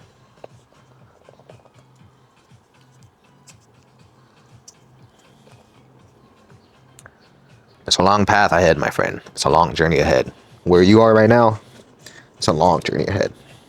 But every journey starts with one step at a time. To walk 1,000 miles. Dun-dun-dun-dun-dun-dun.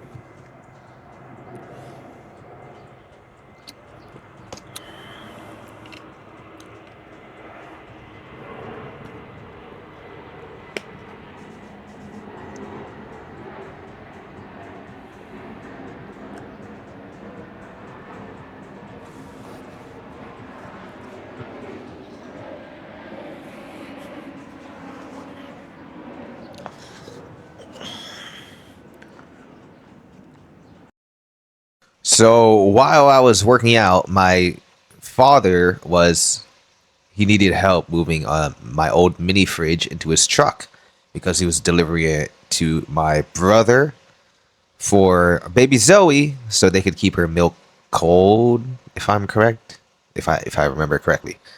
So, of course, I took the chance to go with him to see my niece, as I was only there for a short time. Every time I get to see her, it's very enjoyable. So, this is still the same day. We're going to go on a trip to see baby Zoe. Yay!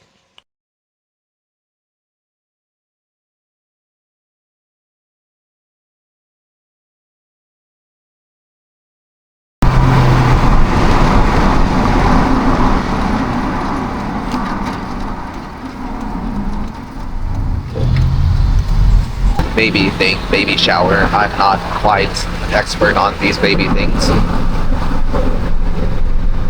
And I didn't go because it was my spiritual rest day.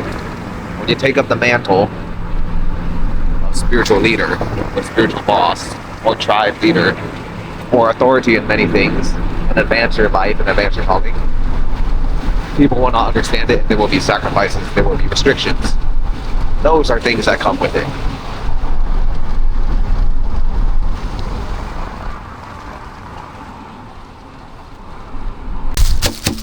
We got this on Amazon a while ago. Now it's for baby Zoe's milk or something.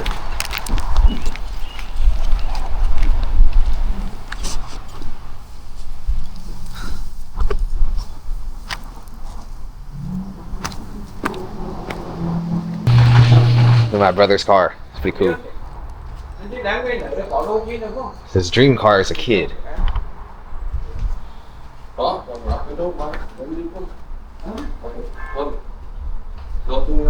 Hey, can I drive your bike?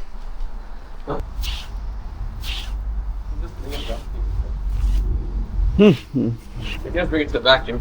Em không ok. Và riêng đường đi lui bác. Are you? Nó ít thôi. Anh chỉ dưới đại nơi với nợ đó rồi.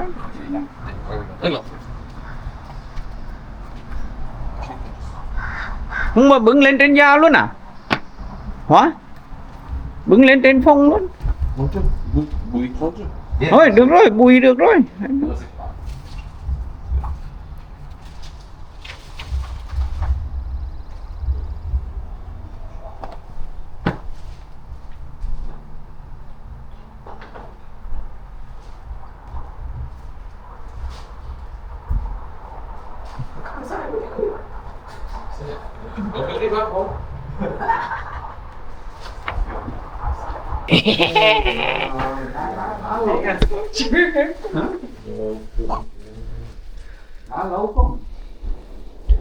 Are you acting? You know I'm here now. She's like, oh, I need to act very cute. She's like, oh, time to act really good. I know you now, baby. I know you. 1 month old already playing this song.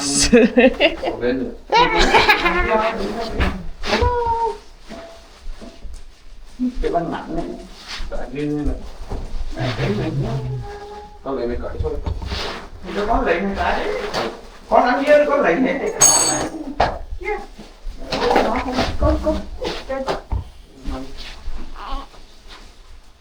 She totally knows. Yeah. Look at her face. She knows. Oh, that's my uncle. Oh, hello, uncle. Am I cute? It is a little smile. Không mày để chơi con đâu.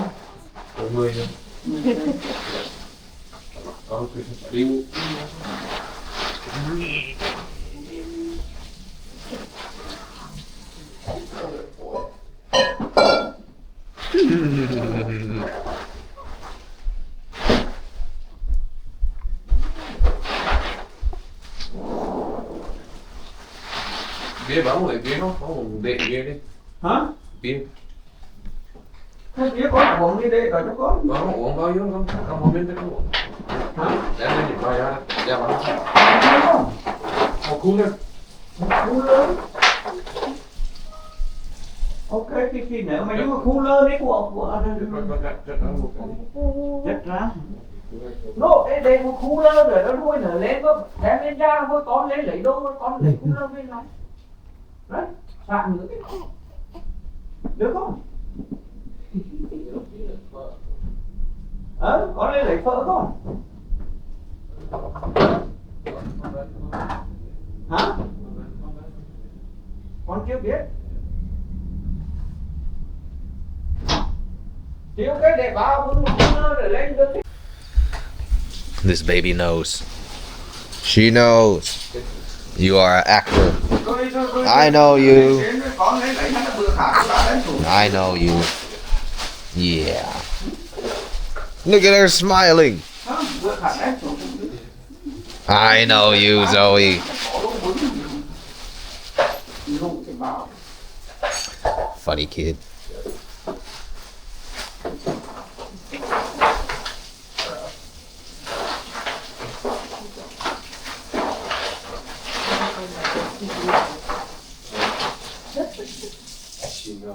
She knows. Tell her to stop being on her best behavior. Yeah. Just keep Yes. Look, she's smiling. She knows. Smiling. Oh man, my uncle here, my grandpa here. Come back. I need to look very cute right now. Addy, come on.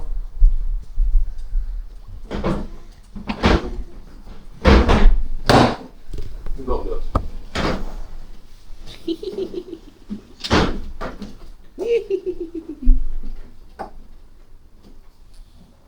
What a trickster.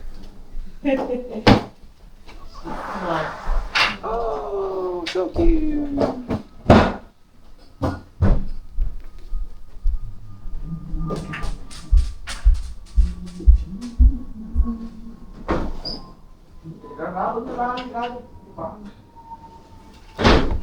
1 month old, already making me do stuff. Took my fridge. Let's see what's next. Can I have $5?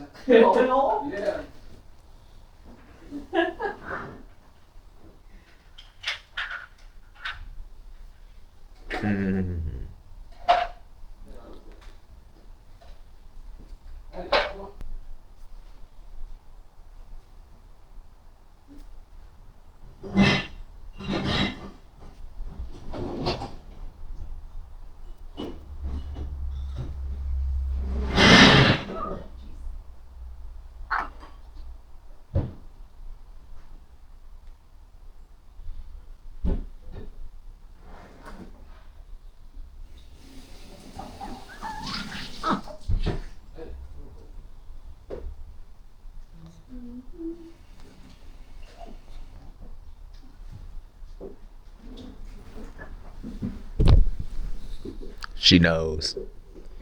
She knows. You know I am here, don't you? You're acting good right now. It's okay. You can cry when I leave. It's good. I won't be here. She has that little face on her.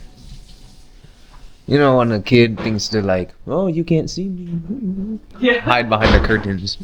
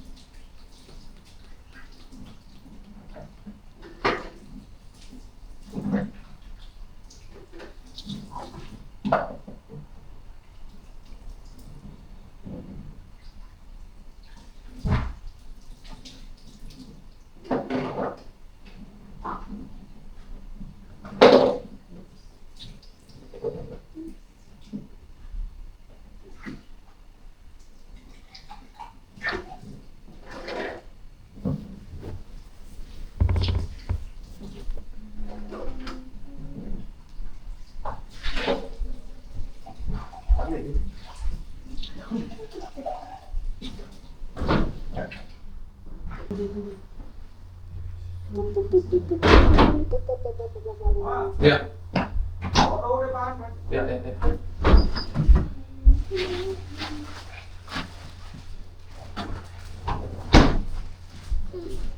Why did it?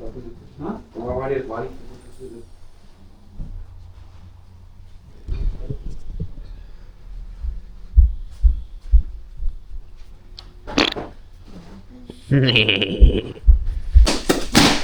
Dad and my brother are popping the balloons. Winnie, Daddy.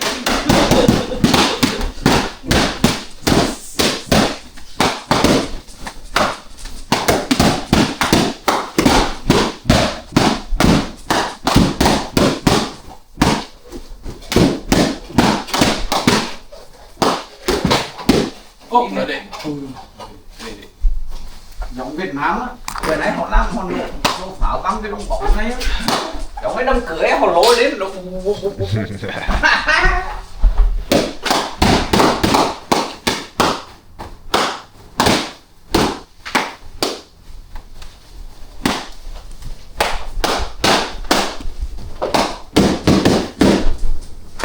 hiểu cái mặt.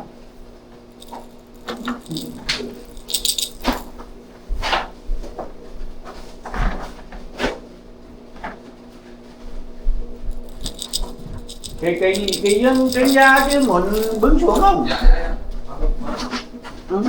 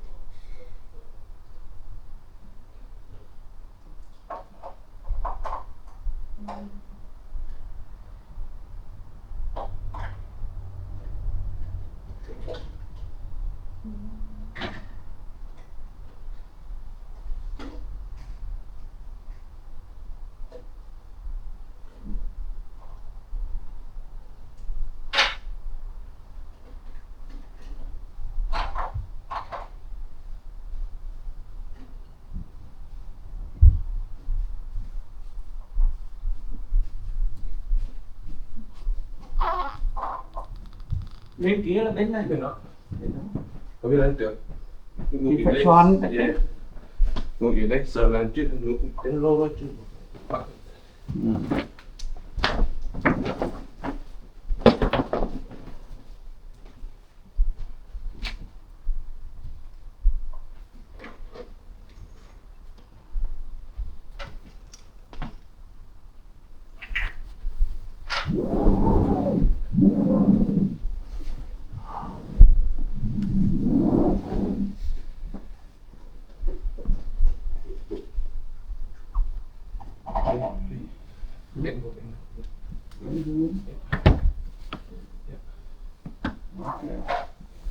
Thế con về chưa? Oh, she know. She said no, don't go. Okay, Zoe. I have to go. Okay. Okay. See you later. Hay à? Lên cái khóc lên. She know. Look at the face. Oh no. Oh please. Oh. Rồi. I know you, man. I know you now. Very smart. Very smart. So, before I got interrupted by my lovely new niece, I was talking about part of growing up as a man. If you want to be a man, you need to separate from the world of the mother. And what do you mean? Well, right now I'm returning to the world of the mother. Everything's great, everything's happy, everything's full of love, everything's safe. You see how much food my mom makes. She loves to make food, and she's very happy that I'm home. I go inside, she gives me more food, which is great. I'm not complaining. But for a man to grow strong, he needs to go without food, he needs to go without comfort, he needs to go without pleasure, he needs to face uncertainty. So I'm mixing a little bit of this pre-workout here. Zip Fizz. And I might do a second workout. Just a little bit of cardio on the bag. It's sunny here. It's a beautiful day, actually. I'm gonna have some guests over, hang out. Some of my old clients are gonna come. I haven't seen them in a couple years. You know, say what's up to the people. Say what's up to the people that we help. It's been a couple years. And yeah, part of, if you're a boy, or if you're a man right now, you're a young man, or you're a male, you're not a man yet until you can sever that psychic connection with your mother. Not saying you say harsh things to her. What I'm saying is, she's always going to want to protect you, and she's always going to want to love you, and she's always going to want to keep you safe. A mom can't stand seeing her son hurt or face struggles and trials and tribulation. I mean, especially myself, right? I go to Vietnam, and there's all these girls harassing me. They're all trying to seduce me, and it's terrifying, it's terrible. And I'm like, man, I wish my mom was here to keep these girls away from me.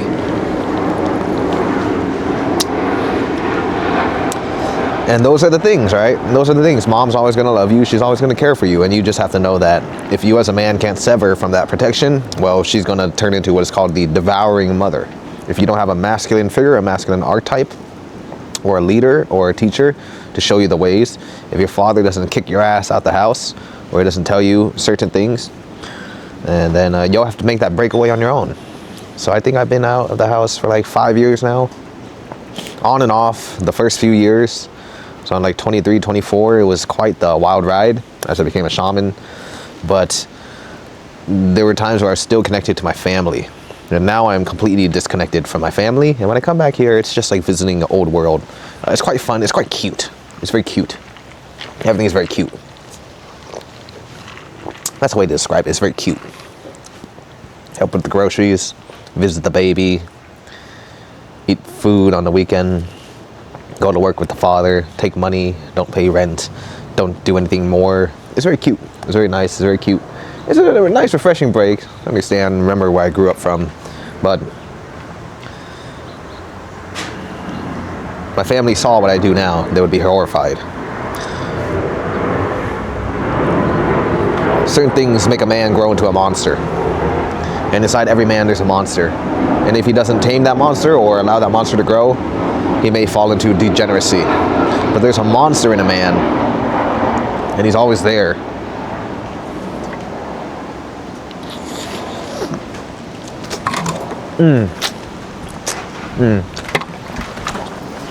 Oh, that's so good. Woo. Nothing like mama's cooking. Wow.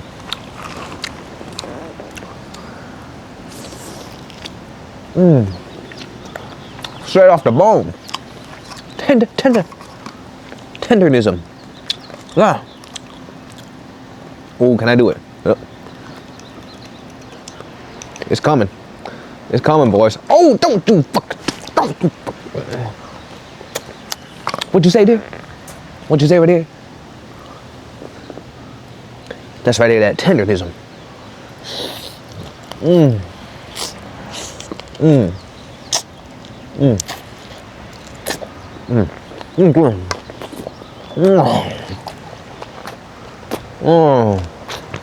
Oh my God.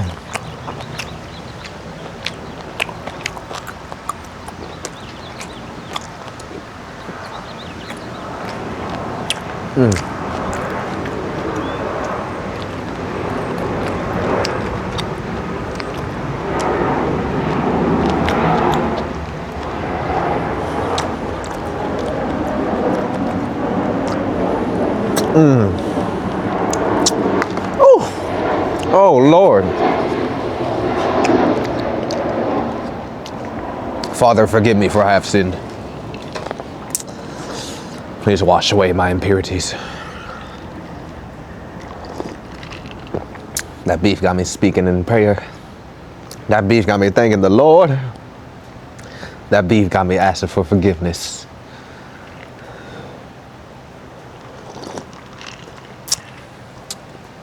I need a moment of silence.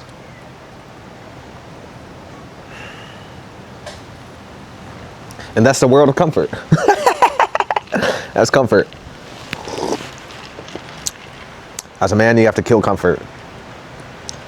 Things like that, you can't have these things every day. You can't do these things every day. You can't enjoy these things every day. There's a time and there's a phase in life. And if you have not gone through the phase of the warrior, if you have not gone through the phase of the trials and tribulations, if you have not gone through the darkness and slain your own dragons, you have no business indulging in such comforts. For comfort makes a man weak. Comfort makes a man weak. And you know what? I speak to you of these things. As you can see, I still enjoy these things. A tenderism beef rib made by your mother is always going to taste delicious. Fucking a bunch of women, masturbating, busting a nut all the time, it's always going to feel good, bro. It doesn't go away. I'm not some enlightened Satan who's come back to you and say the worldly pleasures of the world I no longer feel anything from them. No, you're always going to feel it. That's the secret. You're always going to have these desires. But what you do is you transcend the need to be controlled by your desires, because you're not a fucking child. You're not a little punk. You're not a little bitch who can't control his wood, who can't control his desire for food, who can't do things in the face of difficulty, who can't push forward, who can't get emotionally sucked in because they're angry at their family. You're not a little punk. You're not a little bitch. You're a grown man. You're an adult.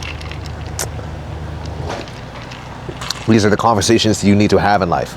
You can have a comfortable life, or you can have a hard life. But over time, that life of comfort is going to become hard anyway, because you're going to wake up in the mirror and you're going to look. There's a seed within your soul that has not blossomed yet, and that not blossoming of that seed within your soul is going to destroy you. It's going to eat you alive, and it's going to cause yourself to do stupid things to others around you. A man who cannot master himself, he is a ball of chaos, and he brings chaos onto the world. And you bring chaos into the world because it's your own inadequacy. It is your own inadequacy that you will feel. And this is a journey, and this is a spiritual journey that you must embark on yourself, to purify yourself, to destroy the boy within, and to relinquish control of the boy, and to allow the man, and to allow the leader, and to allow the higher level faculties to begin blossoming. Only then. Only then.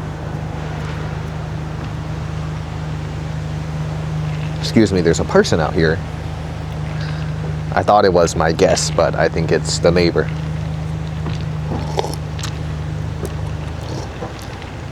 Only then will you have a higher level of understanding.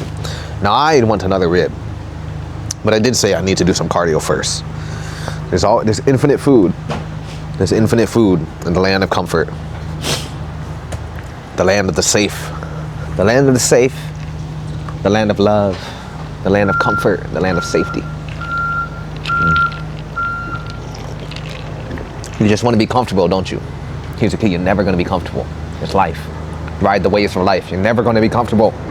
Ride the fucking waves of life. Ride the fucking waves of life. Become a sailor in the game of life. You're never going to be comfortable. There's temporary satisfaction, and there's comfort in the chaos. There's comfort in the turbulence. There's comfort in the ocean.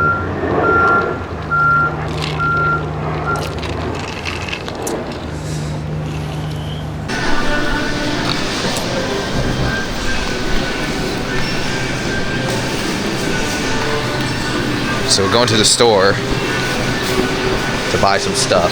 Because my mom is making a bunch of pho, and we're doing a barbecue today. It's the day after July 4th. And American stores look freaking weird. America is just a strange place in general. No offense to Americans, I'm American. All the American people look kind of weird. Yeah, con thấy đôi gì con muốn. Yeah, con thấy.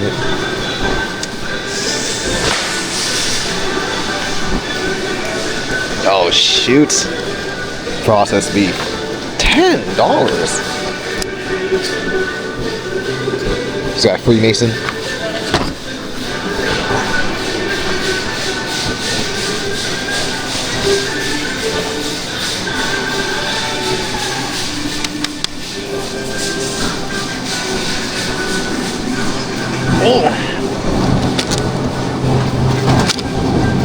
Top sirloin, my favorite. No, it's not top sirloin. Yes, it is top sirloin. Top sirloin, top blade, Wagyu. Ground lamb. Oh my god, I want some lamb. $11.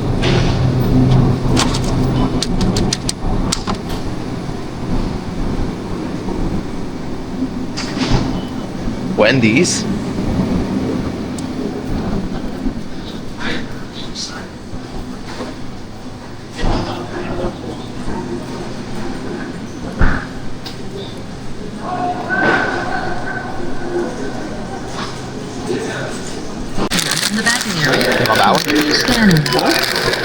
About it. Place your item in the backing area.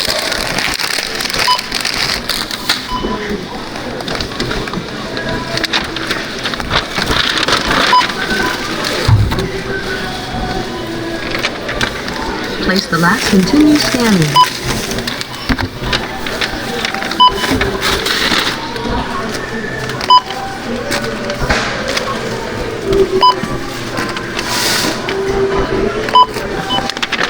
Turkey stick.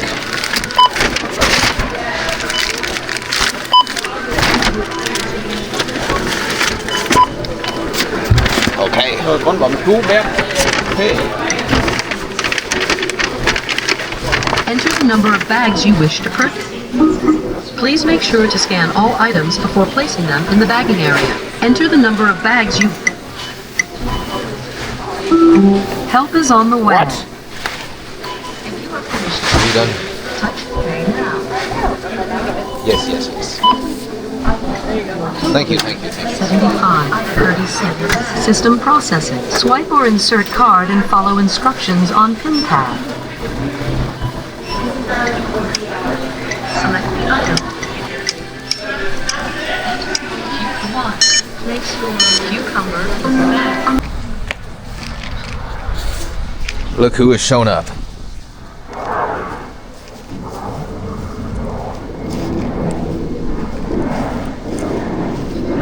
What up? Where's Zoe?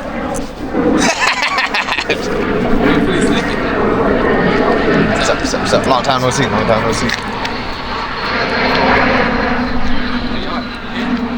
I think he's coming. Oh, very easy. The grill master has come. Blow us up. It'll be all on footage, it's okay. Okay, yeah. Yeah, that's where it was originally. Yeah. Don't look at me, bro. Nó con làm phía ngoài này trước thì bắt đầu nó phải nở cái tay vô cho nó khỏi nóng nữa. It's okay. Cameraman never dies. Praise the cameraman, dude. Yeah. I have immortality with this camera right here, so this is okay.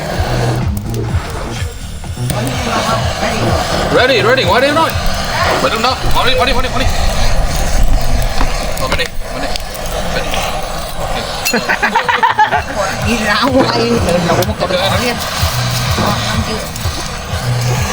Đó.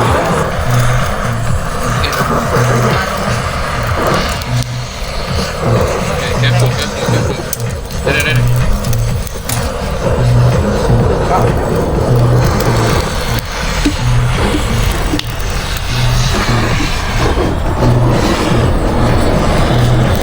From Vietnam, dude. I don't trust it then. I know. Why didn't catch a fire, dude? Anything for Vietnam, I don't trust. 99%. It works.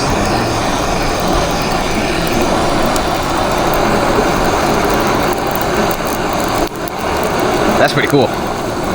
I've never seen such a concoction. Golden gun, man.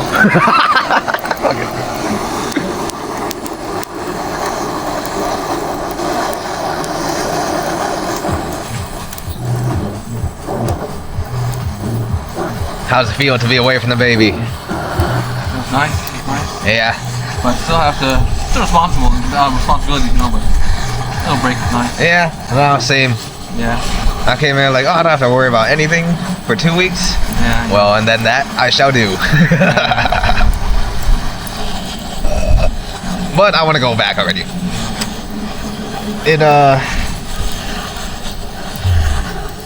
I don't know, when you're working and you're doing all your shit, you're like, man, this sucks. And then when you stop doing it, you're like, hey, I kind of like that. Yeah, like, you don't know until you go backward. Yeah. And you're chilling with your parents, you're like, you know what, I prefer the difficulty. And I prefer, now I'm here, my brain feels like it's not being used. Because everything is given to me. I don't really like it. I wake up, mom gives me some food. I can just go to work at that and make money. It's very safe. I can go in the wilderness, steal some nigga's girlfriend on accident, and deal with the other problems that come with it. That's much more enjoyable.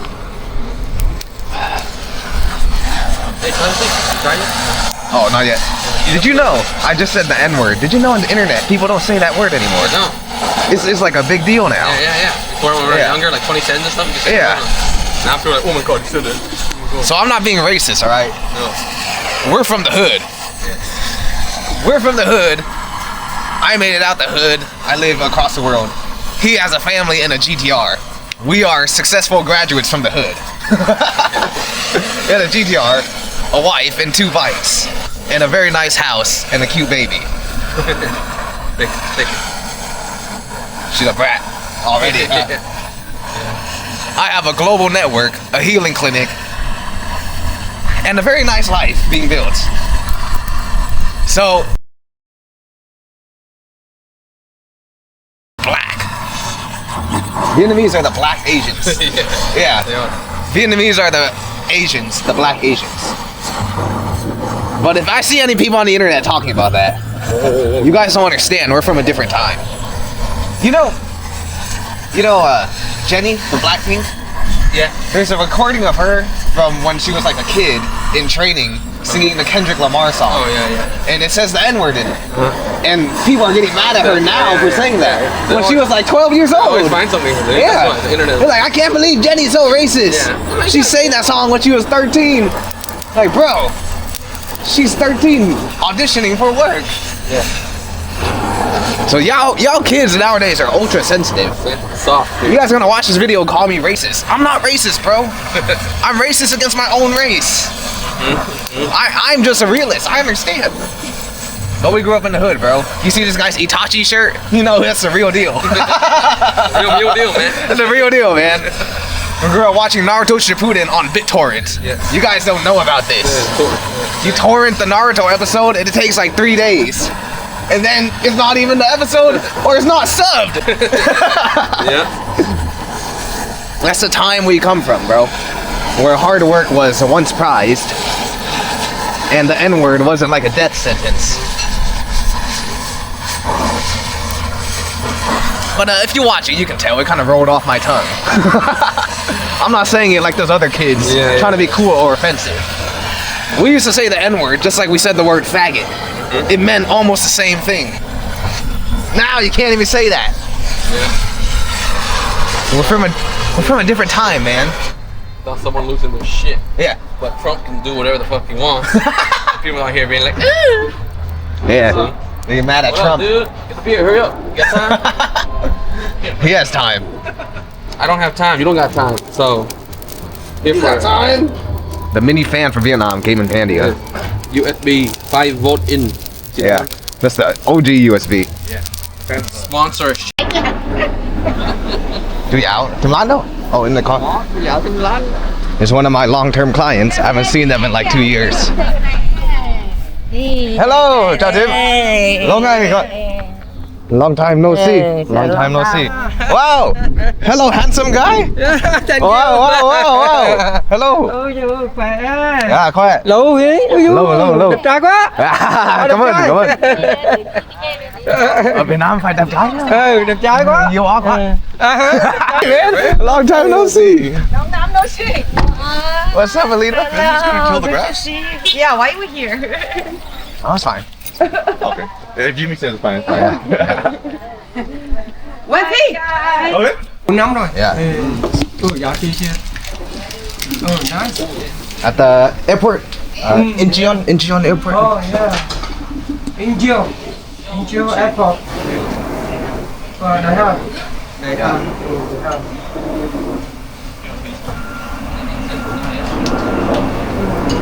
Will you say hi to the camera? Hi. Master J on the internet. Yeah. Nice. My client. How old are you now? 78. 78, man. Yeah. Strong. 78. Very strong. Thank you. Yes, thank you. Very strong. Strong and handsome, yeah. Thank you. Long time. Yeah. 2 years, huh? 2 years. 2 years trước ông. Dạ, cái này bỏ vô nước sôi. Một ly nước sôi. Một ly. Có như cách dung ở trong sau này. Rồi. Dạ, cái dung. Rồi. Tôi chỉ đạo biết đó. Ngon. Dạ. Đồng Nai, ha. Đồng Nai Việt Nam. Nice. Yes. I buy in Đà Nẵng. Đà Nẵng.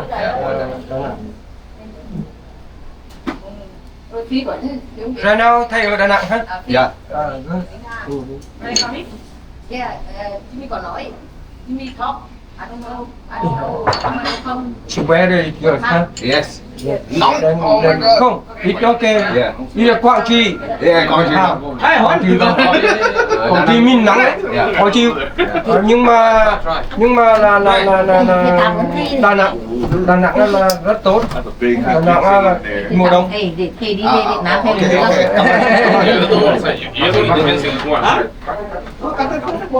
Đà Nẵng gần biển, không nóng. Biển. mát. Đà Nẵng mát. Mai ơi. Tìm biết gì thì thay phố cho chúng Đà Nẵng nữa đó. Năm nay thầy về đây quay lại. Đang có ngồi bên đây cả video thầy đang còn quay phim nữa đó. Ồ vậy hả? Rồi. Chị ạ. Mất phim. Dạ, được rồi anh, được rồi. Dạ. Em thì Uống được không? Hey, chia. Happy July 4. Uống được. chị nào bây giờ uống được. Con muốn bỏ vô sống cái là mẹ luộc chín bỏ lên. Anh đi muốn bỏ một sống không? Không được. Không được à? Ba bỏ cái mua là mua nước. Healing, man. Hay mua sống luôn đấy. Yeah.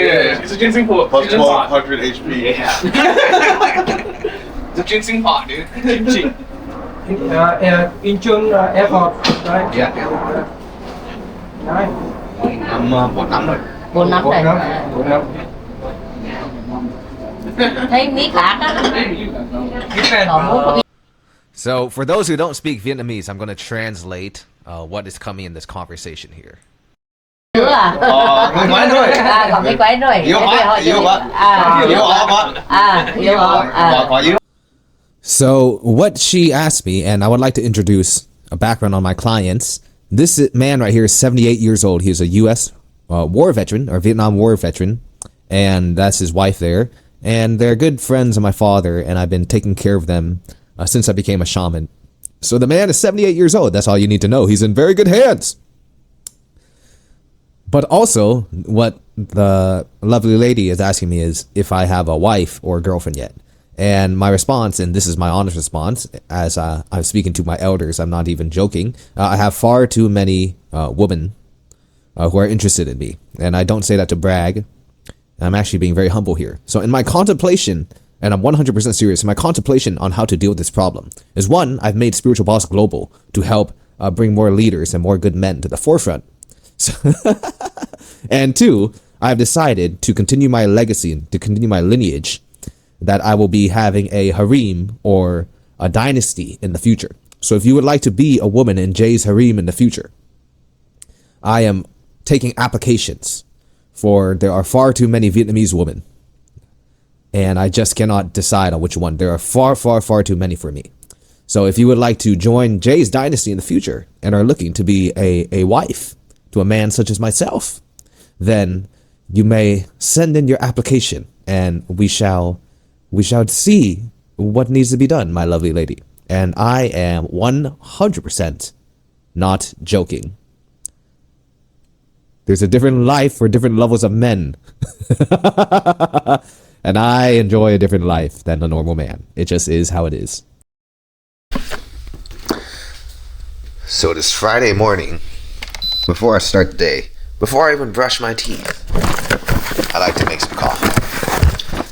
We're messing with the caramel macchiato double donut coffee.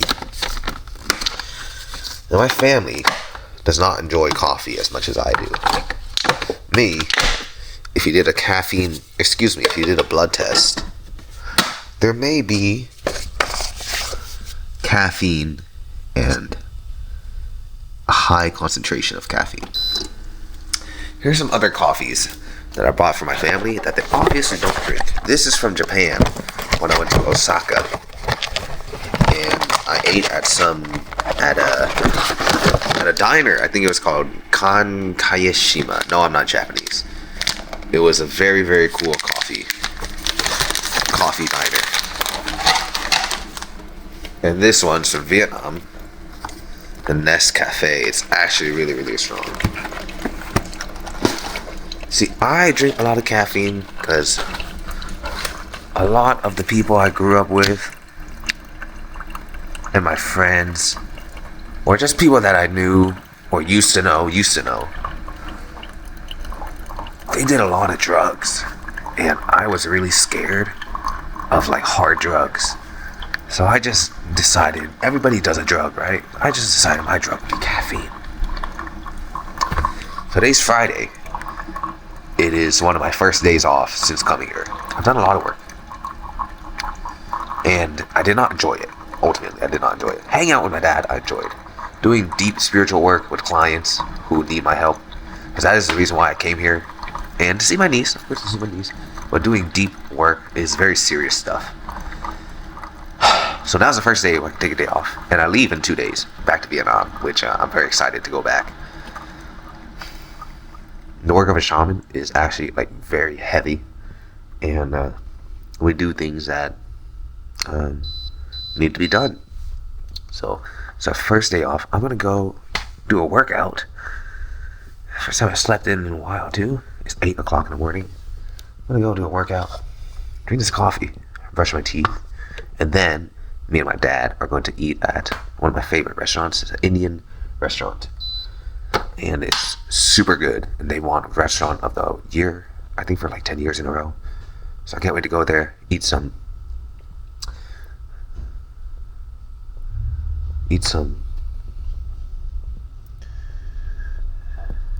There's a dessert that I like. I forget what it's called.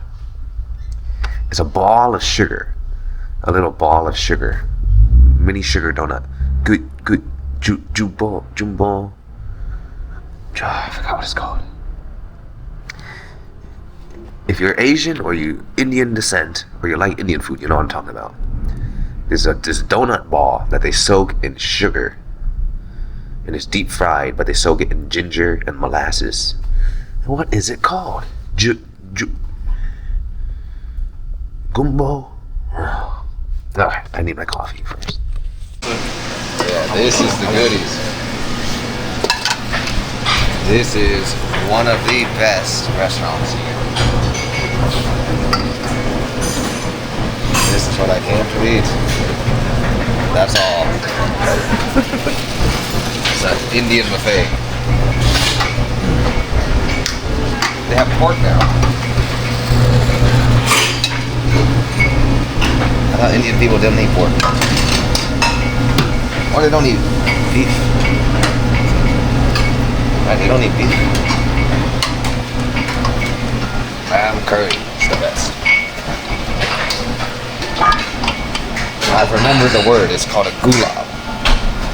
Gulab jamun. Yeah, you need to read the aloo and spinach.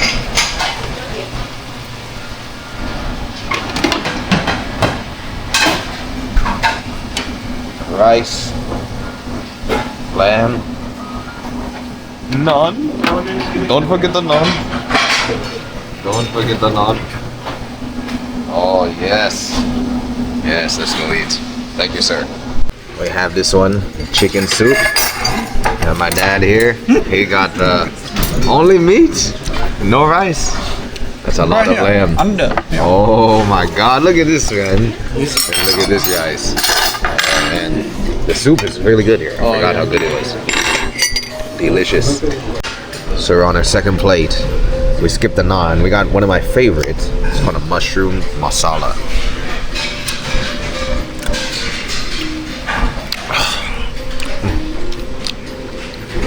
The only time I eat mushrooms, not on pizza, but masala.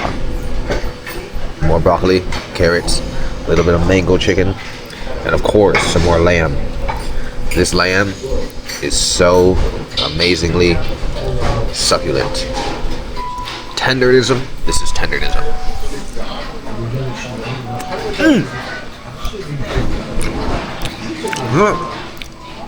You see that? Tender.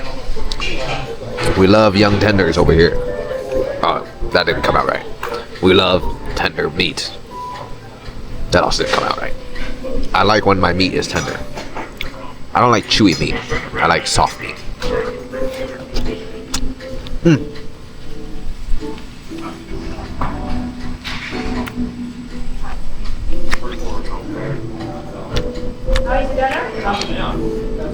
I believe they call it braised. You know when meat is like well done steak, it's all chewy, and you chew it like bubble gum, then you try to swallow it, and then it's like, I can't eat this. I don't enjoy that.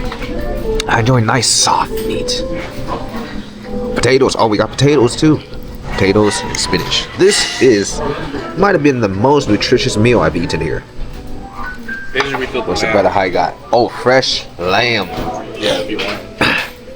You're so small, the animal. I think I'll be good after this plate. Maybe we get some gulab. Oh, yeah. Maybe. I could. Time for dessert. This is my absolute favorite. This rice pudding. We have some mango mousse and cashew halwa.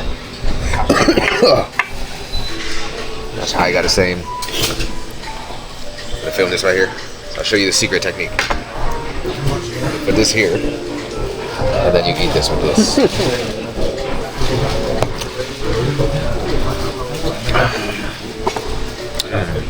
It's been a long time. This is the best one they have, huh? Yeah. We tried many different ones.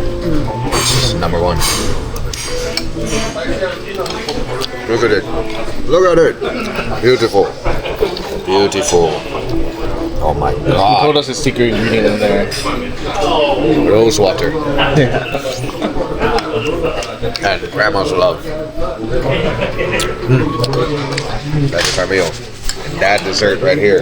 Oh my God. Look at the watch. It's too shiny. You cannot see. Damat. Watermelon.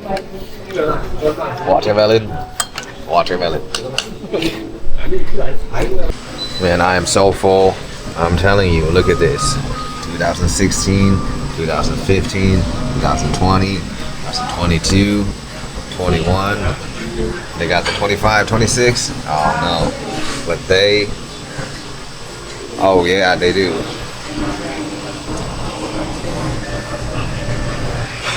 That speaks for itself on how good this food is. Real good, man. Real good.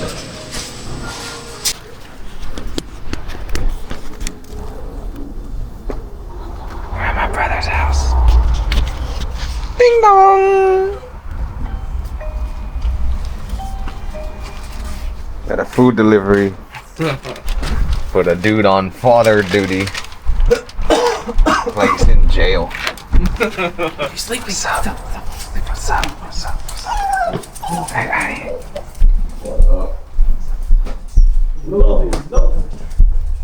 Where is the baby? Oh, look at Zoe.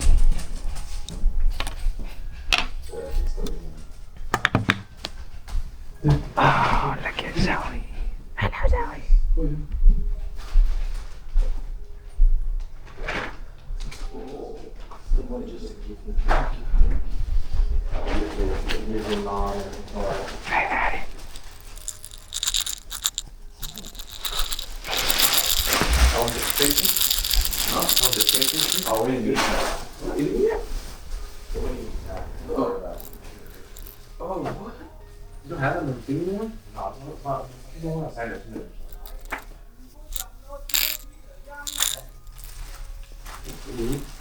I didn't really have any more.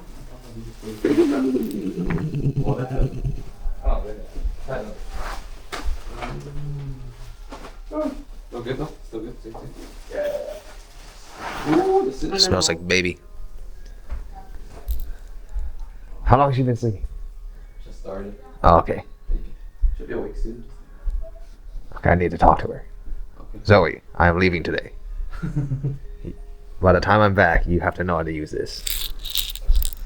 And no, you fried chicken. Yes. Don't stress your dad out.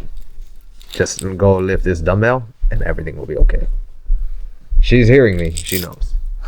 She understands 100%.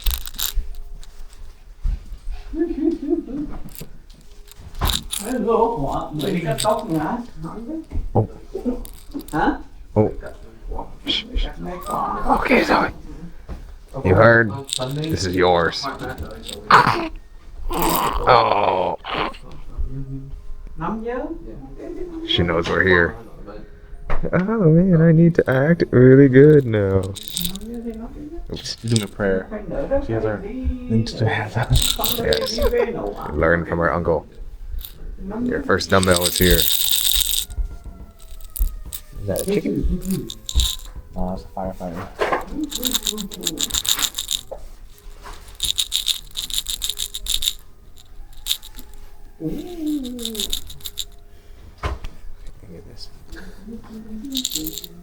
This is yours. Only the worthy are worth carrying it. Are you worthy? I put a spell on this. Only the worthy can lift this hammer. So we will see if she is worthy. It's Thor's dumbbell.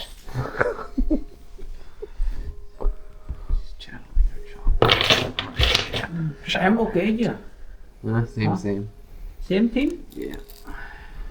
Strapped in on the seatbelt. Vô gọi mình để mình thức ấy. Mình hay đi ngủ. Yeah, seatbelt. Yeah. In case she rolls over. It's baby protection.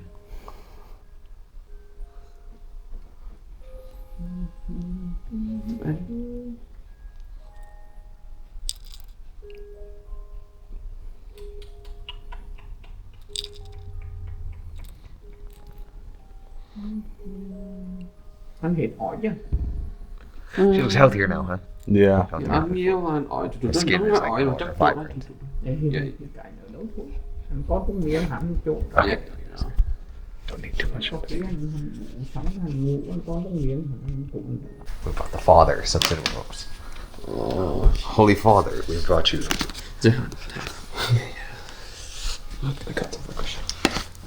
Is this the one? There's a, I think, under it is the real one. Yeah, this is like, yeah, that's the one. That's the one. This is like, you know, hold the bread and stuff. This is the actual one. That's it right there. That's about 200 calories in that little thing.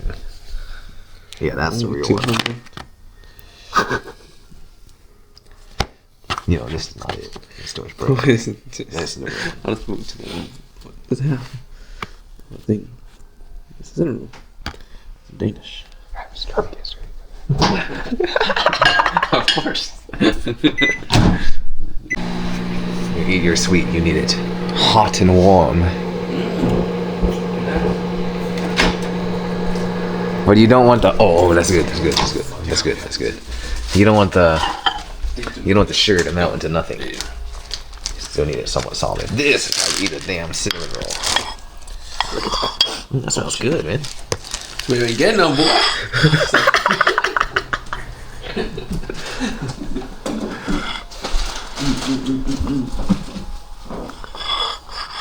There you go. Addie, you want some? Thank you. Enjoy. Please enjoy. What's this one? Oh, it's a Danish that has a cream on the top. Look at that. Oh, let's see. Let's see. Taste test right here. Is it hot? Oh, it looks pretty hot. Oh shit. Nice and white? No. Oh. Oh. Oh. Man, we already know. Look at that. Oh my god. It's like 100 calories right there. All its problems have melted away. Alright, you guys watch it. It's bomb. It's pretty good. Tenderness. Yeah, tenderness.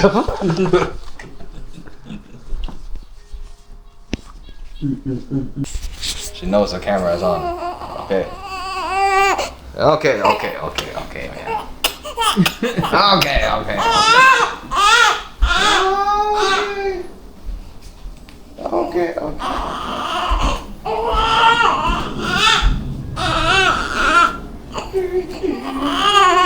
What button do you push to make it stop?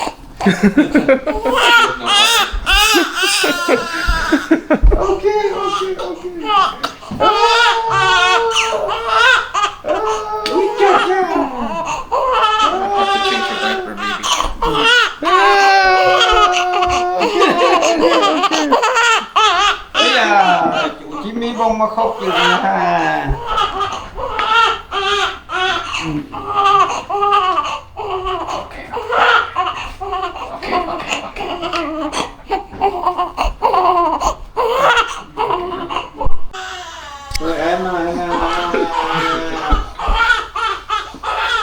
I've been defeated.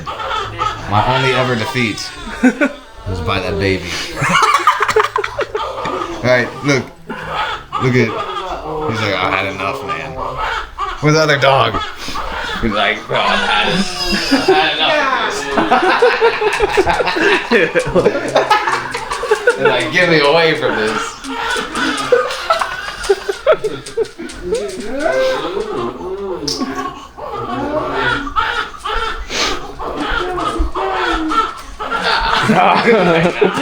Like, nah, bro.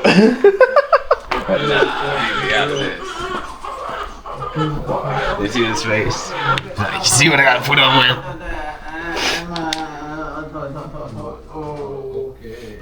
Ok, nè, con này. So much better.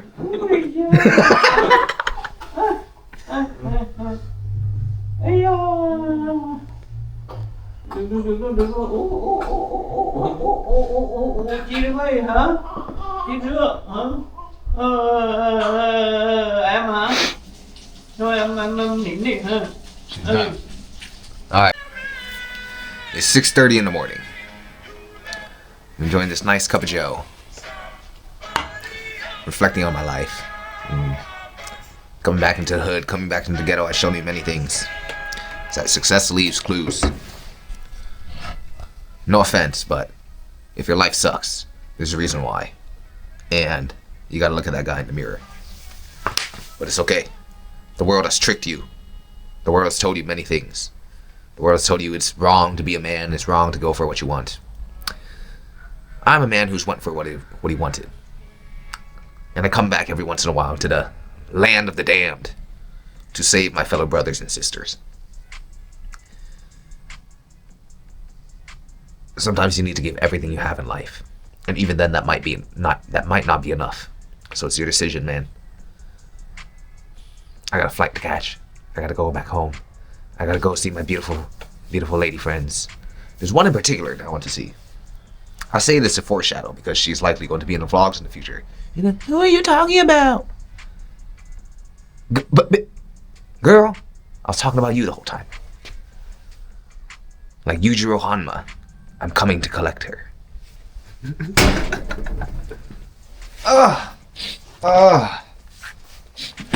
Sometimes the heaviest things we lift are not our weights, but our feelings.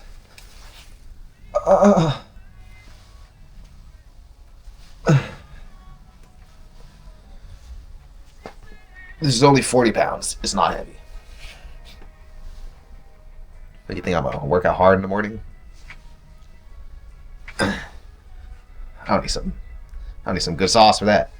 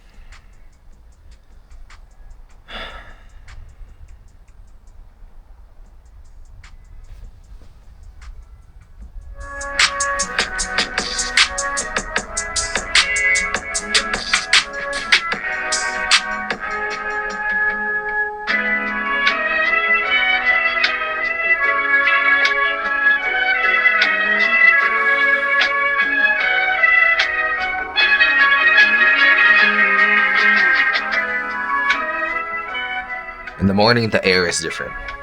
It's more beautiful. The air is more beautiful in the morning. There's something special about the morning. It gives you a big, egotistical drive where you can feel superior to your fellow peers and say, I've been up since 5 in the morning. What have you been doing? Sleeping? Nerd.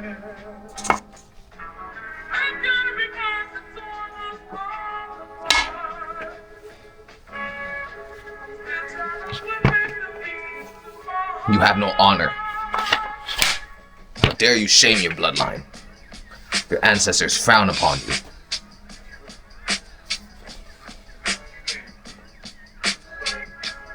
The world today has forgotten honor.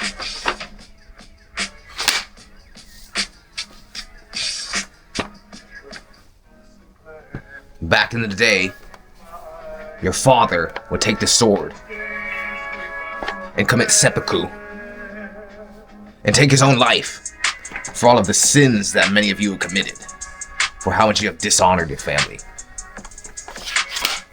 You forget what it means to have dignity as a human being. And I'm here to show you what it means to be a dignified human being. You can study very much from the Japanese culture.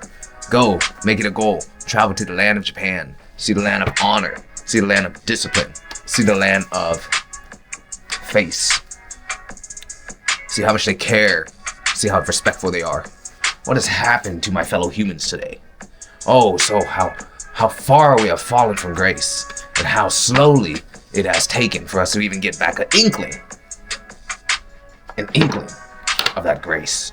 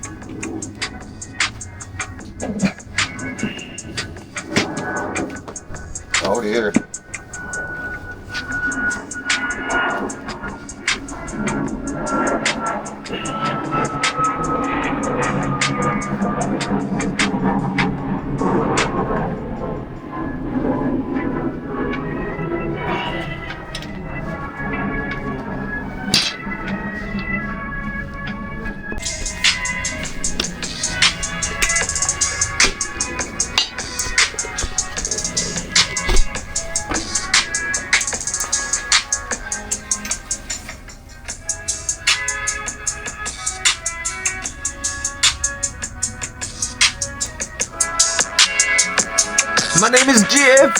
My name Jib. My name Jib.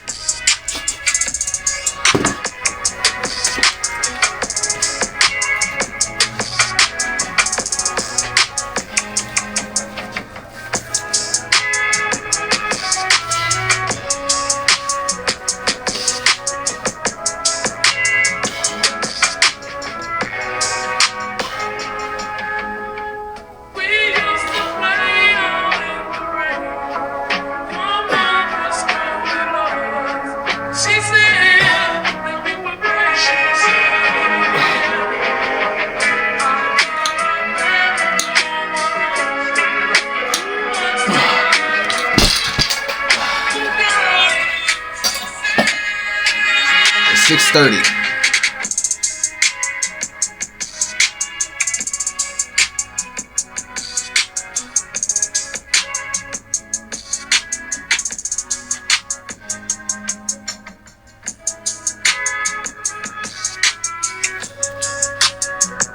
Oh shit, we made some more money today. It's great. I love waking up, seeing some more money coming. 6:30 in the morning. Why are you still sleeping? Why are you still asleep? It's late. It's 6:30 in the morning. Why is it so quiet out here? Why are you still asleep? Is this the life you want to live? Is this the life you want to live? Is this the life you want to live? You need to go to spiritualbossglobal.com.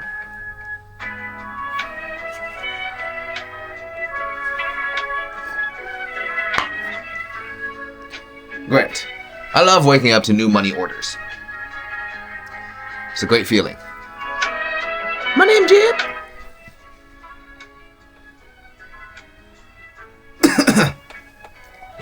Sometimes you lose your swag in life. It's okay. Sometimes you're gonna hit the waves. Ride the waves of life. So my return to America begins soon. But first, Chucho, We have a gift for you. you are assigned with watching my neighborhood while I'm gone. So we're giving you the greatest food on the planet. What do we have? One chicken wing. Here you go, right here. This is the most food we've ever given him. Or the best food we've ever given him. I can eat that. You enjoy, my friend. Yes, a whole one, not just the bone. He's like, no fucking way. You did this for me? Yes, go ahead, bro, you can eat it. I'm not gonna kidnap you with a delicious bait. What are you doing?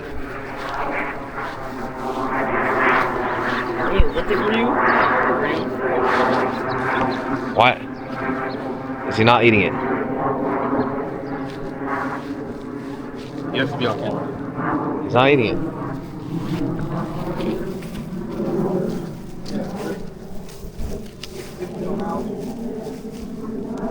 Yeah. We've given him all of the chicken bones. But perhaps this was too complex of a task for his dog brain. He doesn't eat the chicken bones, he just spits it out after he eats. Crushes it. Filleted. Here you go, buddy. Alright, Chucho, enjoy. There you go. There you go. Now he knows his food.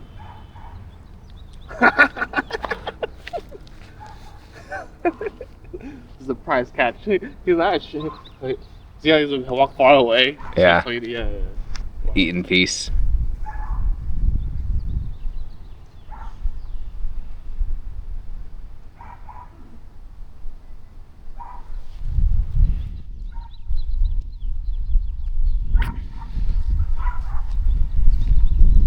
Okay, my friend, I am out of here. Well, I leave tomorrow morning. But I'm going back to visit the beautiful ladies of Asia.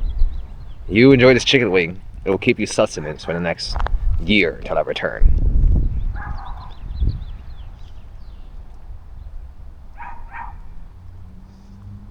We've given them quite the feast.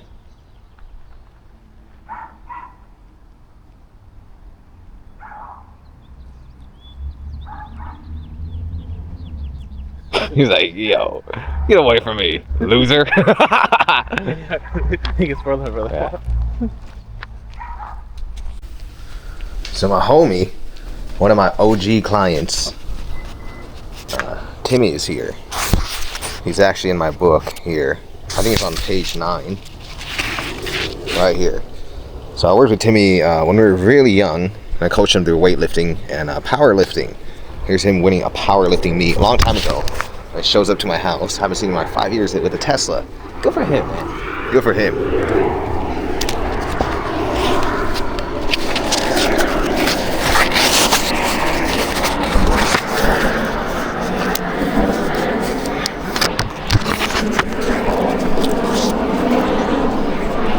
Hey Timmy, bro, I'm gonna put you in a vlog for a little bit.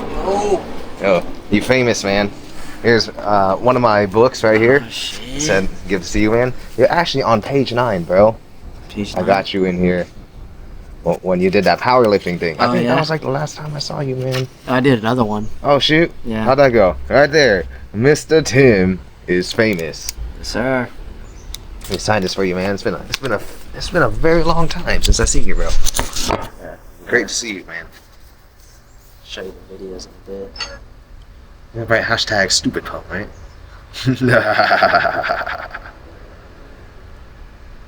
Did they just come out? No, like 4 years ago. Oh shit. It's kind of outdated. I know a lot more now, but this was the first thing that I made that actually made me some money and actually worked. So it is 6:15 in the morning. I am getting ready to go. Might do a little workout. My time in America has been very, very, very brief, as I do not enjoy coming here so much. But I did what I needed to do, which was perform my duty as a priest, as a shaman. Sometimes people in life, they're going to lose their swag. Sometimes you're going to lose your swag. And sometimes you may have to do an emergency call and call Master J to come help you out with that. Fine, I understand. That's what we do. You may have karmic knots that you're dealing with in your family. You may not know the direction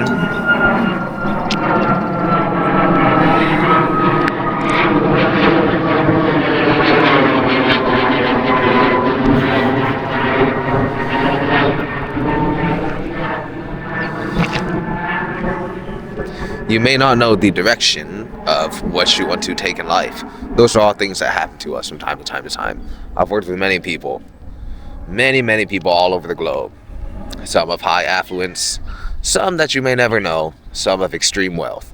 And I find it all the same. Human beings all go through the same things. Sometimes you lose your swag in life. Sometimes you lose your zest for life. And in this spiritually defunct world at the time of a great shift, a lot of times we need motivation, inspiration, but really people who are connected to the divine, people who walk the right path to help us see the light within us again.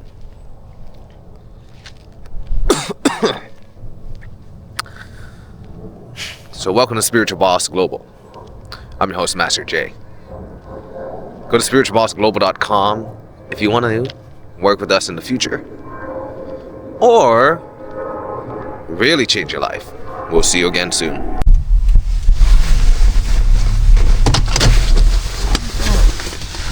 Here we go.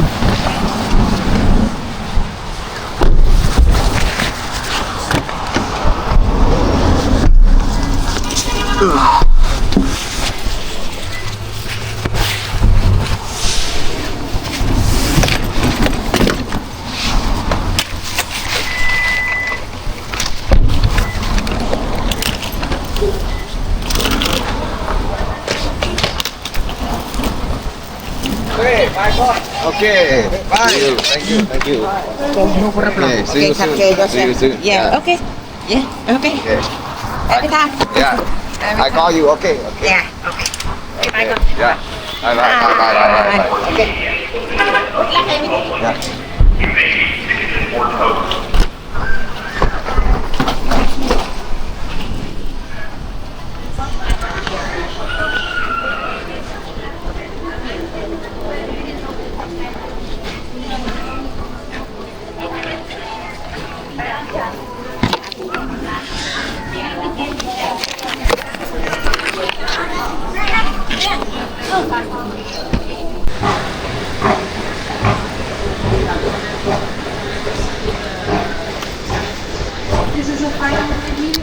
So I have about 2 hours before my flight.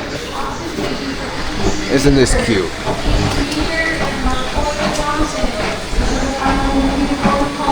$13 for the best chicken sandwich ever. I've had this before. It is not the best chicken sandwich ever. It's average at best. Sushi. I have sushi in a box. Oh, that looks good. Let's see what there is to eat. These are good. Chi Forest. Sparkling lychee. Those are pretty good. Oh, ube. Oh my god. I like a ube.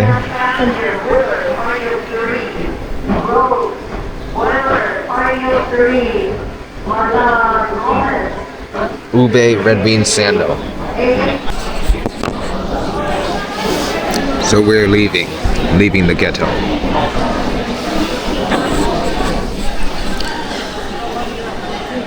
It's when I'm there I don't like it. But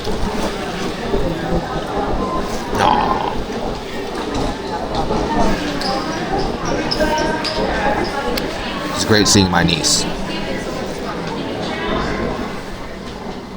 Time to go home.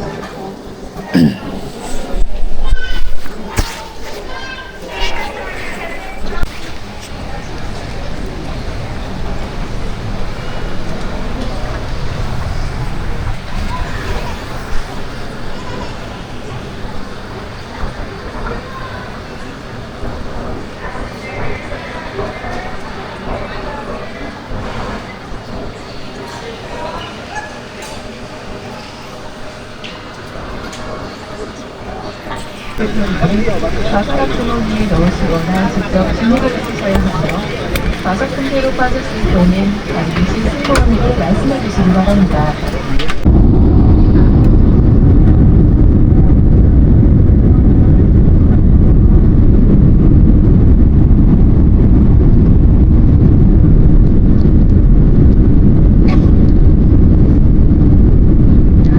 You going back to live in Vietnam? Just for vacation. Oh, vacation? Yeah. Switzerland. Oh, okay. What school? You know, Green River College. Yeah. But I graduated in this quarter. So Oh, okay. I'm gonna move to Texas and then go to the UTD in Dallas. Okay. Oh, like a bachelor? Yeah. Bachelor. University. Nice. How about you? Working? Yeah, working. Oh. Yeah.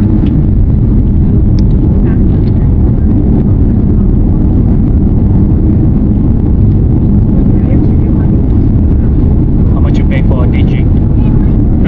How much you pay for DG? Digi, this one, 500? I think, yeah, like 500 for it. I bought it in Da Nang. Like 10 triệu, I think so. Yeah. Something around there. Yeah.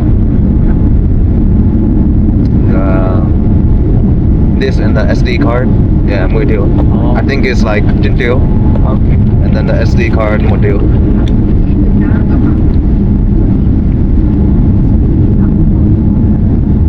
It's been so long.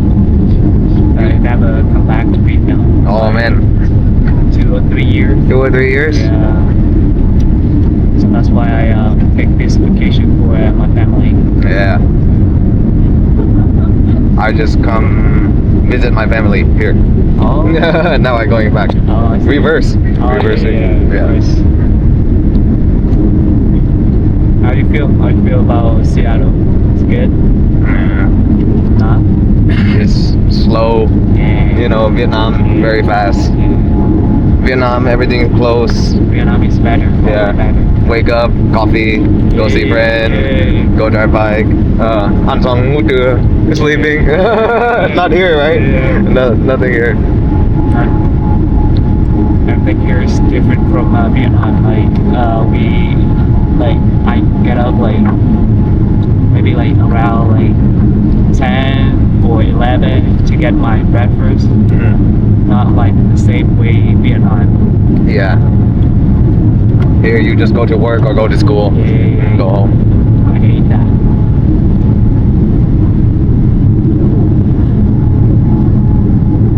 Yeah, right now Vietnam is really good. Yeah. Like all my family from Vietnam, when they move here, Bao Linh, they hate it, man. They want to go back. They don't like it. You feel the whole house, the whole life for Vietnam. And then if you get there's nothing for you. Yeah.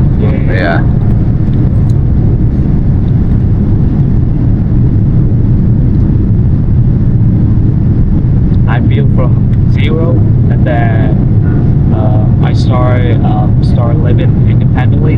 How long your break? How long you? 3 months. 3 months? Yeah. Oh wow.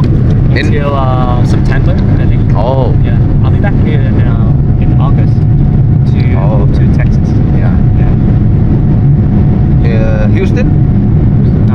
Dallas. Dallas? Yeah, you see that? Yeah. Okay. That one. I think you like Dallas more. Yeah, Houston is better, right? Houston has a lot of Vietnamese. Yeah. But Dallas also, it's not popular at Houston. Yeah. Houston is the same way with California, right? Yeah. My friend from Seattle, they moved to Texas. They like it more than Seattle. Yeah. They say it's better. Yeah. Seattle, it's just the weather and the atmosphere is not the same with Dallas. Oh yeah, very depressing. I don't like it. I just came here for 2 weeks. I want to go back, man. I stayed for 2 days. So I don't want to be here.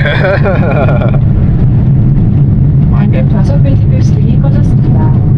그러나 비행기가 갑자기 흩날릴 수 있으니 관객석은 항상 좌석 벨트를 매주시기 바랍니다. 고맙습니다. The captain has turned off the seatbelt sign. However, recommend that you keep your seatbelt fastened throughout the flight in case of unexpected changes. Thank you.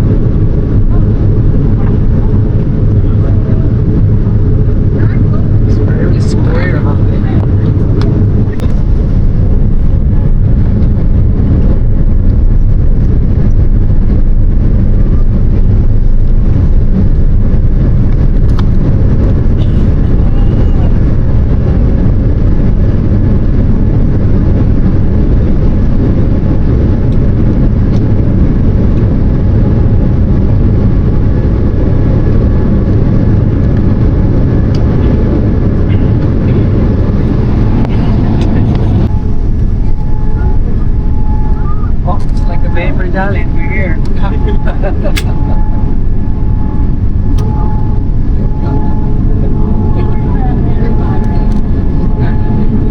you go straight, look straight forward on the left side. You see all the buildings right there? I do.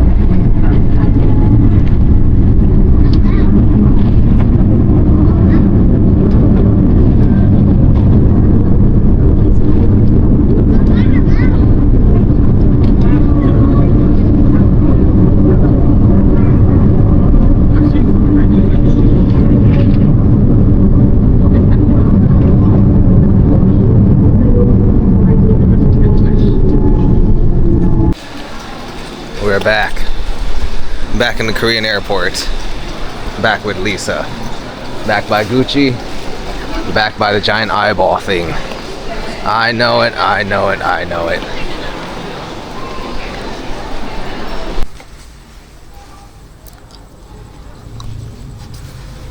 So I'm back home out here. It's very late. I hired a cleaning lady, and man, she did a better job than I ever could have done. Holy shoot.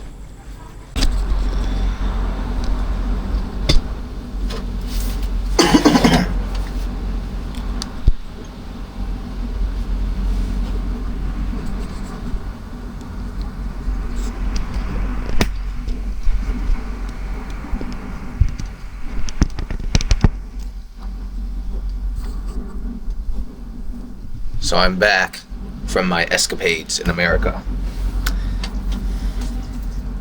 It is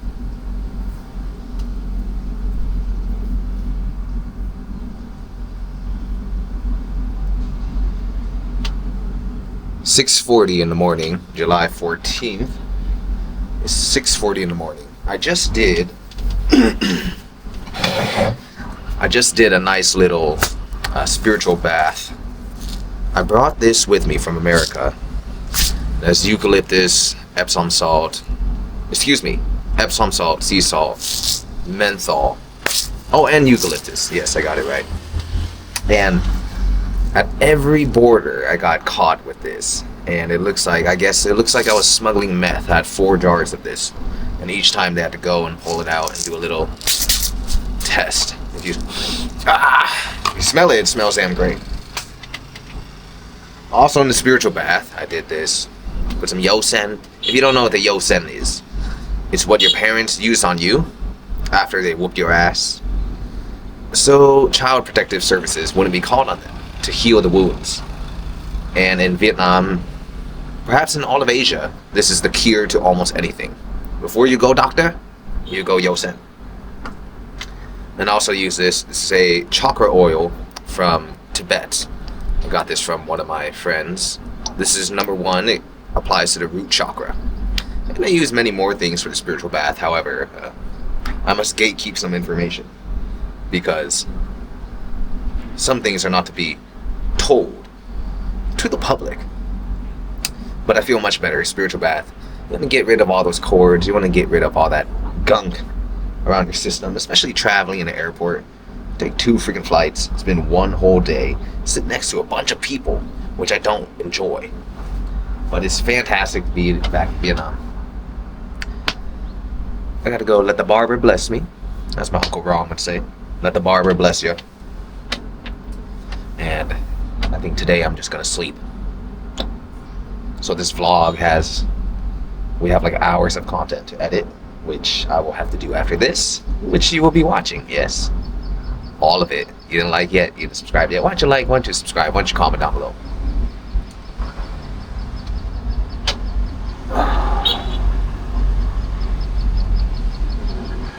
And it looks like they're gonna build a bunch of buildings here. So I may move out of this place very soon. Well, yeah, I want to. I like to have many places. I like to have many offices. I like to have many different locations. That's just the way I am. Nobody will ever know where Jay really is. However, coming back from America, it was great to see my niece. It was great to hang out with my father and actually talk to him. It's been years since I've hung out with him. Just me and him. You know, when family is always there, you don't always get to. When people are always there, you don't always get to say certain things around certain people. So it was great just hanging out with me and my father, doing the work that I grew up doing. Some of his clients are so old now, and some of them are dead. So it's quite shocking, you know. Life moves very quickly. It was great to hang out with my mother. It was really great to reconcile with my father and my mother. Before I left once again, I got their blessing to continue on my path, to continue on my journey. But as their son, I never asked for it. In becoming a shaman, and becoming a spiritual authority, many times the relationship between parent and child is blurred. And it was great for me to be able to ask for their blessing, even if they asked me for help many times, to continuously humble myself. Because your parents will always be your parents, and they always have a parent-child connection to you. That is something you should never lose. The best thing that I've done the past few years isn't all the cool shit I've done. I've done many cool shit. I'm gonna brag, yes. From nothing to something is a talent that I have and that I can help you with. You have a goal, you have a dream, you have an ambition, you have nothing but a dream. We can help you turn that into something. I can help you turn that into something. It's quite the talent to have. However, the thing that I'm most proud of is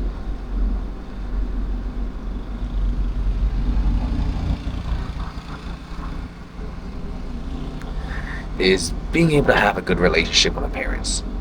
Yeah, and being able to reconcile with them and have their blessing, to have good luck and good fortune, and they support me on my journey, and to not have any issues with them. As you see, I grew up in the hood, in the ghetto. It's quite ghetto. It's gotten only worse as time went on, and things were never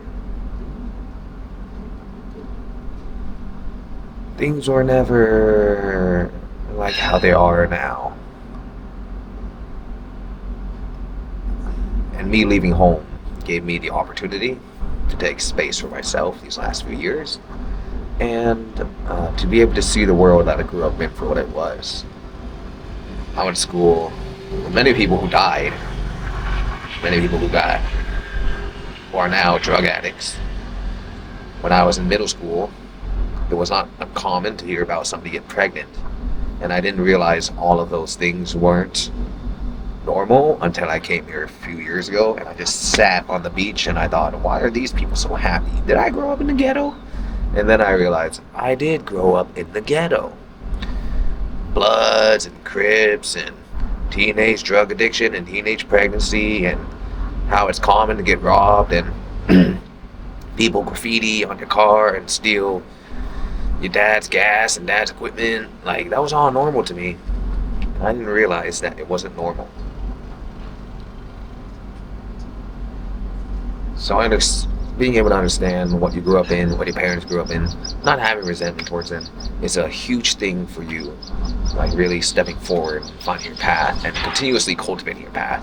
You know, having a healthy relationship with the mother and the father, regardless of who they are, regardless of how things were, will be things that can help you truly heal the rest of your life and have great outcomes for the future, for whatever you want for the future.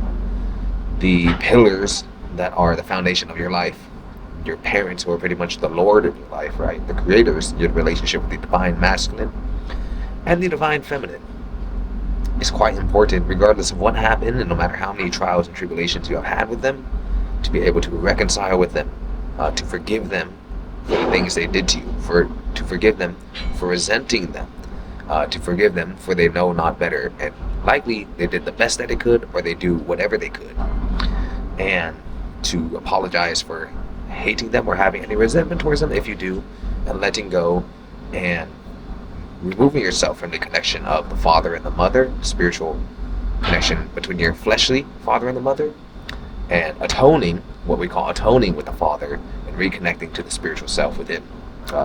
This is a journey. What I'm talking about here is a little deeper than normal. However, if you are still connected to the expectations, disappointments, past traumas of your parents, there is a time for all of us to be able to let that go. And when you let things go, you will find a huge life shift. And it may take some time. It won't happen overnight. It's not going to happen overnight. But life's a journey. So go to spiritualbossglobal.com if you wish for assistance on your journey. I hope you enjoyed this first vlog. I need to go. Well, nothing's open yet. And I'm awake too early.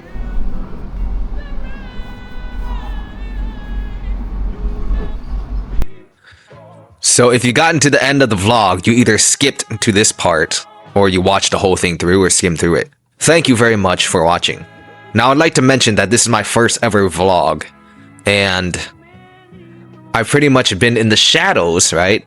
Every man may go through a period of shadows in his life for 5 to 10 years, just rooting himself and recalibrating his DNA, reprogramming itself.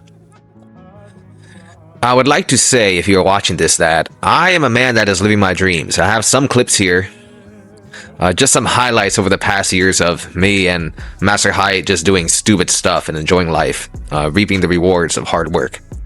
But when I look at, I want to highlight something in this vlog, because personally I'm a person that works so much I don't really notice myself. But when I watch this vlog, I've never seen 5 hours of me from another person's point of view. I see, oh, no wonder this guy is successful. No wonder this guy is a winner. No wonder this guy is a boss. If you observe just what I do, that is actually what I do. And I've been doing that since I was a kid. I work out, I study, I learn, I work, I make money. And I hang out with my family, and I love my family. And every once in a while, a super cute chick, or yes, a super cute chick. I was going to say a very inappropriate word. A beautiful woman comes in my life, and she joins me in my life. And I just do this all the time and rinse and repeat. Man has very much lost the fire of his soul. And I hope you see what the masculine soul is like. Man is to be a conqueror. When I was a child, I had a dream of just being free and traveling the world. And I was working so much. And when I became a shaman and I left to Asia, and I said goodbye to my parents, especially my father. I said, I'll see you again. And he was like, no, I'm happy for you. Because I was like kind of sad to say goodbye to them. And he had actually said, no, I'm very happy for you. Because he said, you told me it was your dream to go and travel the world, and you're going to work all over the world and help people. And I was like, did I say that? I was like, I said that? And it's funny because this is just the type of person I am. I'm starting to see myself in the third person. I'm actually just so focused on the moment and in the work. And sometimes I may forget certain things that I say because I'm focused on the task at hand. I'm focused on the mission. I'm focused on conquering. But it's my father who reminded me that I am actually living my dreams right now. And I just want to say this, that masculinity, fathers are very important. Having a good relationship with your parents are very important. Because sometimes they can see something in you, or sometimes they can remind you of things and motivate you in times of distress, right? My father, it's always great hanging out with my father, hanging out with my mother, and it's fantastic to travel the world and work with you guys. So in the past decade, certainly I've learned many things. I pretty much am a free roamer, but now we're building our kingdom of Spiritual Boss Global. So go to spiritualbossglobal.com, join our collective, the Boss Collective, and I hope to work with many of you, helping you achieve the life of your dreams, understanding the secrets of the universe. Most definitely, you see that it seems like I like cars, and it seems like, yeah, I like to drive cool cars. I've driven a bunch of supercars. I've owned some nice cars. I've sold them. I'm at the point in life where I don't really care about my material possessions as much anymore. I mean, it's cool to show someone a picture and then they go, oh man, that's so cool. But other than that, I just enjoy doing my work now. There are phases that a man goes through in life. When I became a shaman when I was younger, and people thought I was crazy and they doubted me, it was my goal to have material success so I can shove it in their face and prove it.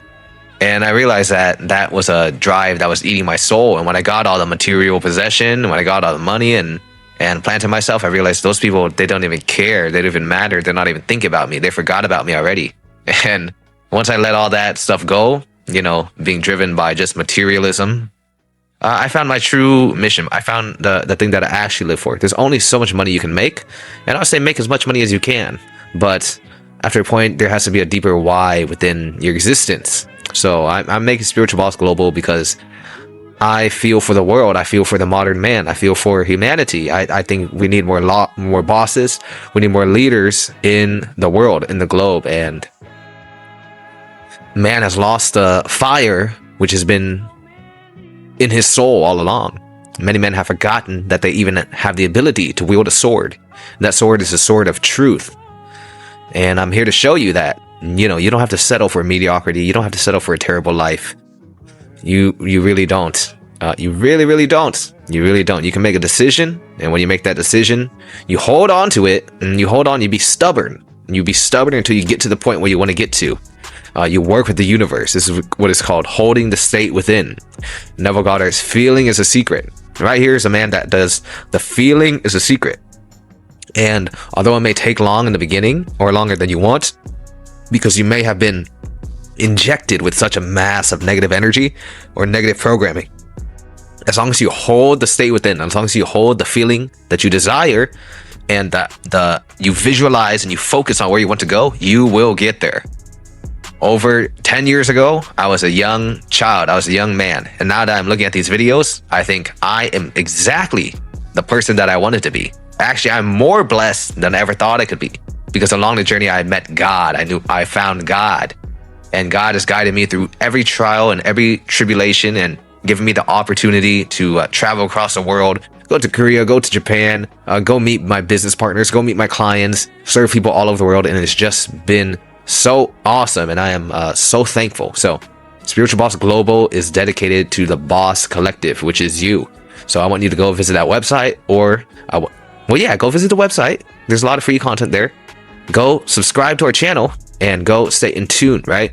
You are the leader of your own world. Every man, every woman is a creator of their own world. You are the boss of your own world. You are the Boss Collective, and you have the power within you. If there's anything I want to show you, is that I want to show you the power within you, that life can be good, man. You don't have to suffer all the time. You don't have to be stuck all the time. Just because your current circumstances not ideal, it doesn't mean that that's the circumstance that you need to stay in forever. You have the ability to make a change. So I thank you very much for listening. We'll see you next time.